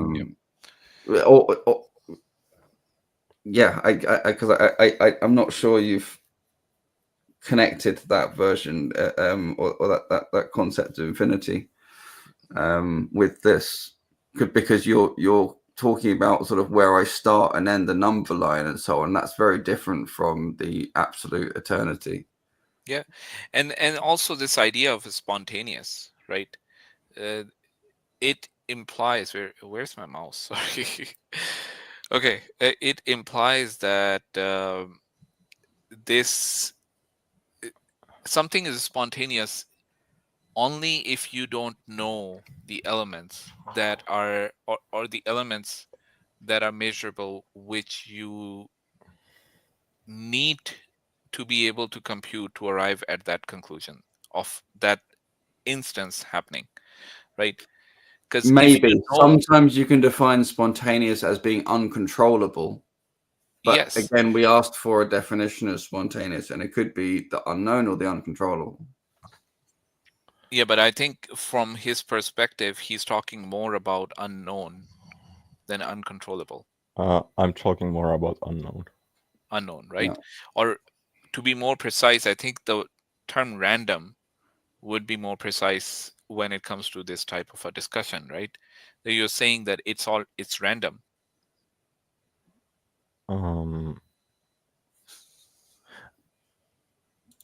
So if it's spontaneous, it requires that the future is unknown. So I think random might fit into it, because it's not known Yeah.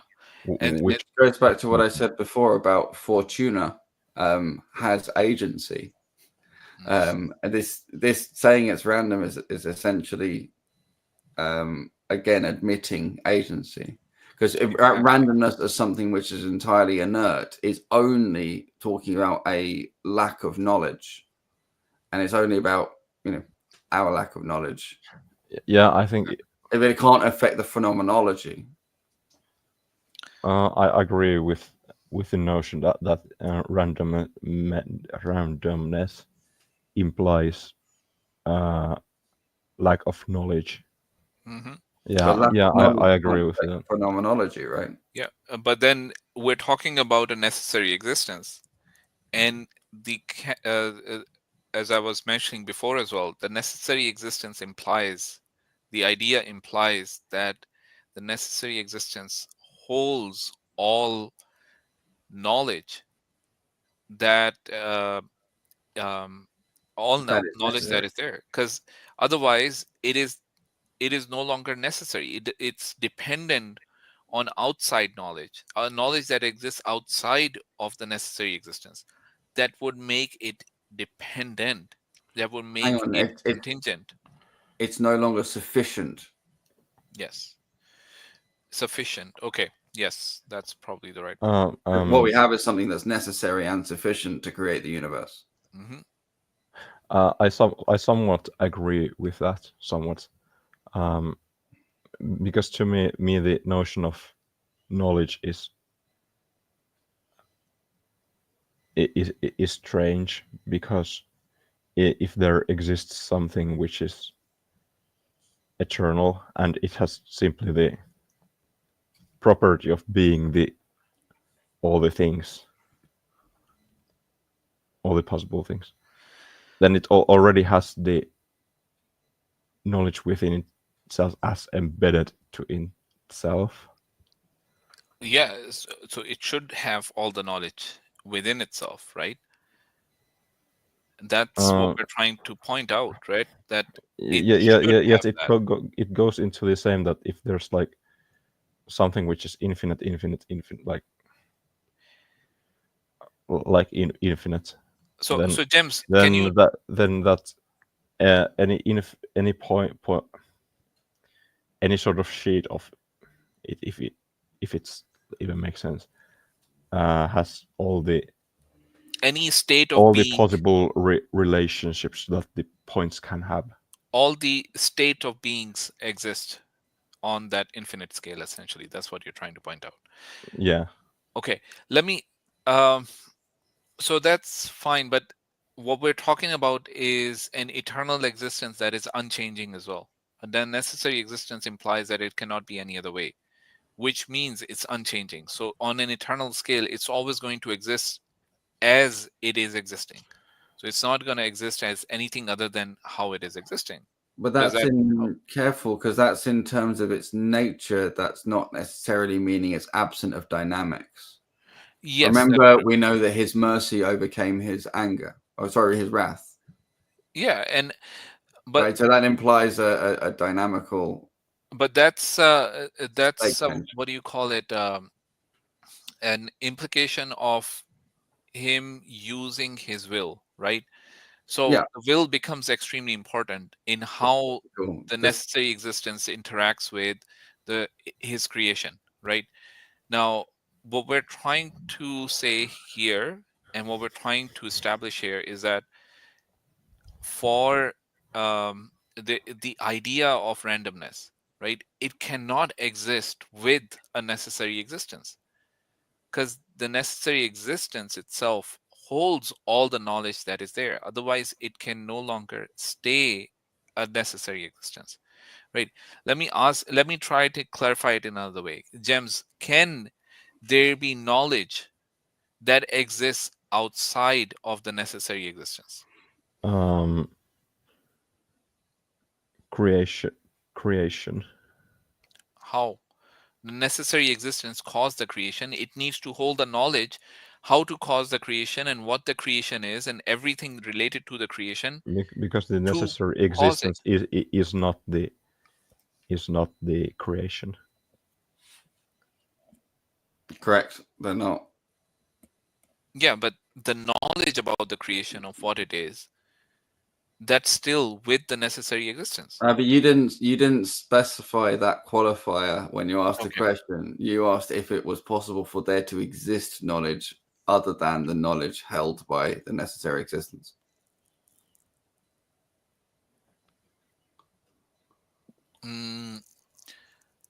But how does that qualifier help us? Because it allowed him to say, well, because there could be something in the creation that has some knowledge that the creator doesn't have. Because the creator only has knowledge of how to create the creation. That doesn't exclude the possibility of creating something that has some knowledge that the creator doesn't have. I'm not necessarily saying that. No, I don't think that's what you're saying. I think that's where it comes from. So Okay. explain your position if that's not what you were saying. I already sort of forgot about. I tried to remember it again. Yeah. Okay. So the necessary existence has all the, like, if we assume it has all the knowledge or structure, like within itself, and it creates a creation. The necessary existence has all the structure within itself, and in addition to that, there exists addition or copy of that information in the creation itself. Okay, And they are different because the necessary existence is not the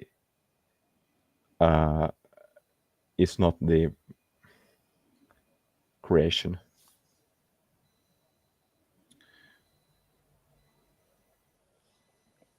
So the point that you're trying to make is because I have the knowledge that I am me, that knowledge is not going to be the same knowledge that the necessary existence would have. So you're claiming that that's a different knowledge.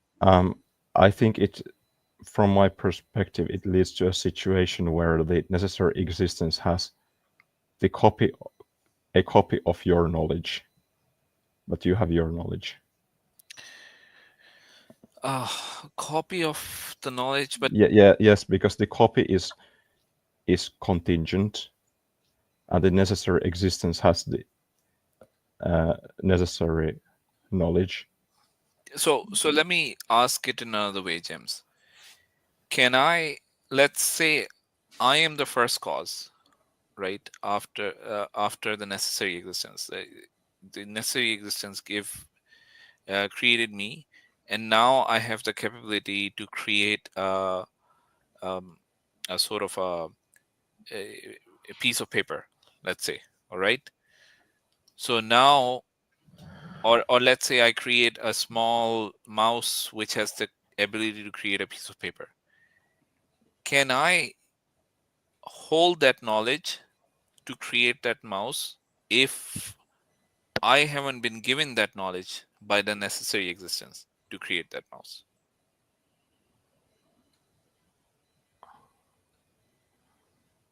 I had an answer, but I forgot it because you continued the question. Okay.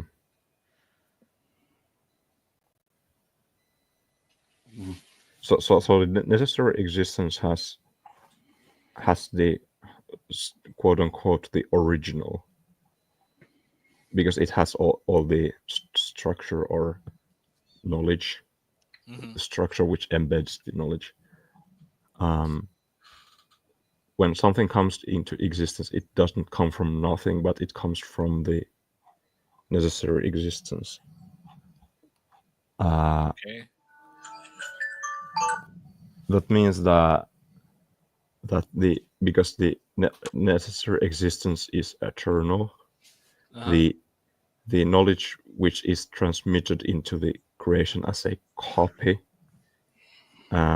is sort of a reflection.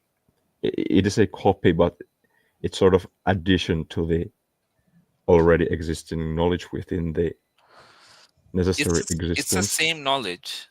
It's I the same wouldn't knowledge, call but it an addition. it's the same knowledge, but it's different because it's in the creation. You not have in the- access to a certain aspect of the knowledge that the necessary existence hold. I wouldn't call it a different knowledge or a sort of a copy of the knowledge, but that just the copy of that knowledge just muddies the water too much.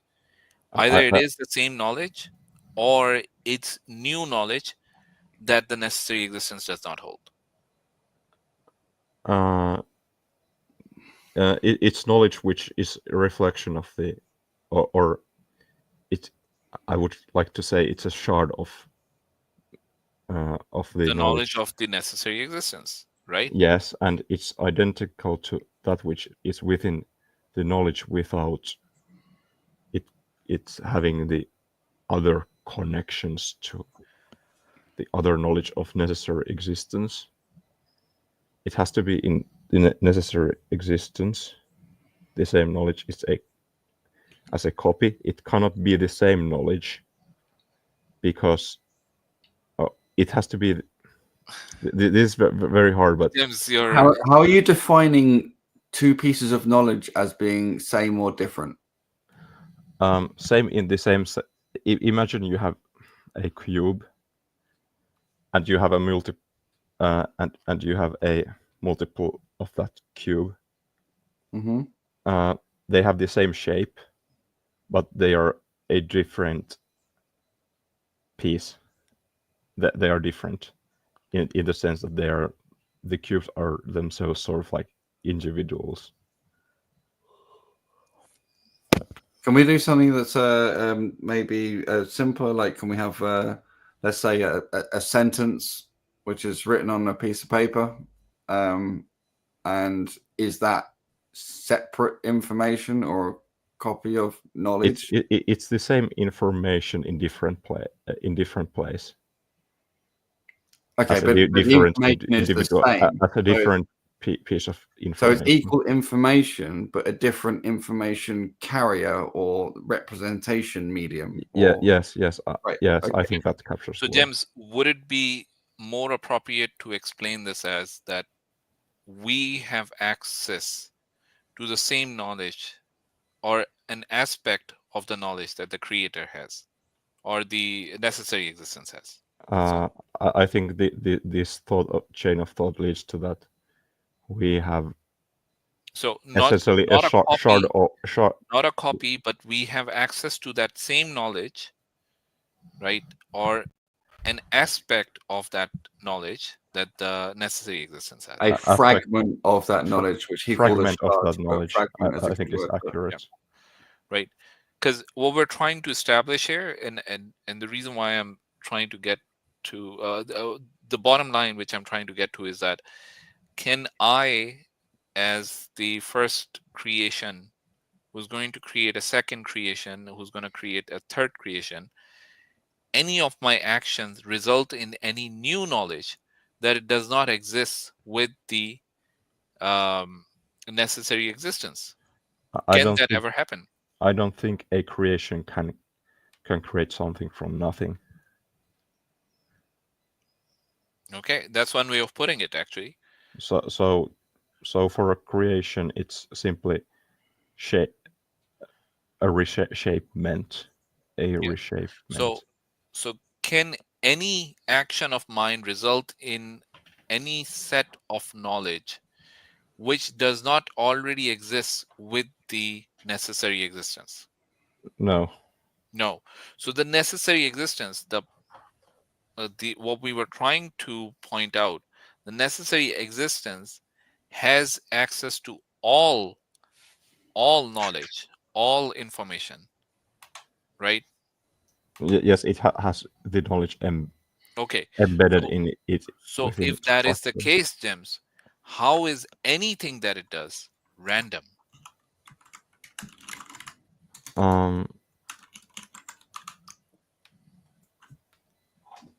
If it has already, if the creation event itself is a random event. Yeah.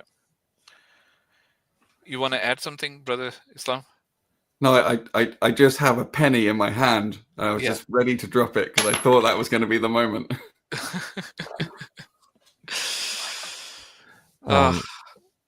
James, what did you say again? Sorry. I think the creation event, I don't see how it cannot be random. Now you're just being like, I don't know. Are you missing any of our premises? Are you missing how we're arriving at that conclusion? Because do you recall we're speaking about randomness in terms of this lack of randomness being a lack of our information? That's the way you stated it before, or the lack of information. Well, but obviously the creator doesn't lack the information because the thing was created, and phenomenologically what happens can't be affected by our lack of knowledge of it. So any spontaneity that you may perceive is necessarily an illusion. I'd say the reshape, if there is a creation and its future is not known, or there is a random Gems, we've gone down this so many times. I'm not sure if there's something missing in our explanation still, no, I don't think so. I think it might be the fact that we've gone on for too long, and I think we think about it this way. This has been streamed, right? It's been recorded. You can go back over it. Like, brains have certain capacity. I don't know. It's certainly I'm quite tired. Brain parts, as they call it. I think it makes a lot of sense, given the amount of different, and like Sion said in the chat, this mind-bending stuff. This isn't trivial stuff for someone who's crossed that rubric. And is now in this position that we're trying to explain. It's relatively easy to compute than it is someone who is on a different, thinking in a different way. It's much harder to compute that. So it makes a lot of sense for me to sort of essentially let it rest, let them look at the video that we've already been through, and then at least come back with a very well structured or sort of pinpointed question. Or I have an analogy. Sorry, I have an analogy which I want to share. Okay. About it. If we consider the gems. Before you get the analogy, I do second what Brother Islam is saying. So let's give this conversation another 5 minutes, okay? For the at least for my sanity as well. I was actually arriving at the same conclusion. That was my point, because there's very little that I can add now. I do need you to go back, take a look at this again sometime when your mind is fresh, right? Yeah. Let's hear you an analogy, James. Let's hear you an analogy. And then we'll close down after that. We'll close up the conversation after that. But go ahead, James. There is one conclusion that if the actually, which is also different to the analogy, which I also want to share, but it will be a short one. After the analogy. So the analogy would be that the necessary existence does not know the if the creation is analogous to a shard within the necessary existence, and it has property of reshapement. The shard takes the same shard takes a path within the creator or the necessary existence, but the necessary existence does not know which path it will take. All the knowledge is about the shape of the shard is there, but the path of the shard is not known. Okay, now from my understanding of that analogy, it appears that you've now made the necessary being something composed of parts. But maybe I don't think we can continue the conversation too much more. At least my brain. Bear in mind, I've basically pulled an all-nighter when it's 6 o'clock in the morning where I am. Can I give but have a contemplate on whether or not that is indeed implied by what you're saying, and I think it's pretty late. I think it's pretty late in our conversation. And I want to James, give my final thing. sure. I Uh, would just say this: when you go back and you're looking at this conversation, go back to your analogy as well, because it actually went completely over my head. I really didn't understand it on what you're trying to say here. So maybe when you're back, you may be able to present it in a better way to us and word it in a different way. Okay. So let's do this. Once you've made your last comment, what I would like to do is just summarize what we've discussed so far, right? Because it's important here that we establish certain rules, so the next time you come, we're not starting all over from zero, right? We've agreed so many things. Like, it's been hours of the brothers talking to you, then myself and Brother Islam as well. We've had this conversation for quite a while, and I hope we've made progress, right?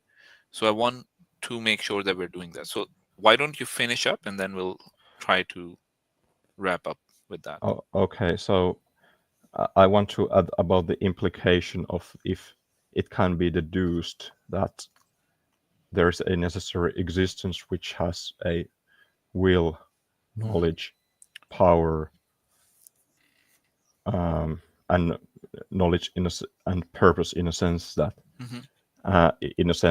things that are not random and it is specific. I think if one arrives to these conclusions, it makes the engineering of a philosophically coherent chain letter possible. Philosophically coherent chain letter possible, because if these are implied into the chain letter, if we logically arrive at conclusion and it is coherent, then the logic which is within the chain letter about the nature of truth and creator would also be logically coherent, and the person who receives it would receive it sort of a true statement without realizing it might have been a logical conclusion. So are you saying in that the, as you put it, chain letter would be genuine and originating from the creator, or would you say that was it something else? I would say that something like Quran, it wouldn't need in order to create it, it wouldn't need revelation, but it could be logically deduced to a chain letter which could be released.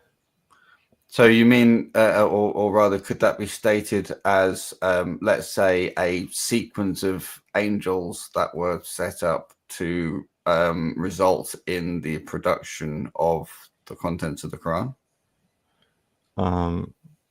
Instead of having these things as a revelation of the all power or might or wise, and what comes from whatever can logically be concluded, it means that if they can be logically concluded, it means it does not need a revelation to come to that conclusion other than the logical process itself. So James, we'll discuss revelation once we've established that God exists, right? We'll give our reasons for that, and we can analyze these reasons, right? I personally feel that so far the discussion has been pretty useful for both yourself, I hope. At least for me it was, right? It gave me reasons to think differently and come up with things that I hadn't thought about. So let's end it here, because once you start going into Revelation and all of this opens a completely new chapter, right? And we won't be able to have any meaningful conversation in these last few minutes that we're trying to wrap things up. Yeah. Okay. I mean, I do see the nugget of what he's trying to say is, hey, well, if we've just managed to deduce this, then doesn't that go back to the beginning, saying, well, some dude 1400 years ago could have deduced this and put this in? Been there, done that. Well, we can work through. That's fine, but it is really separate from this a contingency argument that we've been walking through. Yeah. you may or may not, once we've got the contingency argument locked down and really understand each other on it, I think may not feel that's as plausible as you think it does right now, but we'll see. Okay, so in conclusion, so far what we've discussed, you came into this discussion with the idea that necessary existence does exist, right? So we weren't questioning that aspect of it. We'd already arrived at No, that. and we did not question about the all No. capability, which is different, which I differ from all power, but that's a different discussion. So we'll have that discussion later. We didn't even address that. What we did address, we addressed the idea that the necessary existence has agency. Our position was that if we take away the aspect of agency, there is no explanatory power left with the to explain our existence or the existence of this universe, right? But what you can try to do is use the term spontaneity and smuggle agency into spontaneity. Yes, but it's still the same agency will at the end. It's just being smuggled in under a different term. Yeah. And we discussed the spontaneity term itself. We realized that what you really meant there was the aspect of randomness. And when we talked about randomness, we realized again that for a necessary existence, by necessity, it needs to have all knowledge. And if it does have all knowledge, randomness is out of question from the aspect of this necessary existence, because it already has all the information, all the knowledge that is required to come to whatever results it wants. Right? I want to make distinction here with like all the knowledge and all possible knowledge. Yeah, we're only talking about the knowledge required to make the creation, because that's the scope of the discussion right now. But those details are, we've had the long discussion. We can go back and see the recording of it. Maybe it's already been answered as and well. If we haven't, we may have missed out and clarifying some of them. So let us know. We can pick that up. There may be, but I think our discussion points need to be more refined. Then things need to settle in the head and. Yeah. All right. I want to say this one thing. Sure. The third just one. Are you Trinitarian now? No, Gems, please leave it to the side. Please, Gems, I really enjoy Gems. Let us go, Gems. Let us go. I will say this: if you're gonna do not bring up anything new. Okay, I won't bring anything new. I ask that you literally take the brother's advice and go back and rewatch, because you guys had a long conversation. And quite frankly, I'll let you make one last comment.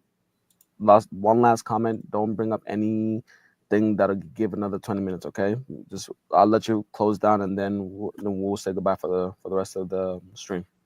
Okay, so the distinction between all possible knowledge and all the knowledge is that there cannot be a random system which has all the knowledge of its future stage, because that defeats the purpose of the random.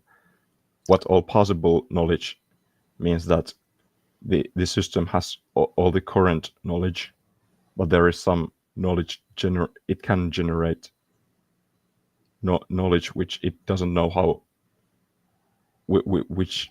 does it the knowledge does specify. All right, Gems. I'll chew on that. Okay. Thank you so much, Gems, for I've that got a last whiteboard comment. waiting for that to be written out tomorrow morning. You have rain check, Ali. Later this afternoon. All right. All right, Gems. Thank you so much for the conversation, and we'll see you next time. Okay. Thank you. Bye bye. All right. Thank you. Take care. See you, bro. I know that was a lot of word salad as well for. Yeah, it was. But either way, way, I don't think it was. I think it's stuff that is very difficult to pinpoint the difficulties. It is. I think we're talking about difficulties here which don't, even in this native language, might be very, very difficult to pinpoint. It's true. I mean, even when you're putting these premises together, the first time you're formulating a premise, if you're not careful, you can make tons of mistakes in putting a premise together. But No, but regardless, the I other thing think is, I had all this stuff, with the brother that introduced me to Islam in the first place in a physics department while we're studying real analysis and complex analysis to a level that this chap hasn't got to yet at all. And we're together with whiteboards, and it still took weeks upon weeks upon weeks because there are so many ways in which there can be micro variations or subtle variations. And the thing is, the brain is aware that this is the key concept. This is the precipice. This is the cliff edge. Like once you go over this, there's no real going back. And so the brain can't even leave the tiniest little unturned stone or dot anywhere in it. It's not like a decision of is this bridge going to fall over before I walk over it? This is something more fundamental. So I think it's, from the perspective of someone who really understands this stuff, it's much easier for the brain to compute and to go over this stuff. Whereas someone who is from a different perspective has to do a lot more mental work. Yeah.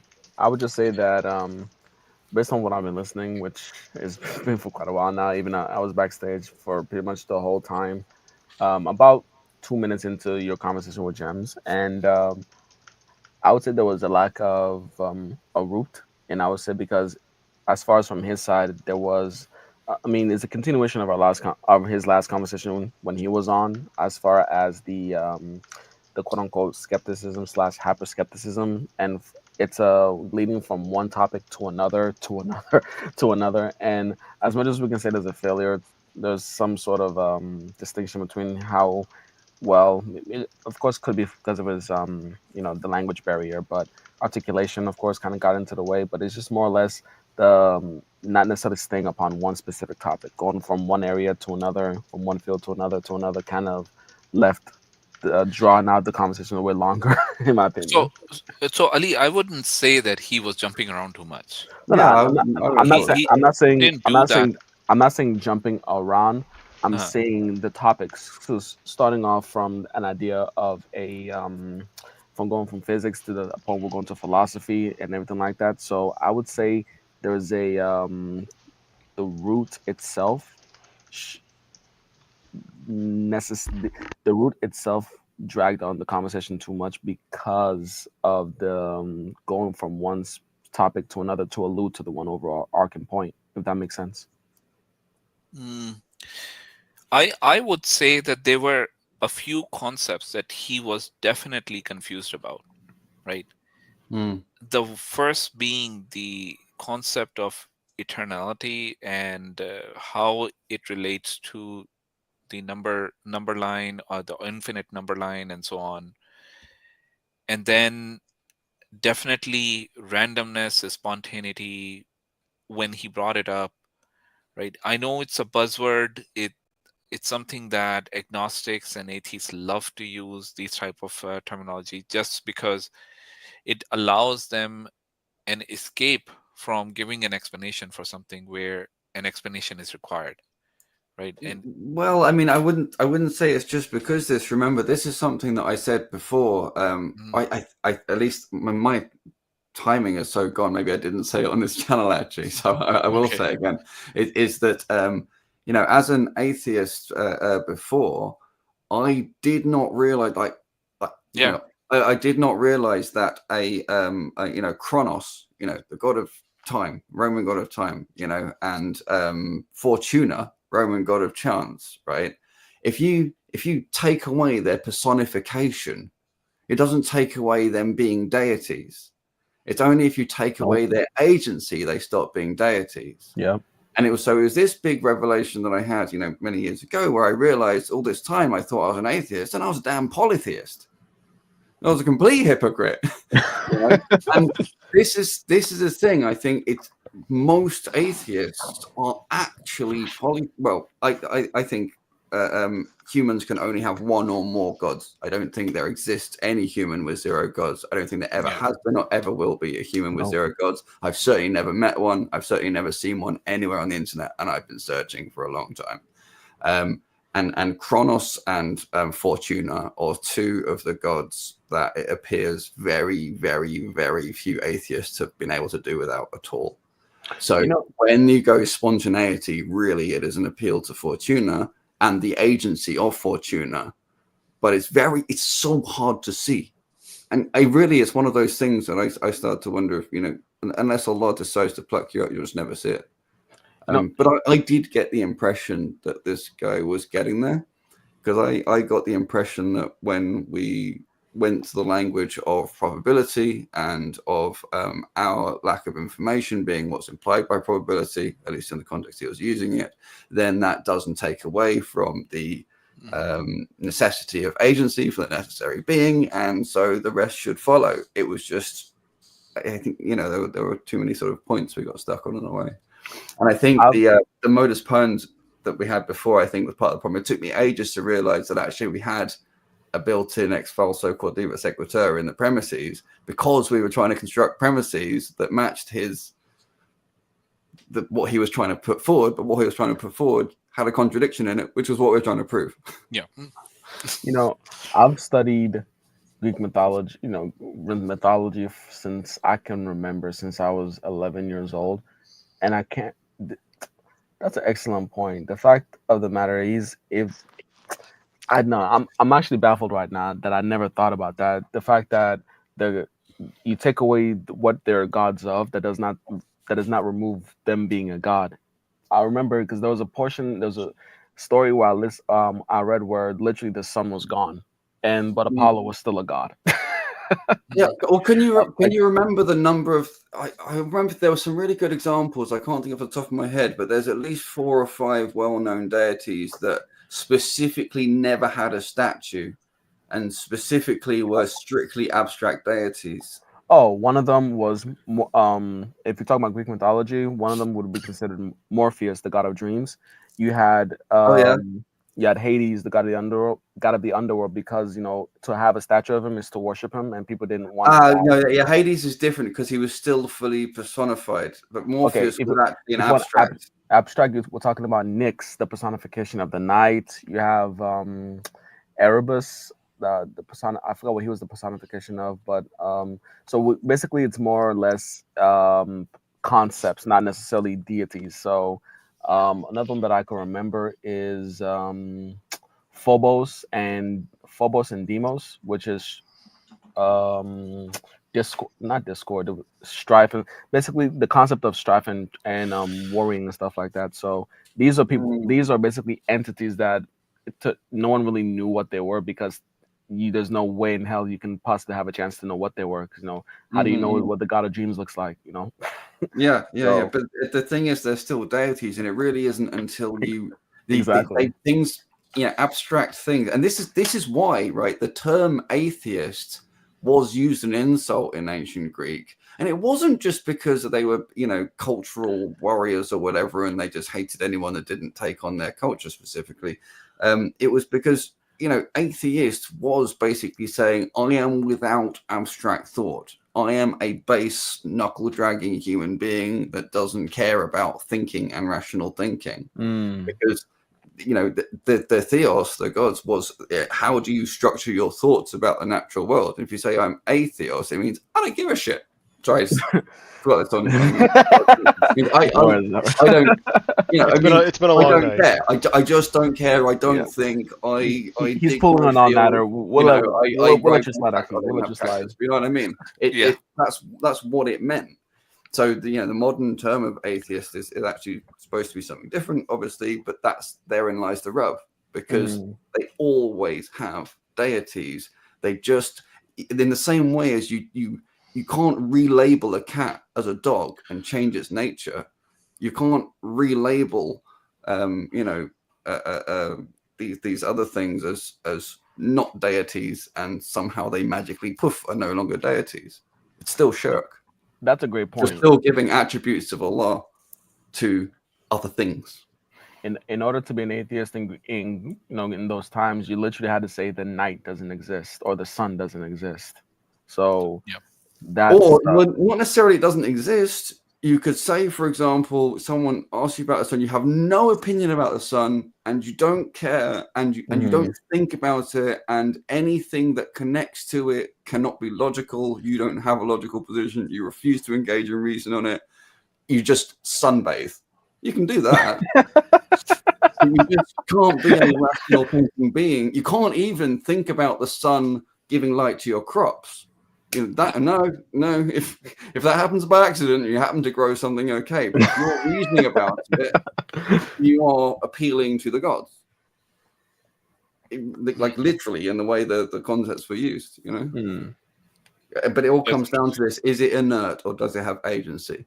If it has some form of agency, it's a kind of Ilah, a kind of God. And this is one of the fascinating things, is when people are teaching physics, even modern physics in universities now all over the place, they really, really struggle to get away from least action principle and saying like, oh, well, it chooses the most optimum path. Or, you know, in Feynman's path integral formulation, it chooses, you know, this and that direction. Or, you know, any of these, anything, they're all variations of the whole appealing to Fortuna by a different name.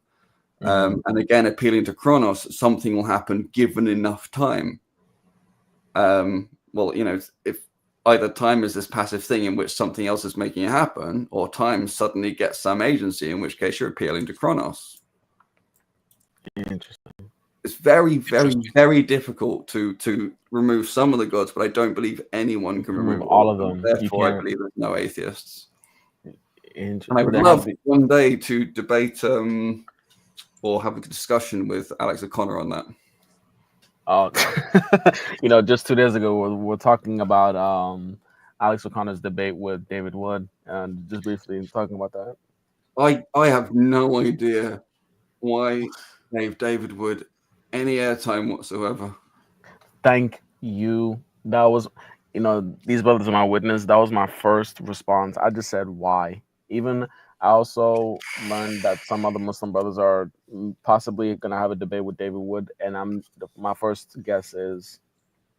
response is why? What's the point? I can guess a reason, a very simple and So very easy to understand generating reason. lots of money for brothers Money, and sisters yes, in Palestine. exactly. That's it. Typically, the brothers and sisters in Palestine. If it's money for any other purpose, it's probably not worth it. I mean, we can kind of tell that's the only reason why David Wood himself is doing it at this point, because to be refuted time in and time again, to get your butt whooped, but time and time again for as long as I can remember. And I'm actually someone who's actually been to a David Wood debate, and I myself, I've asked him a question about Christianity that he passed down to the Muslim to answer the question about Christianity. So yeah, and at some point in time, you can tell it's not just what's true when it comes to him. It's more about what do I do for a living? It's a check to him. That's why he's going to continue saying the same thing over and over and over again. And the ones that follow him are the ones that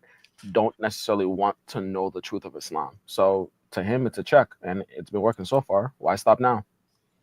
Maybe. I mean, we've got to be careful to live by the teachings Muhammad Sallallahu Alaihi Wasallam gave us.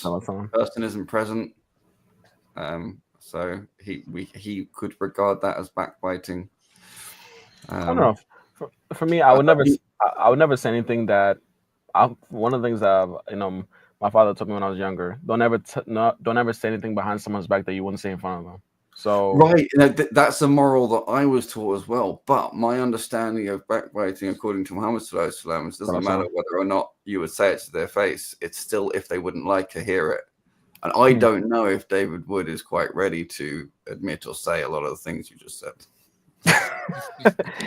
Man, he doesn't. I would just say this. You're right. No, I would say that's a good position to hold, and I should try my best. But it doesn't. I don't have to say I'm a man for you to see that I'm a male. So I'll just keep it at that. Yeah. All right. Well, the camera's off, so. SubhanAllah. Lucky Allah gave me ears.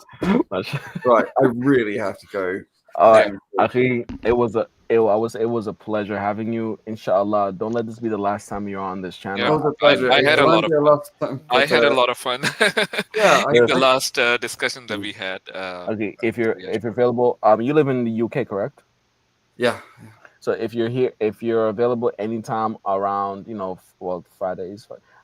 it is. We do start streaming late in the UK. So if you're here, if you're available, Friday night going to Saturday, or Sunday going to Monday, please do hop on. We could definitely use your expertise, and we'd love to have you, Aki. I will try to probably a bit earlier on as well. But I think let's say if you have any particular atheists that my interests and my background are particularly relevant to, I'll wake up for you. I will stay up or whatever. But I can't sort of make this timing regular. No worries.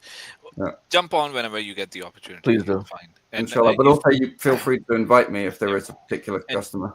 And here's the thing: if something comes up, if there's someone we feel that might be beneficial having you on, we'll just reach out to you.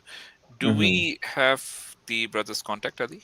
Yeah, I don't. I think Fawad may have his, but just in case, Fawad's got me on WhatsApp. Just in case, okay. If you can leave your email in the private chat, so we can all.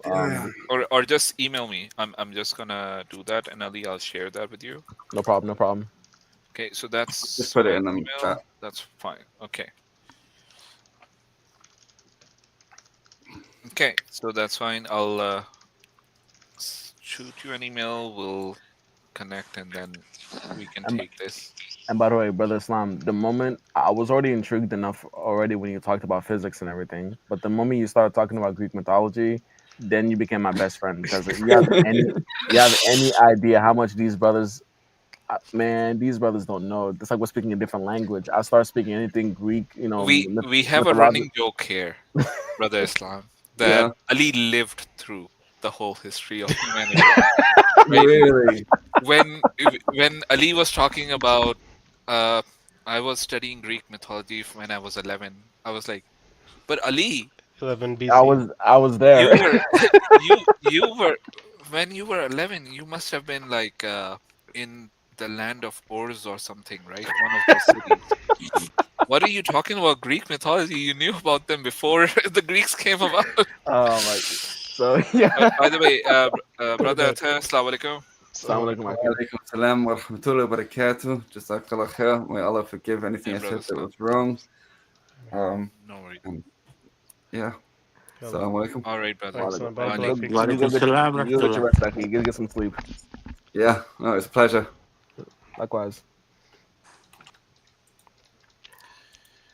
All right, brother Athar. Are you there? Wa alaikum salam. Yeah, I'm there.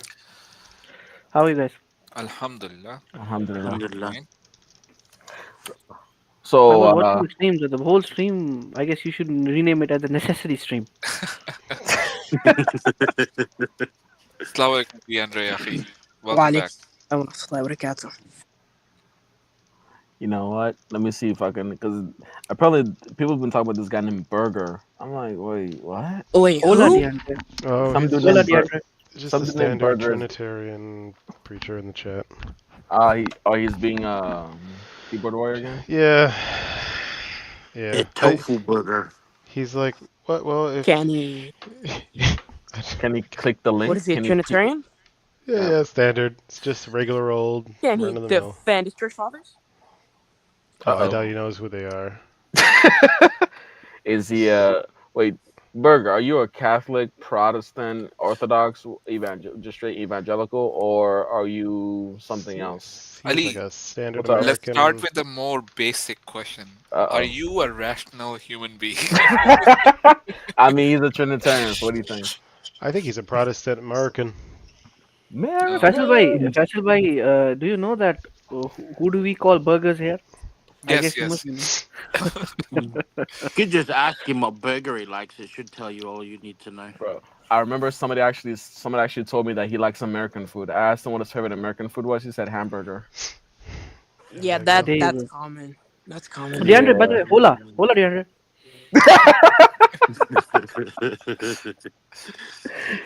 So DeAndre, you want to talk about my? So like I accent? was saying, that's How about common, that? right? So like a lot of people have the misconception that hamburger's actually American, but they're not. Yeah, I mean the fact that hamburgers come from a city in Germany called Hamburg. But Hamburg. yeah. And then this other time somebody said, "What's your favorite?" They asked this one girl, "What's your favorite American food?" She said French fries. Oh, come on. I mean, if That's we're talking about like who, I mean, those are really Belgian, but like, who owns them? Is steak an American food? Can be. Nah, I Yeah. don't think it start. I don't think it started off in as American food. Cake? No. There's no way it started off in Dude, America. Ain't no Even way. even I fried mean, food the or just only Scottish. American food would be turkey. Yes. That even that's not true. Nah. Even Where then, did no. turkeys were only in North America, right? I don't think so. No. That's where What they about come American chopsy? Oh, American chop suey?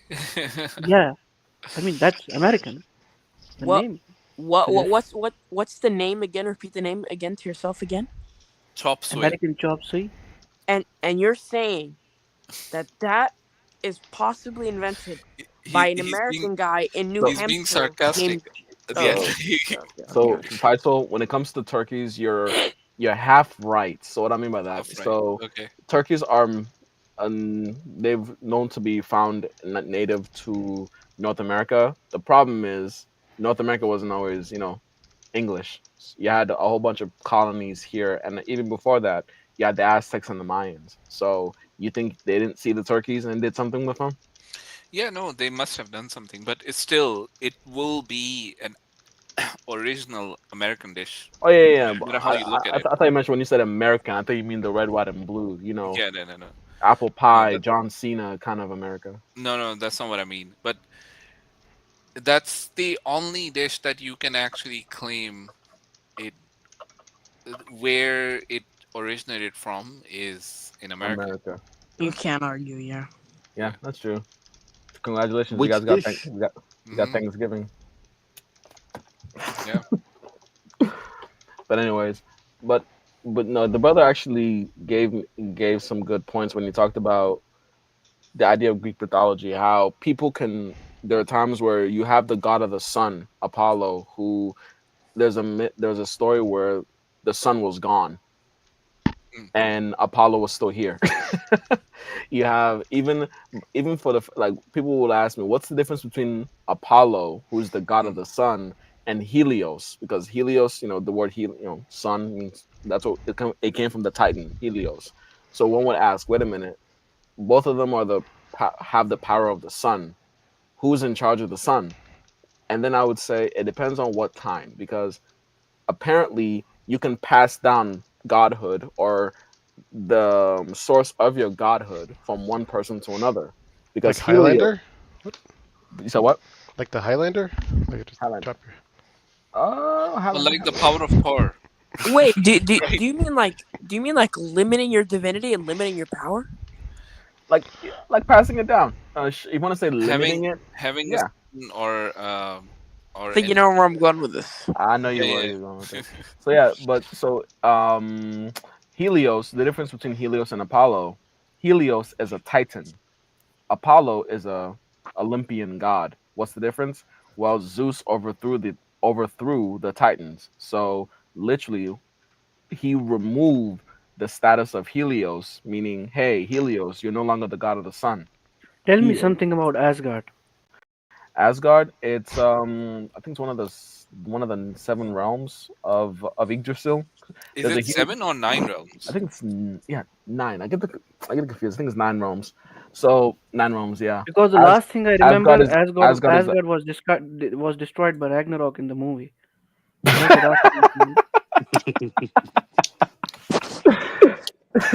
Which one? Thor Ragnarok? Yeah. So basically, yeah, the story goes, Ragnarok is basically going to be the death of the gods, or the death of the Aesir gods, basically all out war, and then that's basically the rebirth. Something's going to happen after that. The world's going to end, and then there's going to be a whole new creation. What creation? I haven't read that far, but apparently that's the one thing that Odin is trying to avoid. But in him trying to avoid it, he accidentally started it, and it all starts with the children of Loki. Now I know what you guys think about Loki and Marvel. The Loki in Marvel is not the same thing as the Loki in the mythology. Okay, let's get that out of your head. Man. So you said what? I mean, it's not digestible for me. Loki having children. Well, here's the problem. Loki. So in Loki's term, in Loki's predicament, when he's a male, Loki is a male god, the trickster god, right? When he marries this one goddess named Angrboda, right? And they have a child. The problem is Loki's the one that gets pregnant. The male is one that the male is the one that gets pregnant. So apparently Loki and Angrboda, they have 3 children. One of them is Hel, the goddess of the underworld, Hel or Hela. Another one is Jormungandr, that big serpent, the world serpent. And the last one is Fenrir, the giant wolf. And it's Fenrir, I believe this is Fenrir that's gonna have this big duel with Oh, you mean Odin. Hela's wolf? Well, no. See, then this is where Marvel kind of gets away from it. So the Hel is actually the daughter of Loki. The wolf In the mythology. in the Yeah. mythology. The wolf is actually Yeah. the son of Loki, Fenrir, and the huge snake. Anybody who plays God of War, the God of War games, that huge snake, that's also the son of Loki. And it's those 3, basically, they're the main instruments that kind of cause Ragnarok. And it's all because of Odin. Odin has oracle tell him that, hey, Loki's children are going to cause Ragnarok. So Odin tries to imprison them. He imprisons Hel or Hela in hell. That's one. He puts Jormungandr, the world serpent, underneath the sea, and he puts Fenrir. He chains them up, not realizing these are the actions that make them become who they become. Odin, in trying to prevent Ragnarok, actually starts Ragnarok indirectly. What happens when Hela is in the underworld? What happens? She becomes the goddess of the underworld. She becomes in charge of the underworld. That's one. 2, Jormungandr. Odin puts Jormungandr at the bottom of the sea. Well, Jormungandr keeps on growing and growing and growing until he's the size of the entire earth. That's 2. And Fenrir, because Odin put mystical chains on him that he can't break, Fenrir is going to spend a lot of time trying to break that chain. So he's going to get stronger and stronger and stronger until he breaks the chain. So these are the things that kind of cause Ragnarok to happen. Okay, a curious question. Is Thanos a part of Greek mythology? Thanos, no, he's just Marvel Comics. No, Thanos is just Marvel. No. Okay. Okay.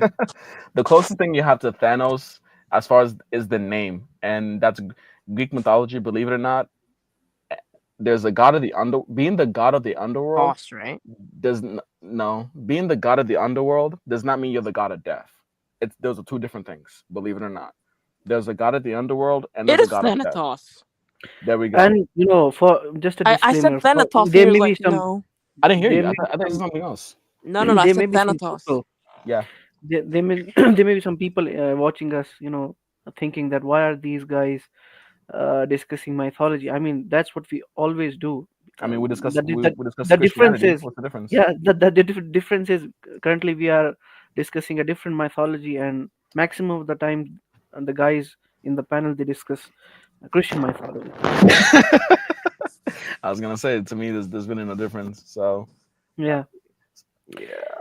Anyways, just coming back to the topic, Faisal bhai, are you there? Yeah, I'm here. Okay. I didn't understand because I didn't quite watch the last part of your conversation with the atheist brother. What was he stuck at? I mean, So, this is a good question. So there were a couple of things where he was getting stuck, right? So firstly,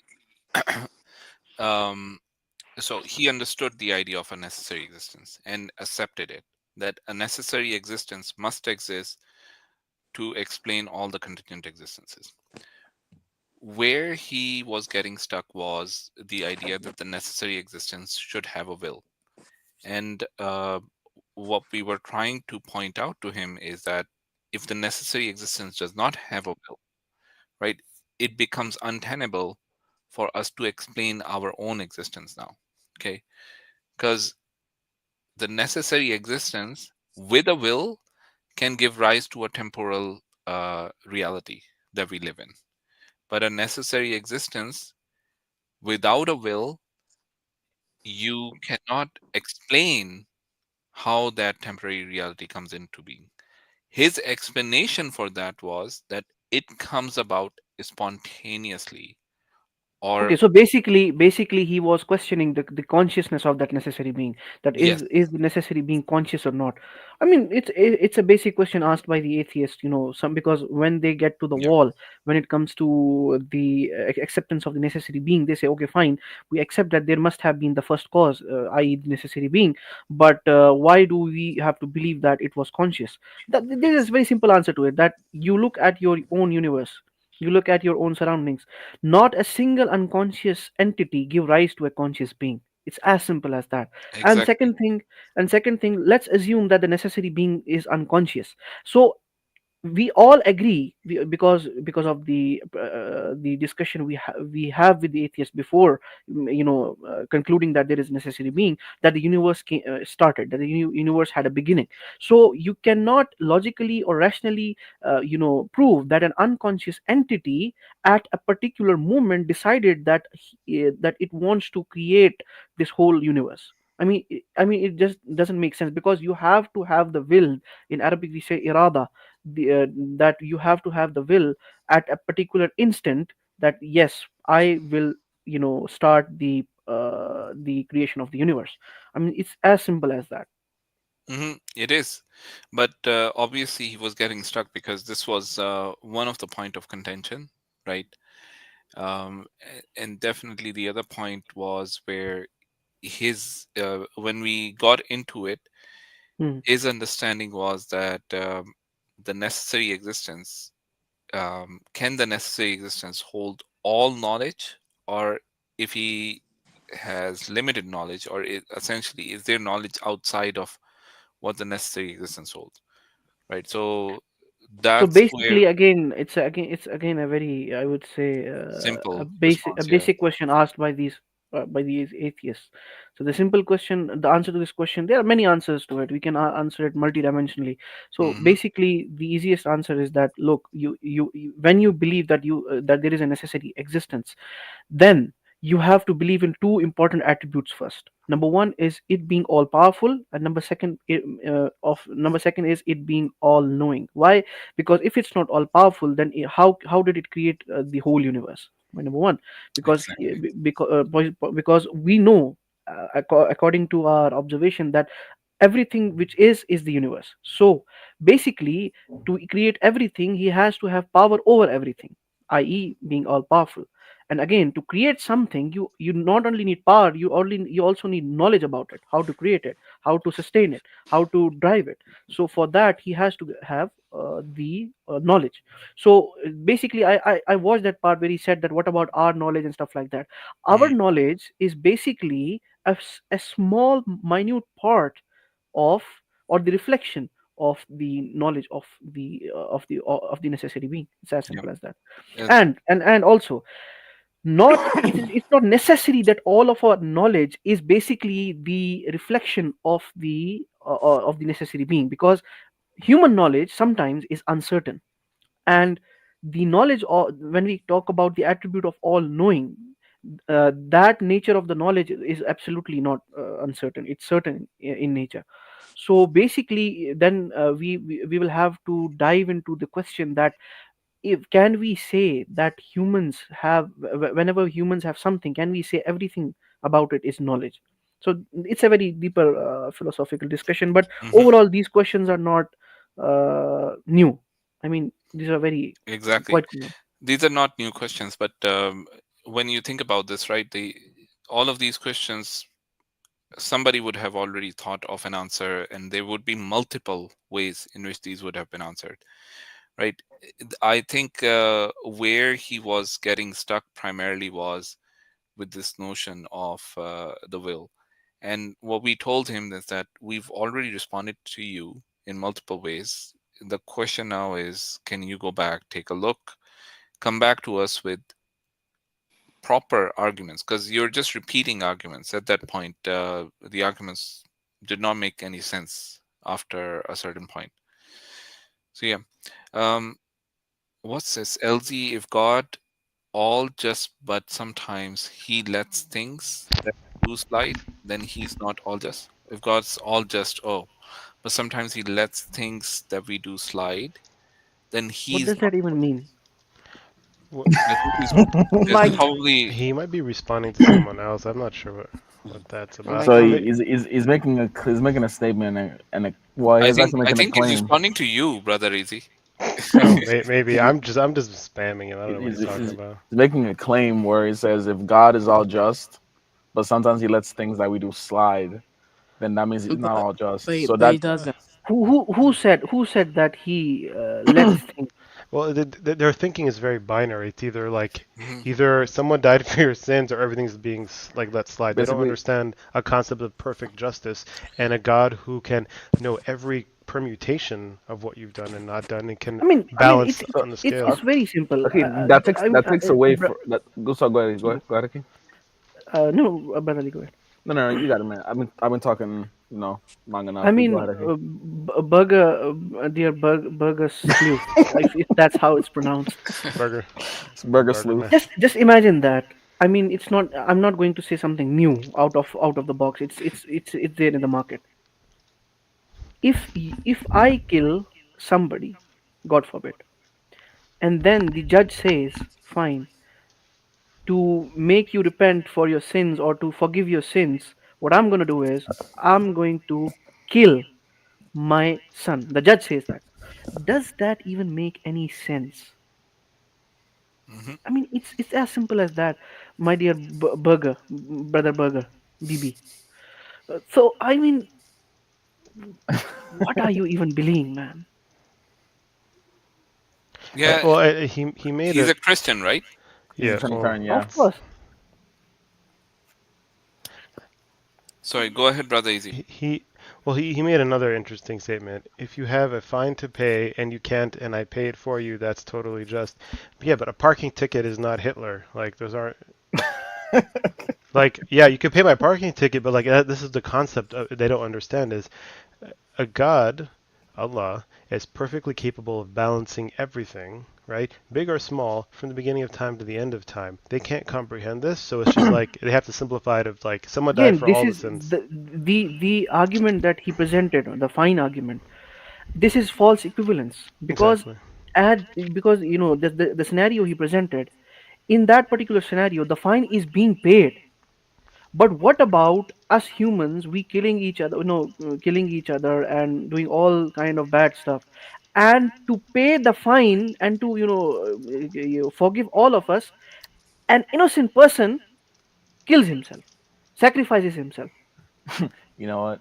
Let's use that same logic or lack thereof.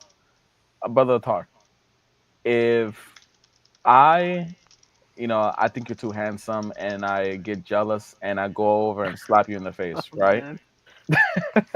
Never ending this, bro. So I go over and slap you in the face. And then you say, oh, you slapped me in the face, Ali. I come over to you and I said, you're right. I'm sorry. I slapped you in the face.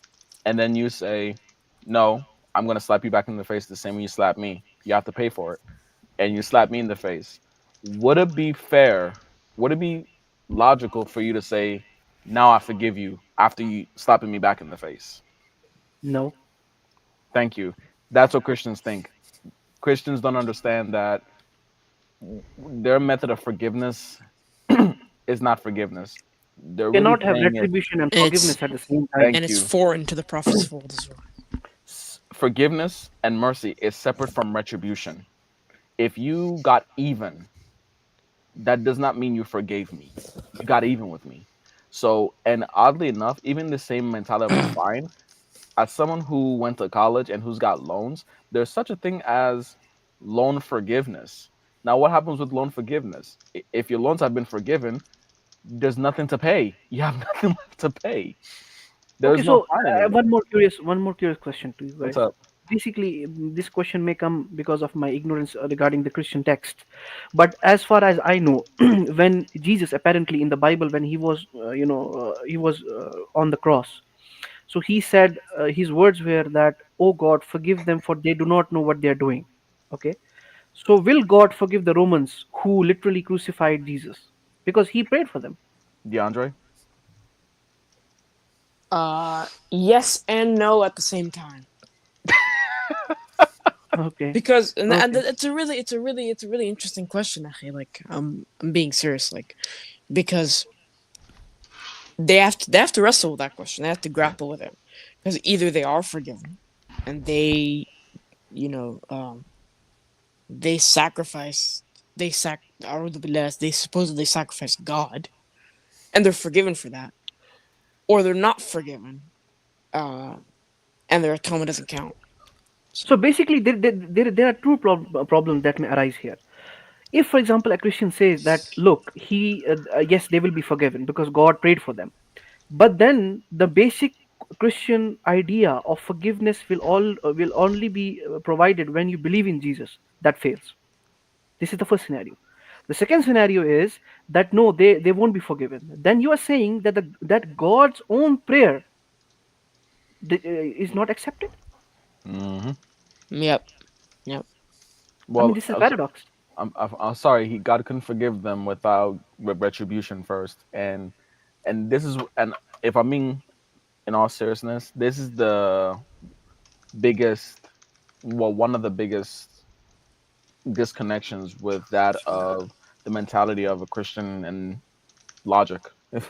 So this idea of forgiveness, to them, forgiveness can only come after retribution, whereas the concept alone of forgiveness and not expecting anything in return, apparently God can't do that because that's no justice. So here begs the question: to them, if I slap a Christian in the face and I say I'm sorry, and they're saying, you know what, bro, it's okay, don't worry about it. According to them, they are being unjust. They are not. They are not. They're being unjust to themselves. They're being unjust to themselves because they needed to get me back. They needed to hit me back, and then they can say. Then they can say, "Oh, Ali, I can't forgive you until I hit you back. I don't have that option to forgive you until I hit you back the same way you hit me. So after I get even with you, then you can then I can accept your apology." That makes absolute. So if anything, Christians, there's no point in you not expecting anything in return. You guys should seek to get even anymore. That means when Jesus says turn the other cheek, you can't do that anymore, can't you? If one person hits you, turn the other cheek, that's unjust. That's unjust. Yeah, like subhanAllah, like this concept they have, the vicarious atonement, it's not only is it logically like inconsistent or logically problematic, I should say, but it's like completely foreign to the prophets of old, to the Tanakh that they have. The Tanakh completely disagrees, and I don't know how they're gonna wiggle their way out of that. You know who I miss, ironically? Yeah, who? You remember Nathan from yesterday? Yeah. I miss him. I would have loved it. You asked him a question that I still want to know the answer to. Yeah, I would like the answer as well. Exactly, because it still baffles me when he says that. What does he say? What does he say? What does he say? He said God can limit his power. Yeah, God can limit his power on certain things. He can limit Yeah. his divinity on this thing, but he cannot limit his truthfulness. Says who? Says some Christian yesterday. That's exactly that's actually what I asked him. I said that's what we were asking. That's exactly what I asked him. I said, what is the distinction between these two attributes that one is able to be limited by God and the other isn't? And he's probably going to argue for like essential moral character, but that's fine. I'll deal with that if he argues it. God can put aside his he can humble himself, put aside his divinity, but no, he can't lie. What the heck? Yeah, what? It's just like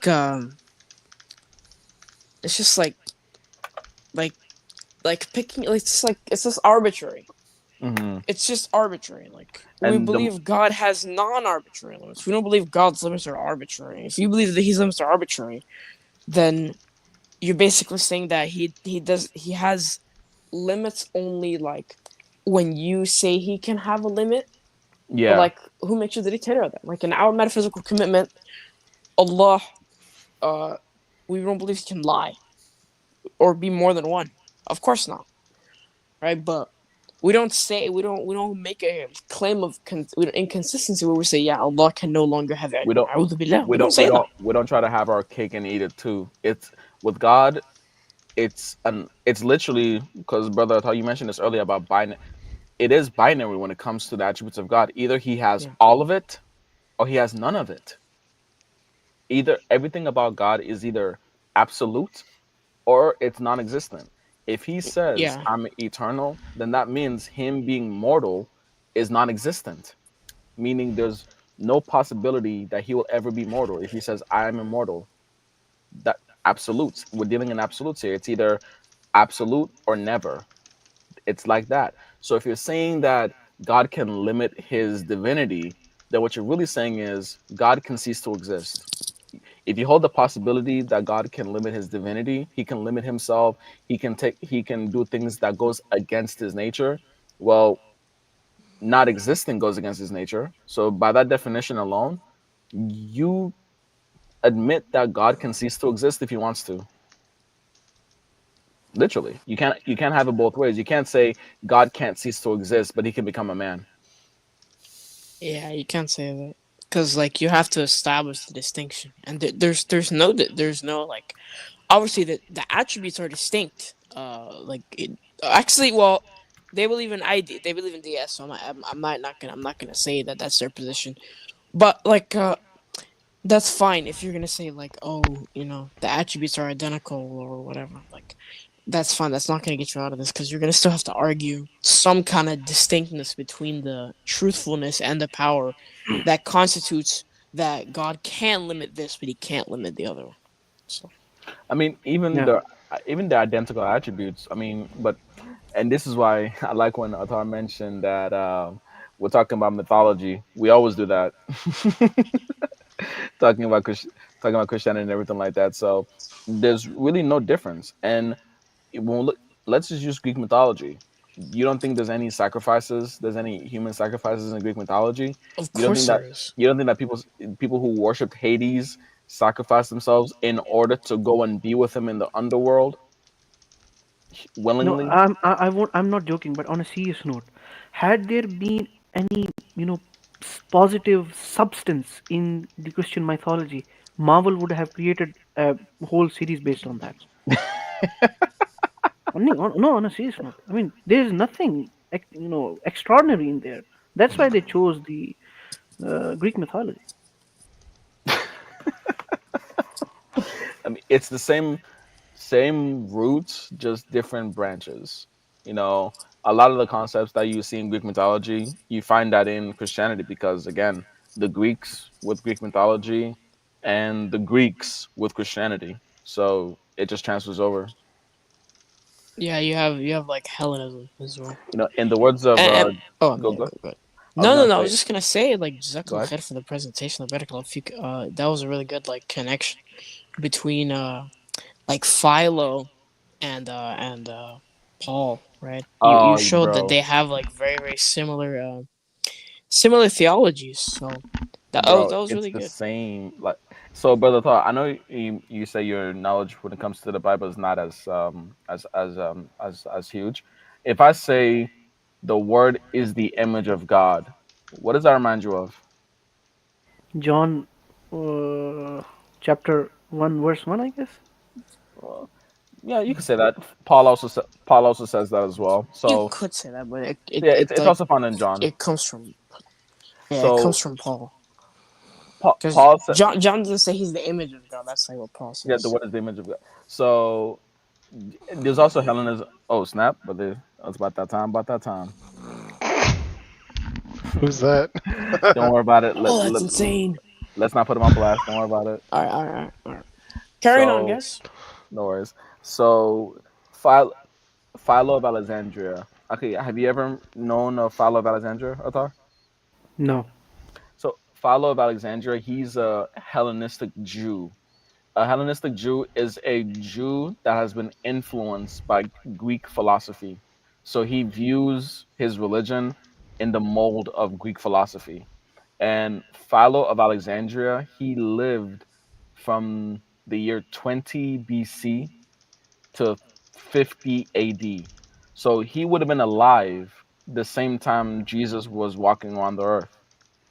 So he published a lot of works. He came with a lot of works where he's talking about quote unquote this logos. Logos, by the way, is talking about the Greek logos theology. It's Stoicism, Platonic, Platonism, Platonism.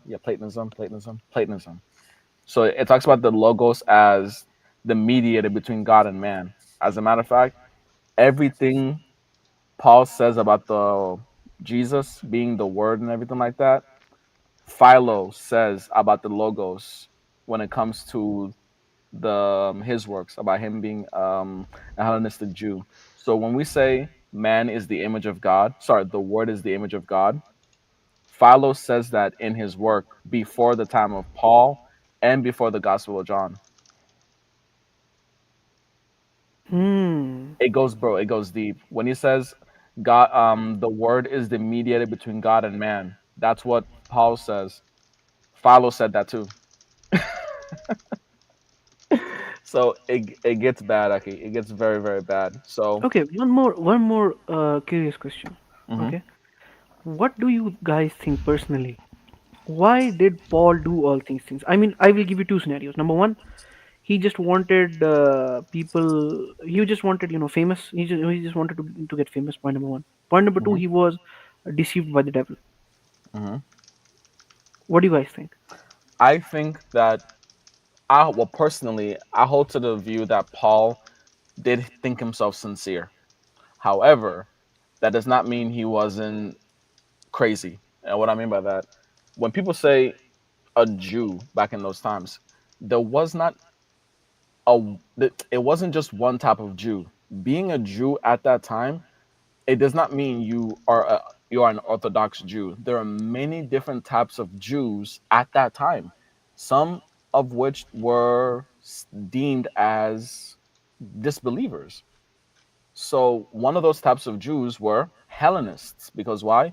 Ever since Alexander the Great, right? After Alexander the Great, the Seleucid Empire took over Jerusalem, which around the third century BC, right?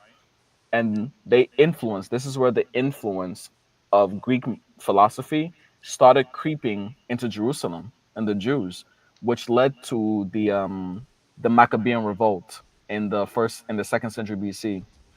All these different things, as far as their conflicts and their predisposition and their exposure to the Greek culture, they shifted the Jewish beliefs. So at the time of the first century AD, it wasn't just one type of Jew. There were many different types, including the Pharisees, the Sadducees, the Essenes, the Hellenistic Jews. Those are just four of them I'm naming off the top of my head.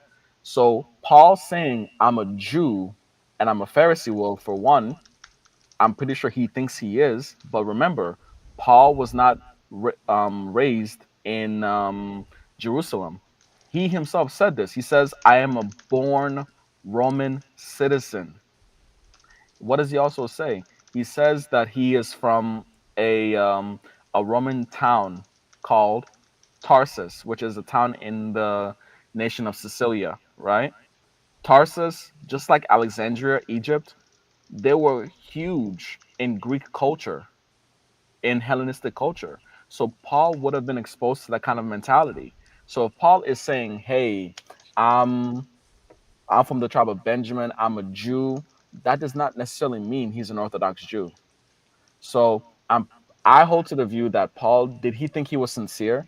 I'm pretty sure he did, but remember, at that time, there were multiple people that had different beliefs. Paul was writing about different people who had different beliefs. No, I One of mean, my basic question was, Mhm. as far as I remember, Paul claims that Jesus came in his dream.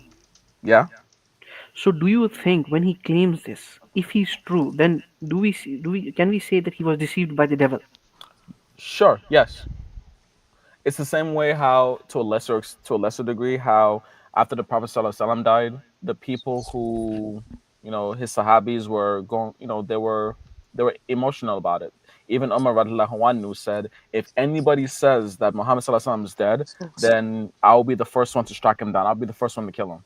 And even some people said, "Oh no, he's not really dead. He just went to go see Allah and come back." So people were, when you have such faith and such devotion for something, you tend to let your mind go crazy. That's no different than the time of Jesus. After Jesus ascended, different groups of people started saying different things, and were So are you so. saying that the chances of him lying about this dream is are less? I'm saying he could have been delusional. He could have thought he had a dream. He could have having a dream does not make it true. So even if he did have a dream, well, here's begs the question: if he never met Jesus in his original, in his when he was on Earth, how does he know what Jesus looked like?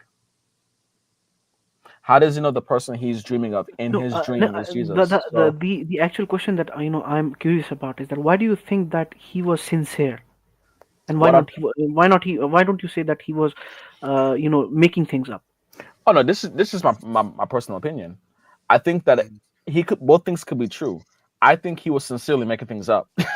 I don't think he had, oh well, I'm gonna deceive people away from the true religion. I'm gonna I think he was sincere and he believed. I think personally, this is my Re- personal opinion. I Remember think his that philosophy in Romans, I think 3:8, right? mhm. 3-7. 3:7, yes. That if I say, if, uh, which comes down to essentially that if he speaks a lie, it brings people closer to God. Is that even something wrong to do, right? Yeah. So he was okay with deception. That was still part of it. So Yeah. that, Okay, so now I got it. So basically, he Mhm. was trying his best to get the Romans away from polytheism. He was trying his best to win. Yes. He wanted to make sure that his views about how he saw Jesus was the one that won, and he was hell bent on doing whatever he could to do it. Now you could have Hmm. full faith in what you're thinking, because I personally think what Paul thought was the truth, but I also thought he made things up because he thought there was the truth. And in Greek culture around that time, accuracy did not matter. Akhi. That's why, when we look at the Old Testament, what's one thing that scholars say? It's anonymous. We care today when we look at the Quran, when we look at the works today, we care if a work is anonymous. Meaning, if it's something is anonymous, that means we can't trust it. The Greeks did not care. To them, something being anonymous, it does not matter. So you could make things up about a particular person if it sounds like the person would do that thing you're making up. So Paul making things up is not necessarily something that the Greeks would care about as much. That's why you know about the story of the adulterous woman, right? Hmm. You know how it's not included, it's not in any of the earliest manuscripts, correct? I didn't know that. So, no, it's not in any of the earliest manuscripts until before I think the 7th or 8th century. Now, no manuscript of the Gospel of John has the story of the adulterous woman until about the 7th century. But the problem is, here begs the Are you are question. you, are you talking about that scene, that no sin anymore? Yeah, he Uh, without sin, the woman caught in adultery. Let he yeah, be with that. stone first. Yeah, Yeah, that's not found in the earliest manuscripts, but yet it was added. interesting. Why was it added in? Because it sounded like Jesus could have said that. It fits the narrative of what they want Jesus to be like. No, then, but again, and there is a quick curious brother question Athar, that arises. Yeah, yeah, what Faisal. we're trying to say here is that Paul may have started from either a position where either he was deceived by the devil in his vision, or he was delusional and he thought he saw something which he did not see, right? But his character is something which we're questioning, that he was dealing he would use any means possible to win, so to speaking, right? He deceived the God knows. disciples when he was in Jerusalem. Then He again, a very important question arises in my mind, that when Paul started preaching what he believed, Mhm. where were the teachings of the real disciples of Jesus? There's this tension with the disciples throughout his letters, you would see, right? And when you read Paul's letters, the people he's talking against, like when he writes the letter to Galatians, when he writes the letter to Corinthians, and he's talking about, you follow these people instead of following me. he's talking about the church in Jerusalem, right? So the church in Jerusalem, which was being led by the disciples of Jesus, that was still propagating the real teachings of Jesus, Isa alayhi salam, essentially. And those the Hawariyun, as we have in the Quran, right? The Hawariyun were doing dawah to the Jews, but then Paul changed the dynamics by going to non-Jews, going to Jews, going to anyone and everyone, and just popularizing his version of the message, right? And You know why I'm contaminating. why I'm asking all these questions? Because there Sure. is a curious question in my mind that has been since, I guess, a month or so. You know, in Surah Al-Kahf, when Allah Subhanahu wa Taala talks about the people of the cave, okay? Hmm. So basically, the people of the cave, they came 100 years after Jesus, okay? Hmm. So we know that they slept, they were in a deep sleep for 300 years. So now it's 400 years, okay? And we also know that when they came, they were Allah subhanahu wa ta'ala says that, you know, they went to the they came into a safe area, because at that time everybody had accepted what they believed. So now we know that the difference between Jesus, peace be upon him, and the birth of Prophet sallallahu alaihi wasallam is 600 years. So can we say that 200 years before, because 300 years of them sleeping and the 100 years, you know, after they came after Jesus, so it's now 400 years. So the people of the Kahf, they woke up 200 years before the birth of Rasulullah sallallahu alaihi wasallam, if I'm not wrong. So so can we say that the people in Constantine at that time, they were on the right faith? So on Do you know what do you know what I'm saying, trying to say? no, are there people, are there actual followers of Isa alayhi salatu wasalam during the time of Constantine? Am I correct? Did I quote you correctly, Aki? No, I think brother Athar, maybe he's got some internet issues, but I think what he's trying to point here is, let's say around 400, right? We know by that time all of these councils had already happened, and they had a very clear idea of what Yeah, sorry. the Yeah, Trinity needs to look like, right? that's what my question is. That the Yeah. councils already happened, and you know the narrative we get from history is that when they woke up and Allah Subhanahu wa Taala woke them up from the deep sleep, the people in Constantine, they were, you know, basically arguing about how Allah Subhanahu wa Taala can resurrect. So that's what I know about. So when they came, and when people came to know that these guys have woken up after 300 years of sleeping, so the debate came to an end. What I'm trying to say is Allah subhanahu wa ta'ala has portrayed these the people of the Kahf as Muslims, as believers. But historically speaking, I don't know, at the moment that they woke up in Constantine, when Constantine accepted Christianity and stuff like that, I personally think that history tells us that Constantine was a Trinitarian, or basically he was not the Christian that, you know, that can be that we can say is a Christian monotheist person. Okay. So that's actually not the right way to look at Constantine. Yeah. Okay. Okay. He found Christianity to be a convenience to control the masses, and that's what he was doing. Ali, you can correct me if Yeah. I'm So getting this wrong. Yeah. no worries. So what you said so far is correct, Aki. So what Constantine wanted to do, for one, Constantine was known, Emperor Constantine, was only emperor for one side of the Roman Empire, which was split into two around that time. So Constantine, for one, had a Christian mother. That's one.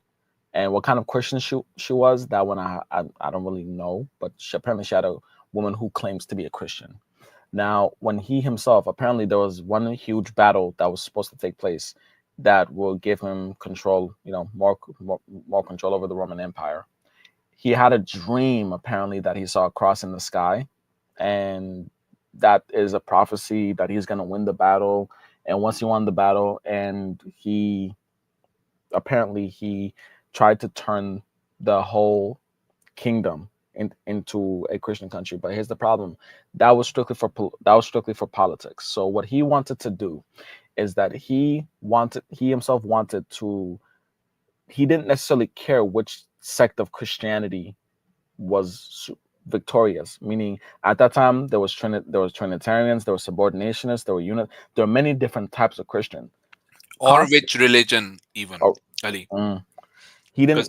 Yeah. No, go ahead. Because from Constantine's point of view, it was whichever religion would allow him the easiest control over the population. Over the masses, yeah. But again, there is a very important question that comes in my mind. Sorry if I'm, No, you're fine. You're fine. You're fine. Go ahead. Go ahead. Allah subhanahu wa ta'ala, when he addresses the people of the kahf, the people of the cave, okay? Yes. He addresses them as as believers, firm believers. And the question that arises in my mind is, okay, fine, I can take that example that, okay, when they would have been, when they came out of the sleep, when they came out of the cave, that people of Constantine, they started believing in Christianity. Let's say, for example, that yes, fine, they started believing in the Trinitarian Christianity, for example, for the sake of argument. And if I'm not wrong, that's what history also tells us, basically. So why don't we find any historical record that these 7 people, because when these 7 people came out, we know from history that people recognized them. Why didn't they try to correct the teachings? Because Allah subhanahu wa ta'ala says that these people, they were Muslims. They were believers. They were mu'mineen. Yes. So basically, why didn't that affect the masses of the Constantine? The whole faith scenario of the Constantine. Well, it depends on who the majority was, Akhi. Because remember, at that time, it was more or less who the majority was. And also, think about this. It was not just one there was not just one type of Christianity. The people of now, if you want to talk about the history aspects of it, the people of the cave were said to have been around the nation of Ephesus, which was far in the east. The whole Roman Empire, the actual Rome itself, was in the west. And a lot of these different types of Christianity, whether it was the church in Rome or the church in Alexandria, they were the 2 main churches, Akhi. So even if there were followers, the true followers of Isa alayhi salatu wasalam, which with no doubt there was, unfortunately, they were not the majority. And like what Faisal was saying with Constantine, it was about what the majority rule was. And it's like the biggest game of politics ever. That's why Constantine had to convene the Council of Nicaea in order to fix this issue and bring people upon one unity. And even when we talk about Christianity, Akhi, Constantine technically is not a Christian. Why? Because he associated the Roman god Sol Invictus with Jesus. He thought. I know. No. One second, Akhi. One second. Okay. So he associated the Roman god Sol Invictus with Jesus. That's why he was the one that made Sunday the day to go to church. But as far as historical records are concerned, Akhi, we don't know exactly what the historical record says, because many of the historical records of other groups of Christians that did not believe in the quote-unquote canonized or mainstream Christianity, they were gone. People were massacred and the records were gone. That's why most of the information we have about any other Christian groups come from them. Our information about the Ebionites came from the people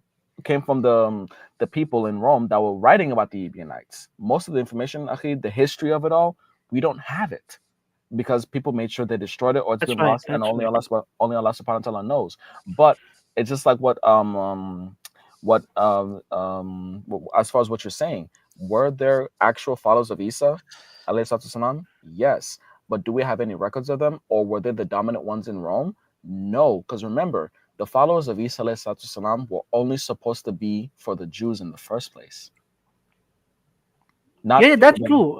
I'm talking about the historical perspective, that what could have things could have changed, historically speaking, because Athar, your question, if I understand this right, is if the sleeper of Ephesus were Muslim at the time when they went to sleep, right? We know at the start, about 100 AD, the rulers of that region were all non-Muslims, or basically, let's not call them non-Muslims, but let's say non-monotheist, right? Mhm. Polytheist, right?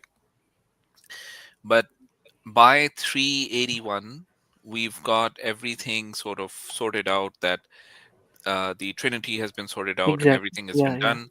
So when they're waking up, the question is, they're more likely to run into Trinitarians than into Exactly. pure Exactly. monotheistic monotheists, Exactly. right? Yeah. And I don't disagree with that idea, brother. So here's a few things that you need to remember. Number one, they didn't stay after waking up. They didn't stay on the earth for a very long time. They went back to sleep and they passed away very soon, right?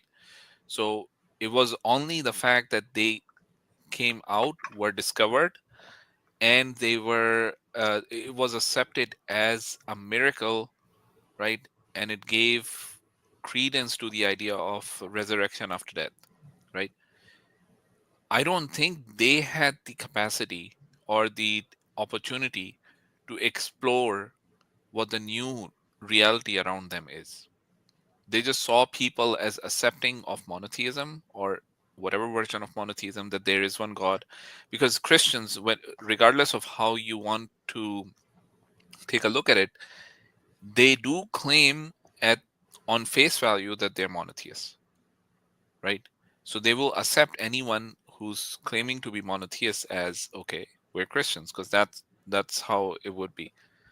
So I don't think we we would have a lot of their discussion on what happened after they came up, other than the fact that they were discovered, and that allowed certain political consequences to happen, right? And theological consequences to happen. But I don't think those young men, the Ashab al-Kahf, had the opportunity to really understand what people believed in and determine what type of time they're living in now. And even if they could, how much influence could they have really had? Because Yeah. at that time it was the age of empires. What Mhm. the type of effect that was going around during the fifth century, the late fourth century to the fifth century, it was, even if you look at the history of Rome, it was going through a lot of turmoil, a lot of fights. The invading barbarians were starting to come in from the east, so a lot of issues were starting to go on. So even if they were trying, what amount of success do you think they would have had? And two, at some point, you think they'll just say, you know what, lakum dinukum waliya din, to you go your way, to me go mine. So how much willing were they? And these are things like, we look at it historically, we don't have any evidence of that. But Yeah. if we look at it in a religious standpoint, you would just think to say, I would say go away with it. I would say that I have some more questions in my mind, but I would rather ask them at backstage, inshallah. Inshallah. Let's see. Yeah. What do you want to do, Ali? Do we call it a wrap? Yeah, it's about 3 o'clock, almost 3 o'clock here. So yeah, let's go ahead. It's been 6 hours, mashallah, and yeah, I think we're good to close out. So, Okay. DeAndre, do you want to do the honors, Akhi? Yeah, I'll close this out. But before I do that, I would like my esteemed guests to provide their last words. That's Izzy, Attar, and Brother Yahya. That's you too. That's not me. Of course it is. And No, it's it's not. Faisal. Yeah, it is. You know what, Faisal? I vote we kick DeAndre out right now. Are we on Islam Got Answers? Are we? So, who's going first, brother? I'll go Izzy? first. You want to go first? Yeah. Decisiveness. Go ahead. Yeah. I don't have too many final words or words in general. I appreciate streams as usual. This is the one that I will come on and follow most regularly. I appreciate the style and the work the brothers do. Barakallahu feek. And I do enjoy, and I learn a lot here. Um, yeah, that's pretty much it. Soft and sweet. Love it. All right. All right, Hakeem. I'm Assalamu not alaikum. sure if Brother Yahya Brother is. Yahya, or if you're with us, you can give your last words, inshallah. If he's still here. Let's just move the brother to the back seat. Backstage. Yeah. All right. Brother Athar. Thank you for having me. Jazakallah khair. Wa jazak, of course. I love that. All right. Brother Faisal. Yeah, alhamdulillah. It was good. I actually missed the first part of the discussion with Yeah, same. You didn't miss much. James. Okay. But I think on the second part It was more of the same. Yeah. But I think at the end of the day, all we can do is give him the evidence, the premises and the conclusion that we're arriving at. He has Premise. the opportunity to, the premise and the conclusions, right? So I thought you said premises. My apologies. sorry. And the and basically he has every right to attack our premise and tell us why our conclusions are not right. But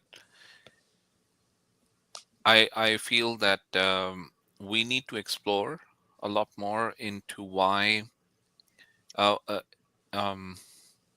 and basically have come up with better and polish our arguments when it comes to how we present it. But I think at the end of the day, it is a very simple response. I don't think it's a very complicated response at all when it comes to why a necessary existence should have a will. Ali, All right. let's act as the guest for today. No. Ali, do you have anything else to say for the panel before I close off, inshallah? Barakallahu fikum for everyone who stayed up with us for a long time. May Allah subhanahu wa ta'ala reward you. Because Bless I every didn't. single one of you.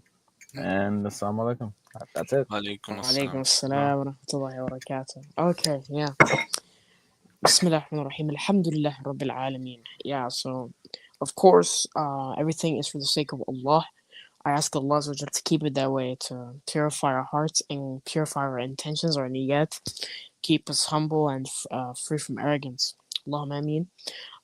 We appreciate every single one of you who stayed up with DOS Connected, because I'm gonna tell you, I certainly didn't. As a matter of fact, the reason I even missed like a portion of the stream is because today we went walking and then I gave a speech and then we went swimming. So when we got home, we were all like super exhausted. So, yeah. But it was really good discussion. Really, interesting guest, Brother Islam, with research that he's put in. Mashallah, we gotta. I forgot what you asked him, but someone said like if you have his contact information. So really interesting stream. Although we didn't have many guests other than Gems. Regardless, it is still interesting and it is still a pleasure to discuss with the brothers and act as a family does. So, of course, we appreciate all of the people that are watching and all the DOS Connected mods. If you guys would like more presentations that are going to come out in the near future, inshallah, then please subscribe to DOS Connected Islam and subscribe to Islam God Answers for more content that's going to come out in Islam God Answers in the future, inshallah. So we have presentations that are not necessarily lined up because we haven't scheduled them yet. I still have to make mine and fully research it. But we have Brother Faisal making something. We got someone else that wants to do something. So we got some presentations that are, and we're doing some angles, some very interesting angles that we're interested. It'll be interesting to see us tackle and to see people object to. So with that out of the way, I'm gonna just end this off by asking all the brothers and sisters in the chat to remember our brothers and our sisters that are suffering not only in Palestine, but in every single place across the world where they are, they are being targeted and oppressed by the kuffar. May Allah Azza wa Jal vindicate them except from their martyrs, grant their dead Jannah, and grant their living sustenance, food, water, and give them justice in this dunya, in the akhir. Allah Ameen. With that out of the way, guys, I'm not gonna, keep you guys for too long. سبحانك اللهم بحمدك أشهد أن لا إله إلا أنت أستغفرك وأتوب إليك. السلام عليكم ورحمة الله تعالى وبركاته. To all you guys take care. Wa alaikum salam wa rahmatullahi wa barakatuh. And guys, please don't forget to like, share, and subscribe if you have not done that already. Subscribe to Islam God Answers too. And subscribe to Islam God Answers as well. And may Allah subhanahu wa ta'ala reward each and every single one of you. Ameen.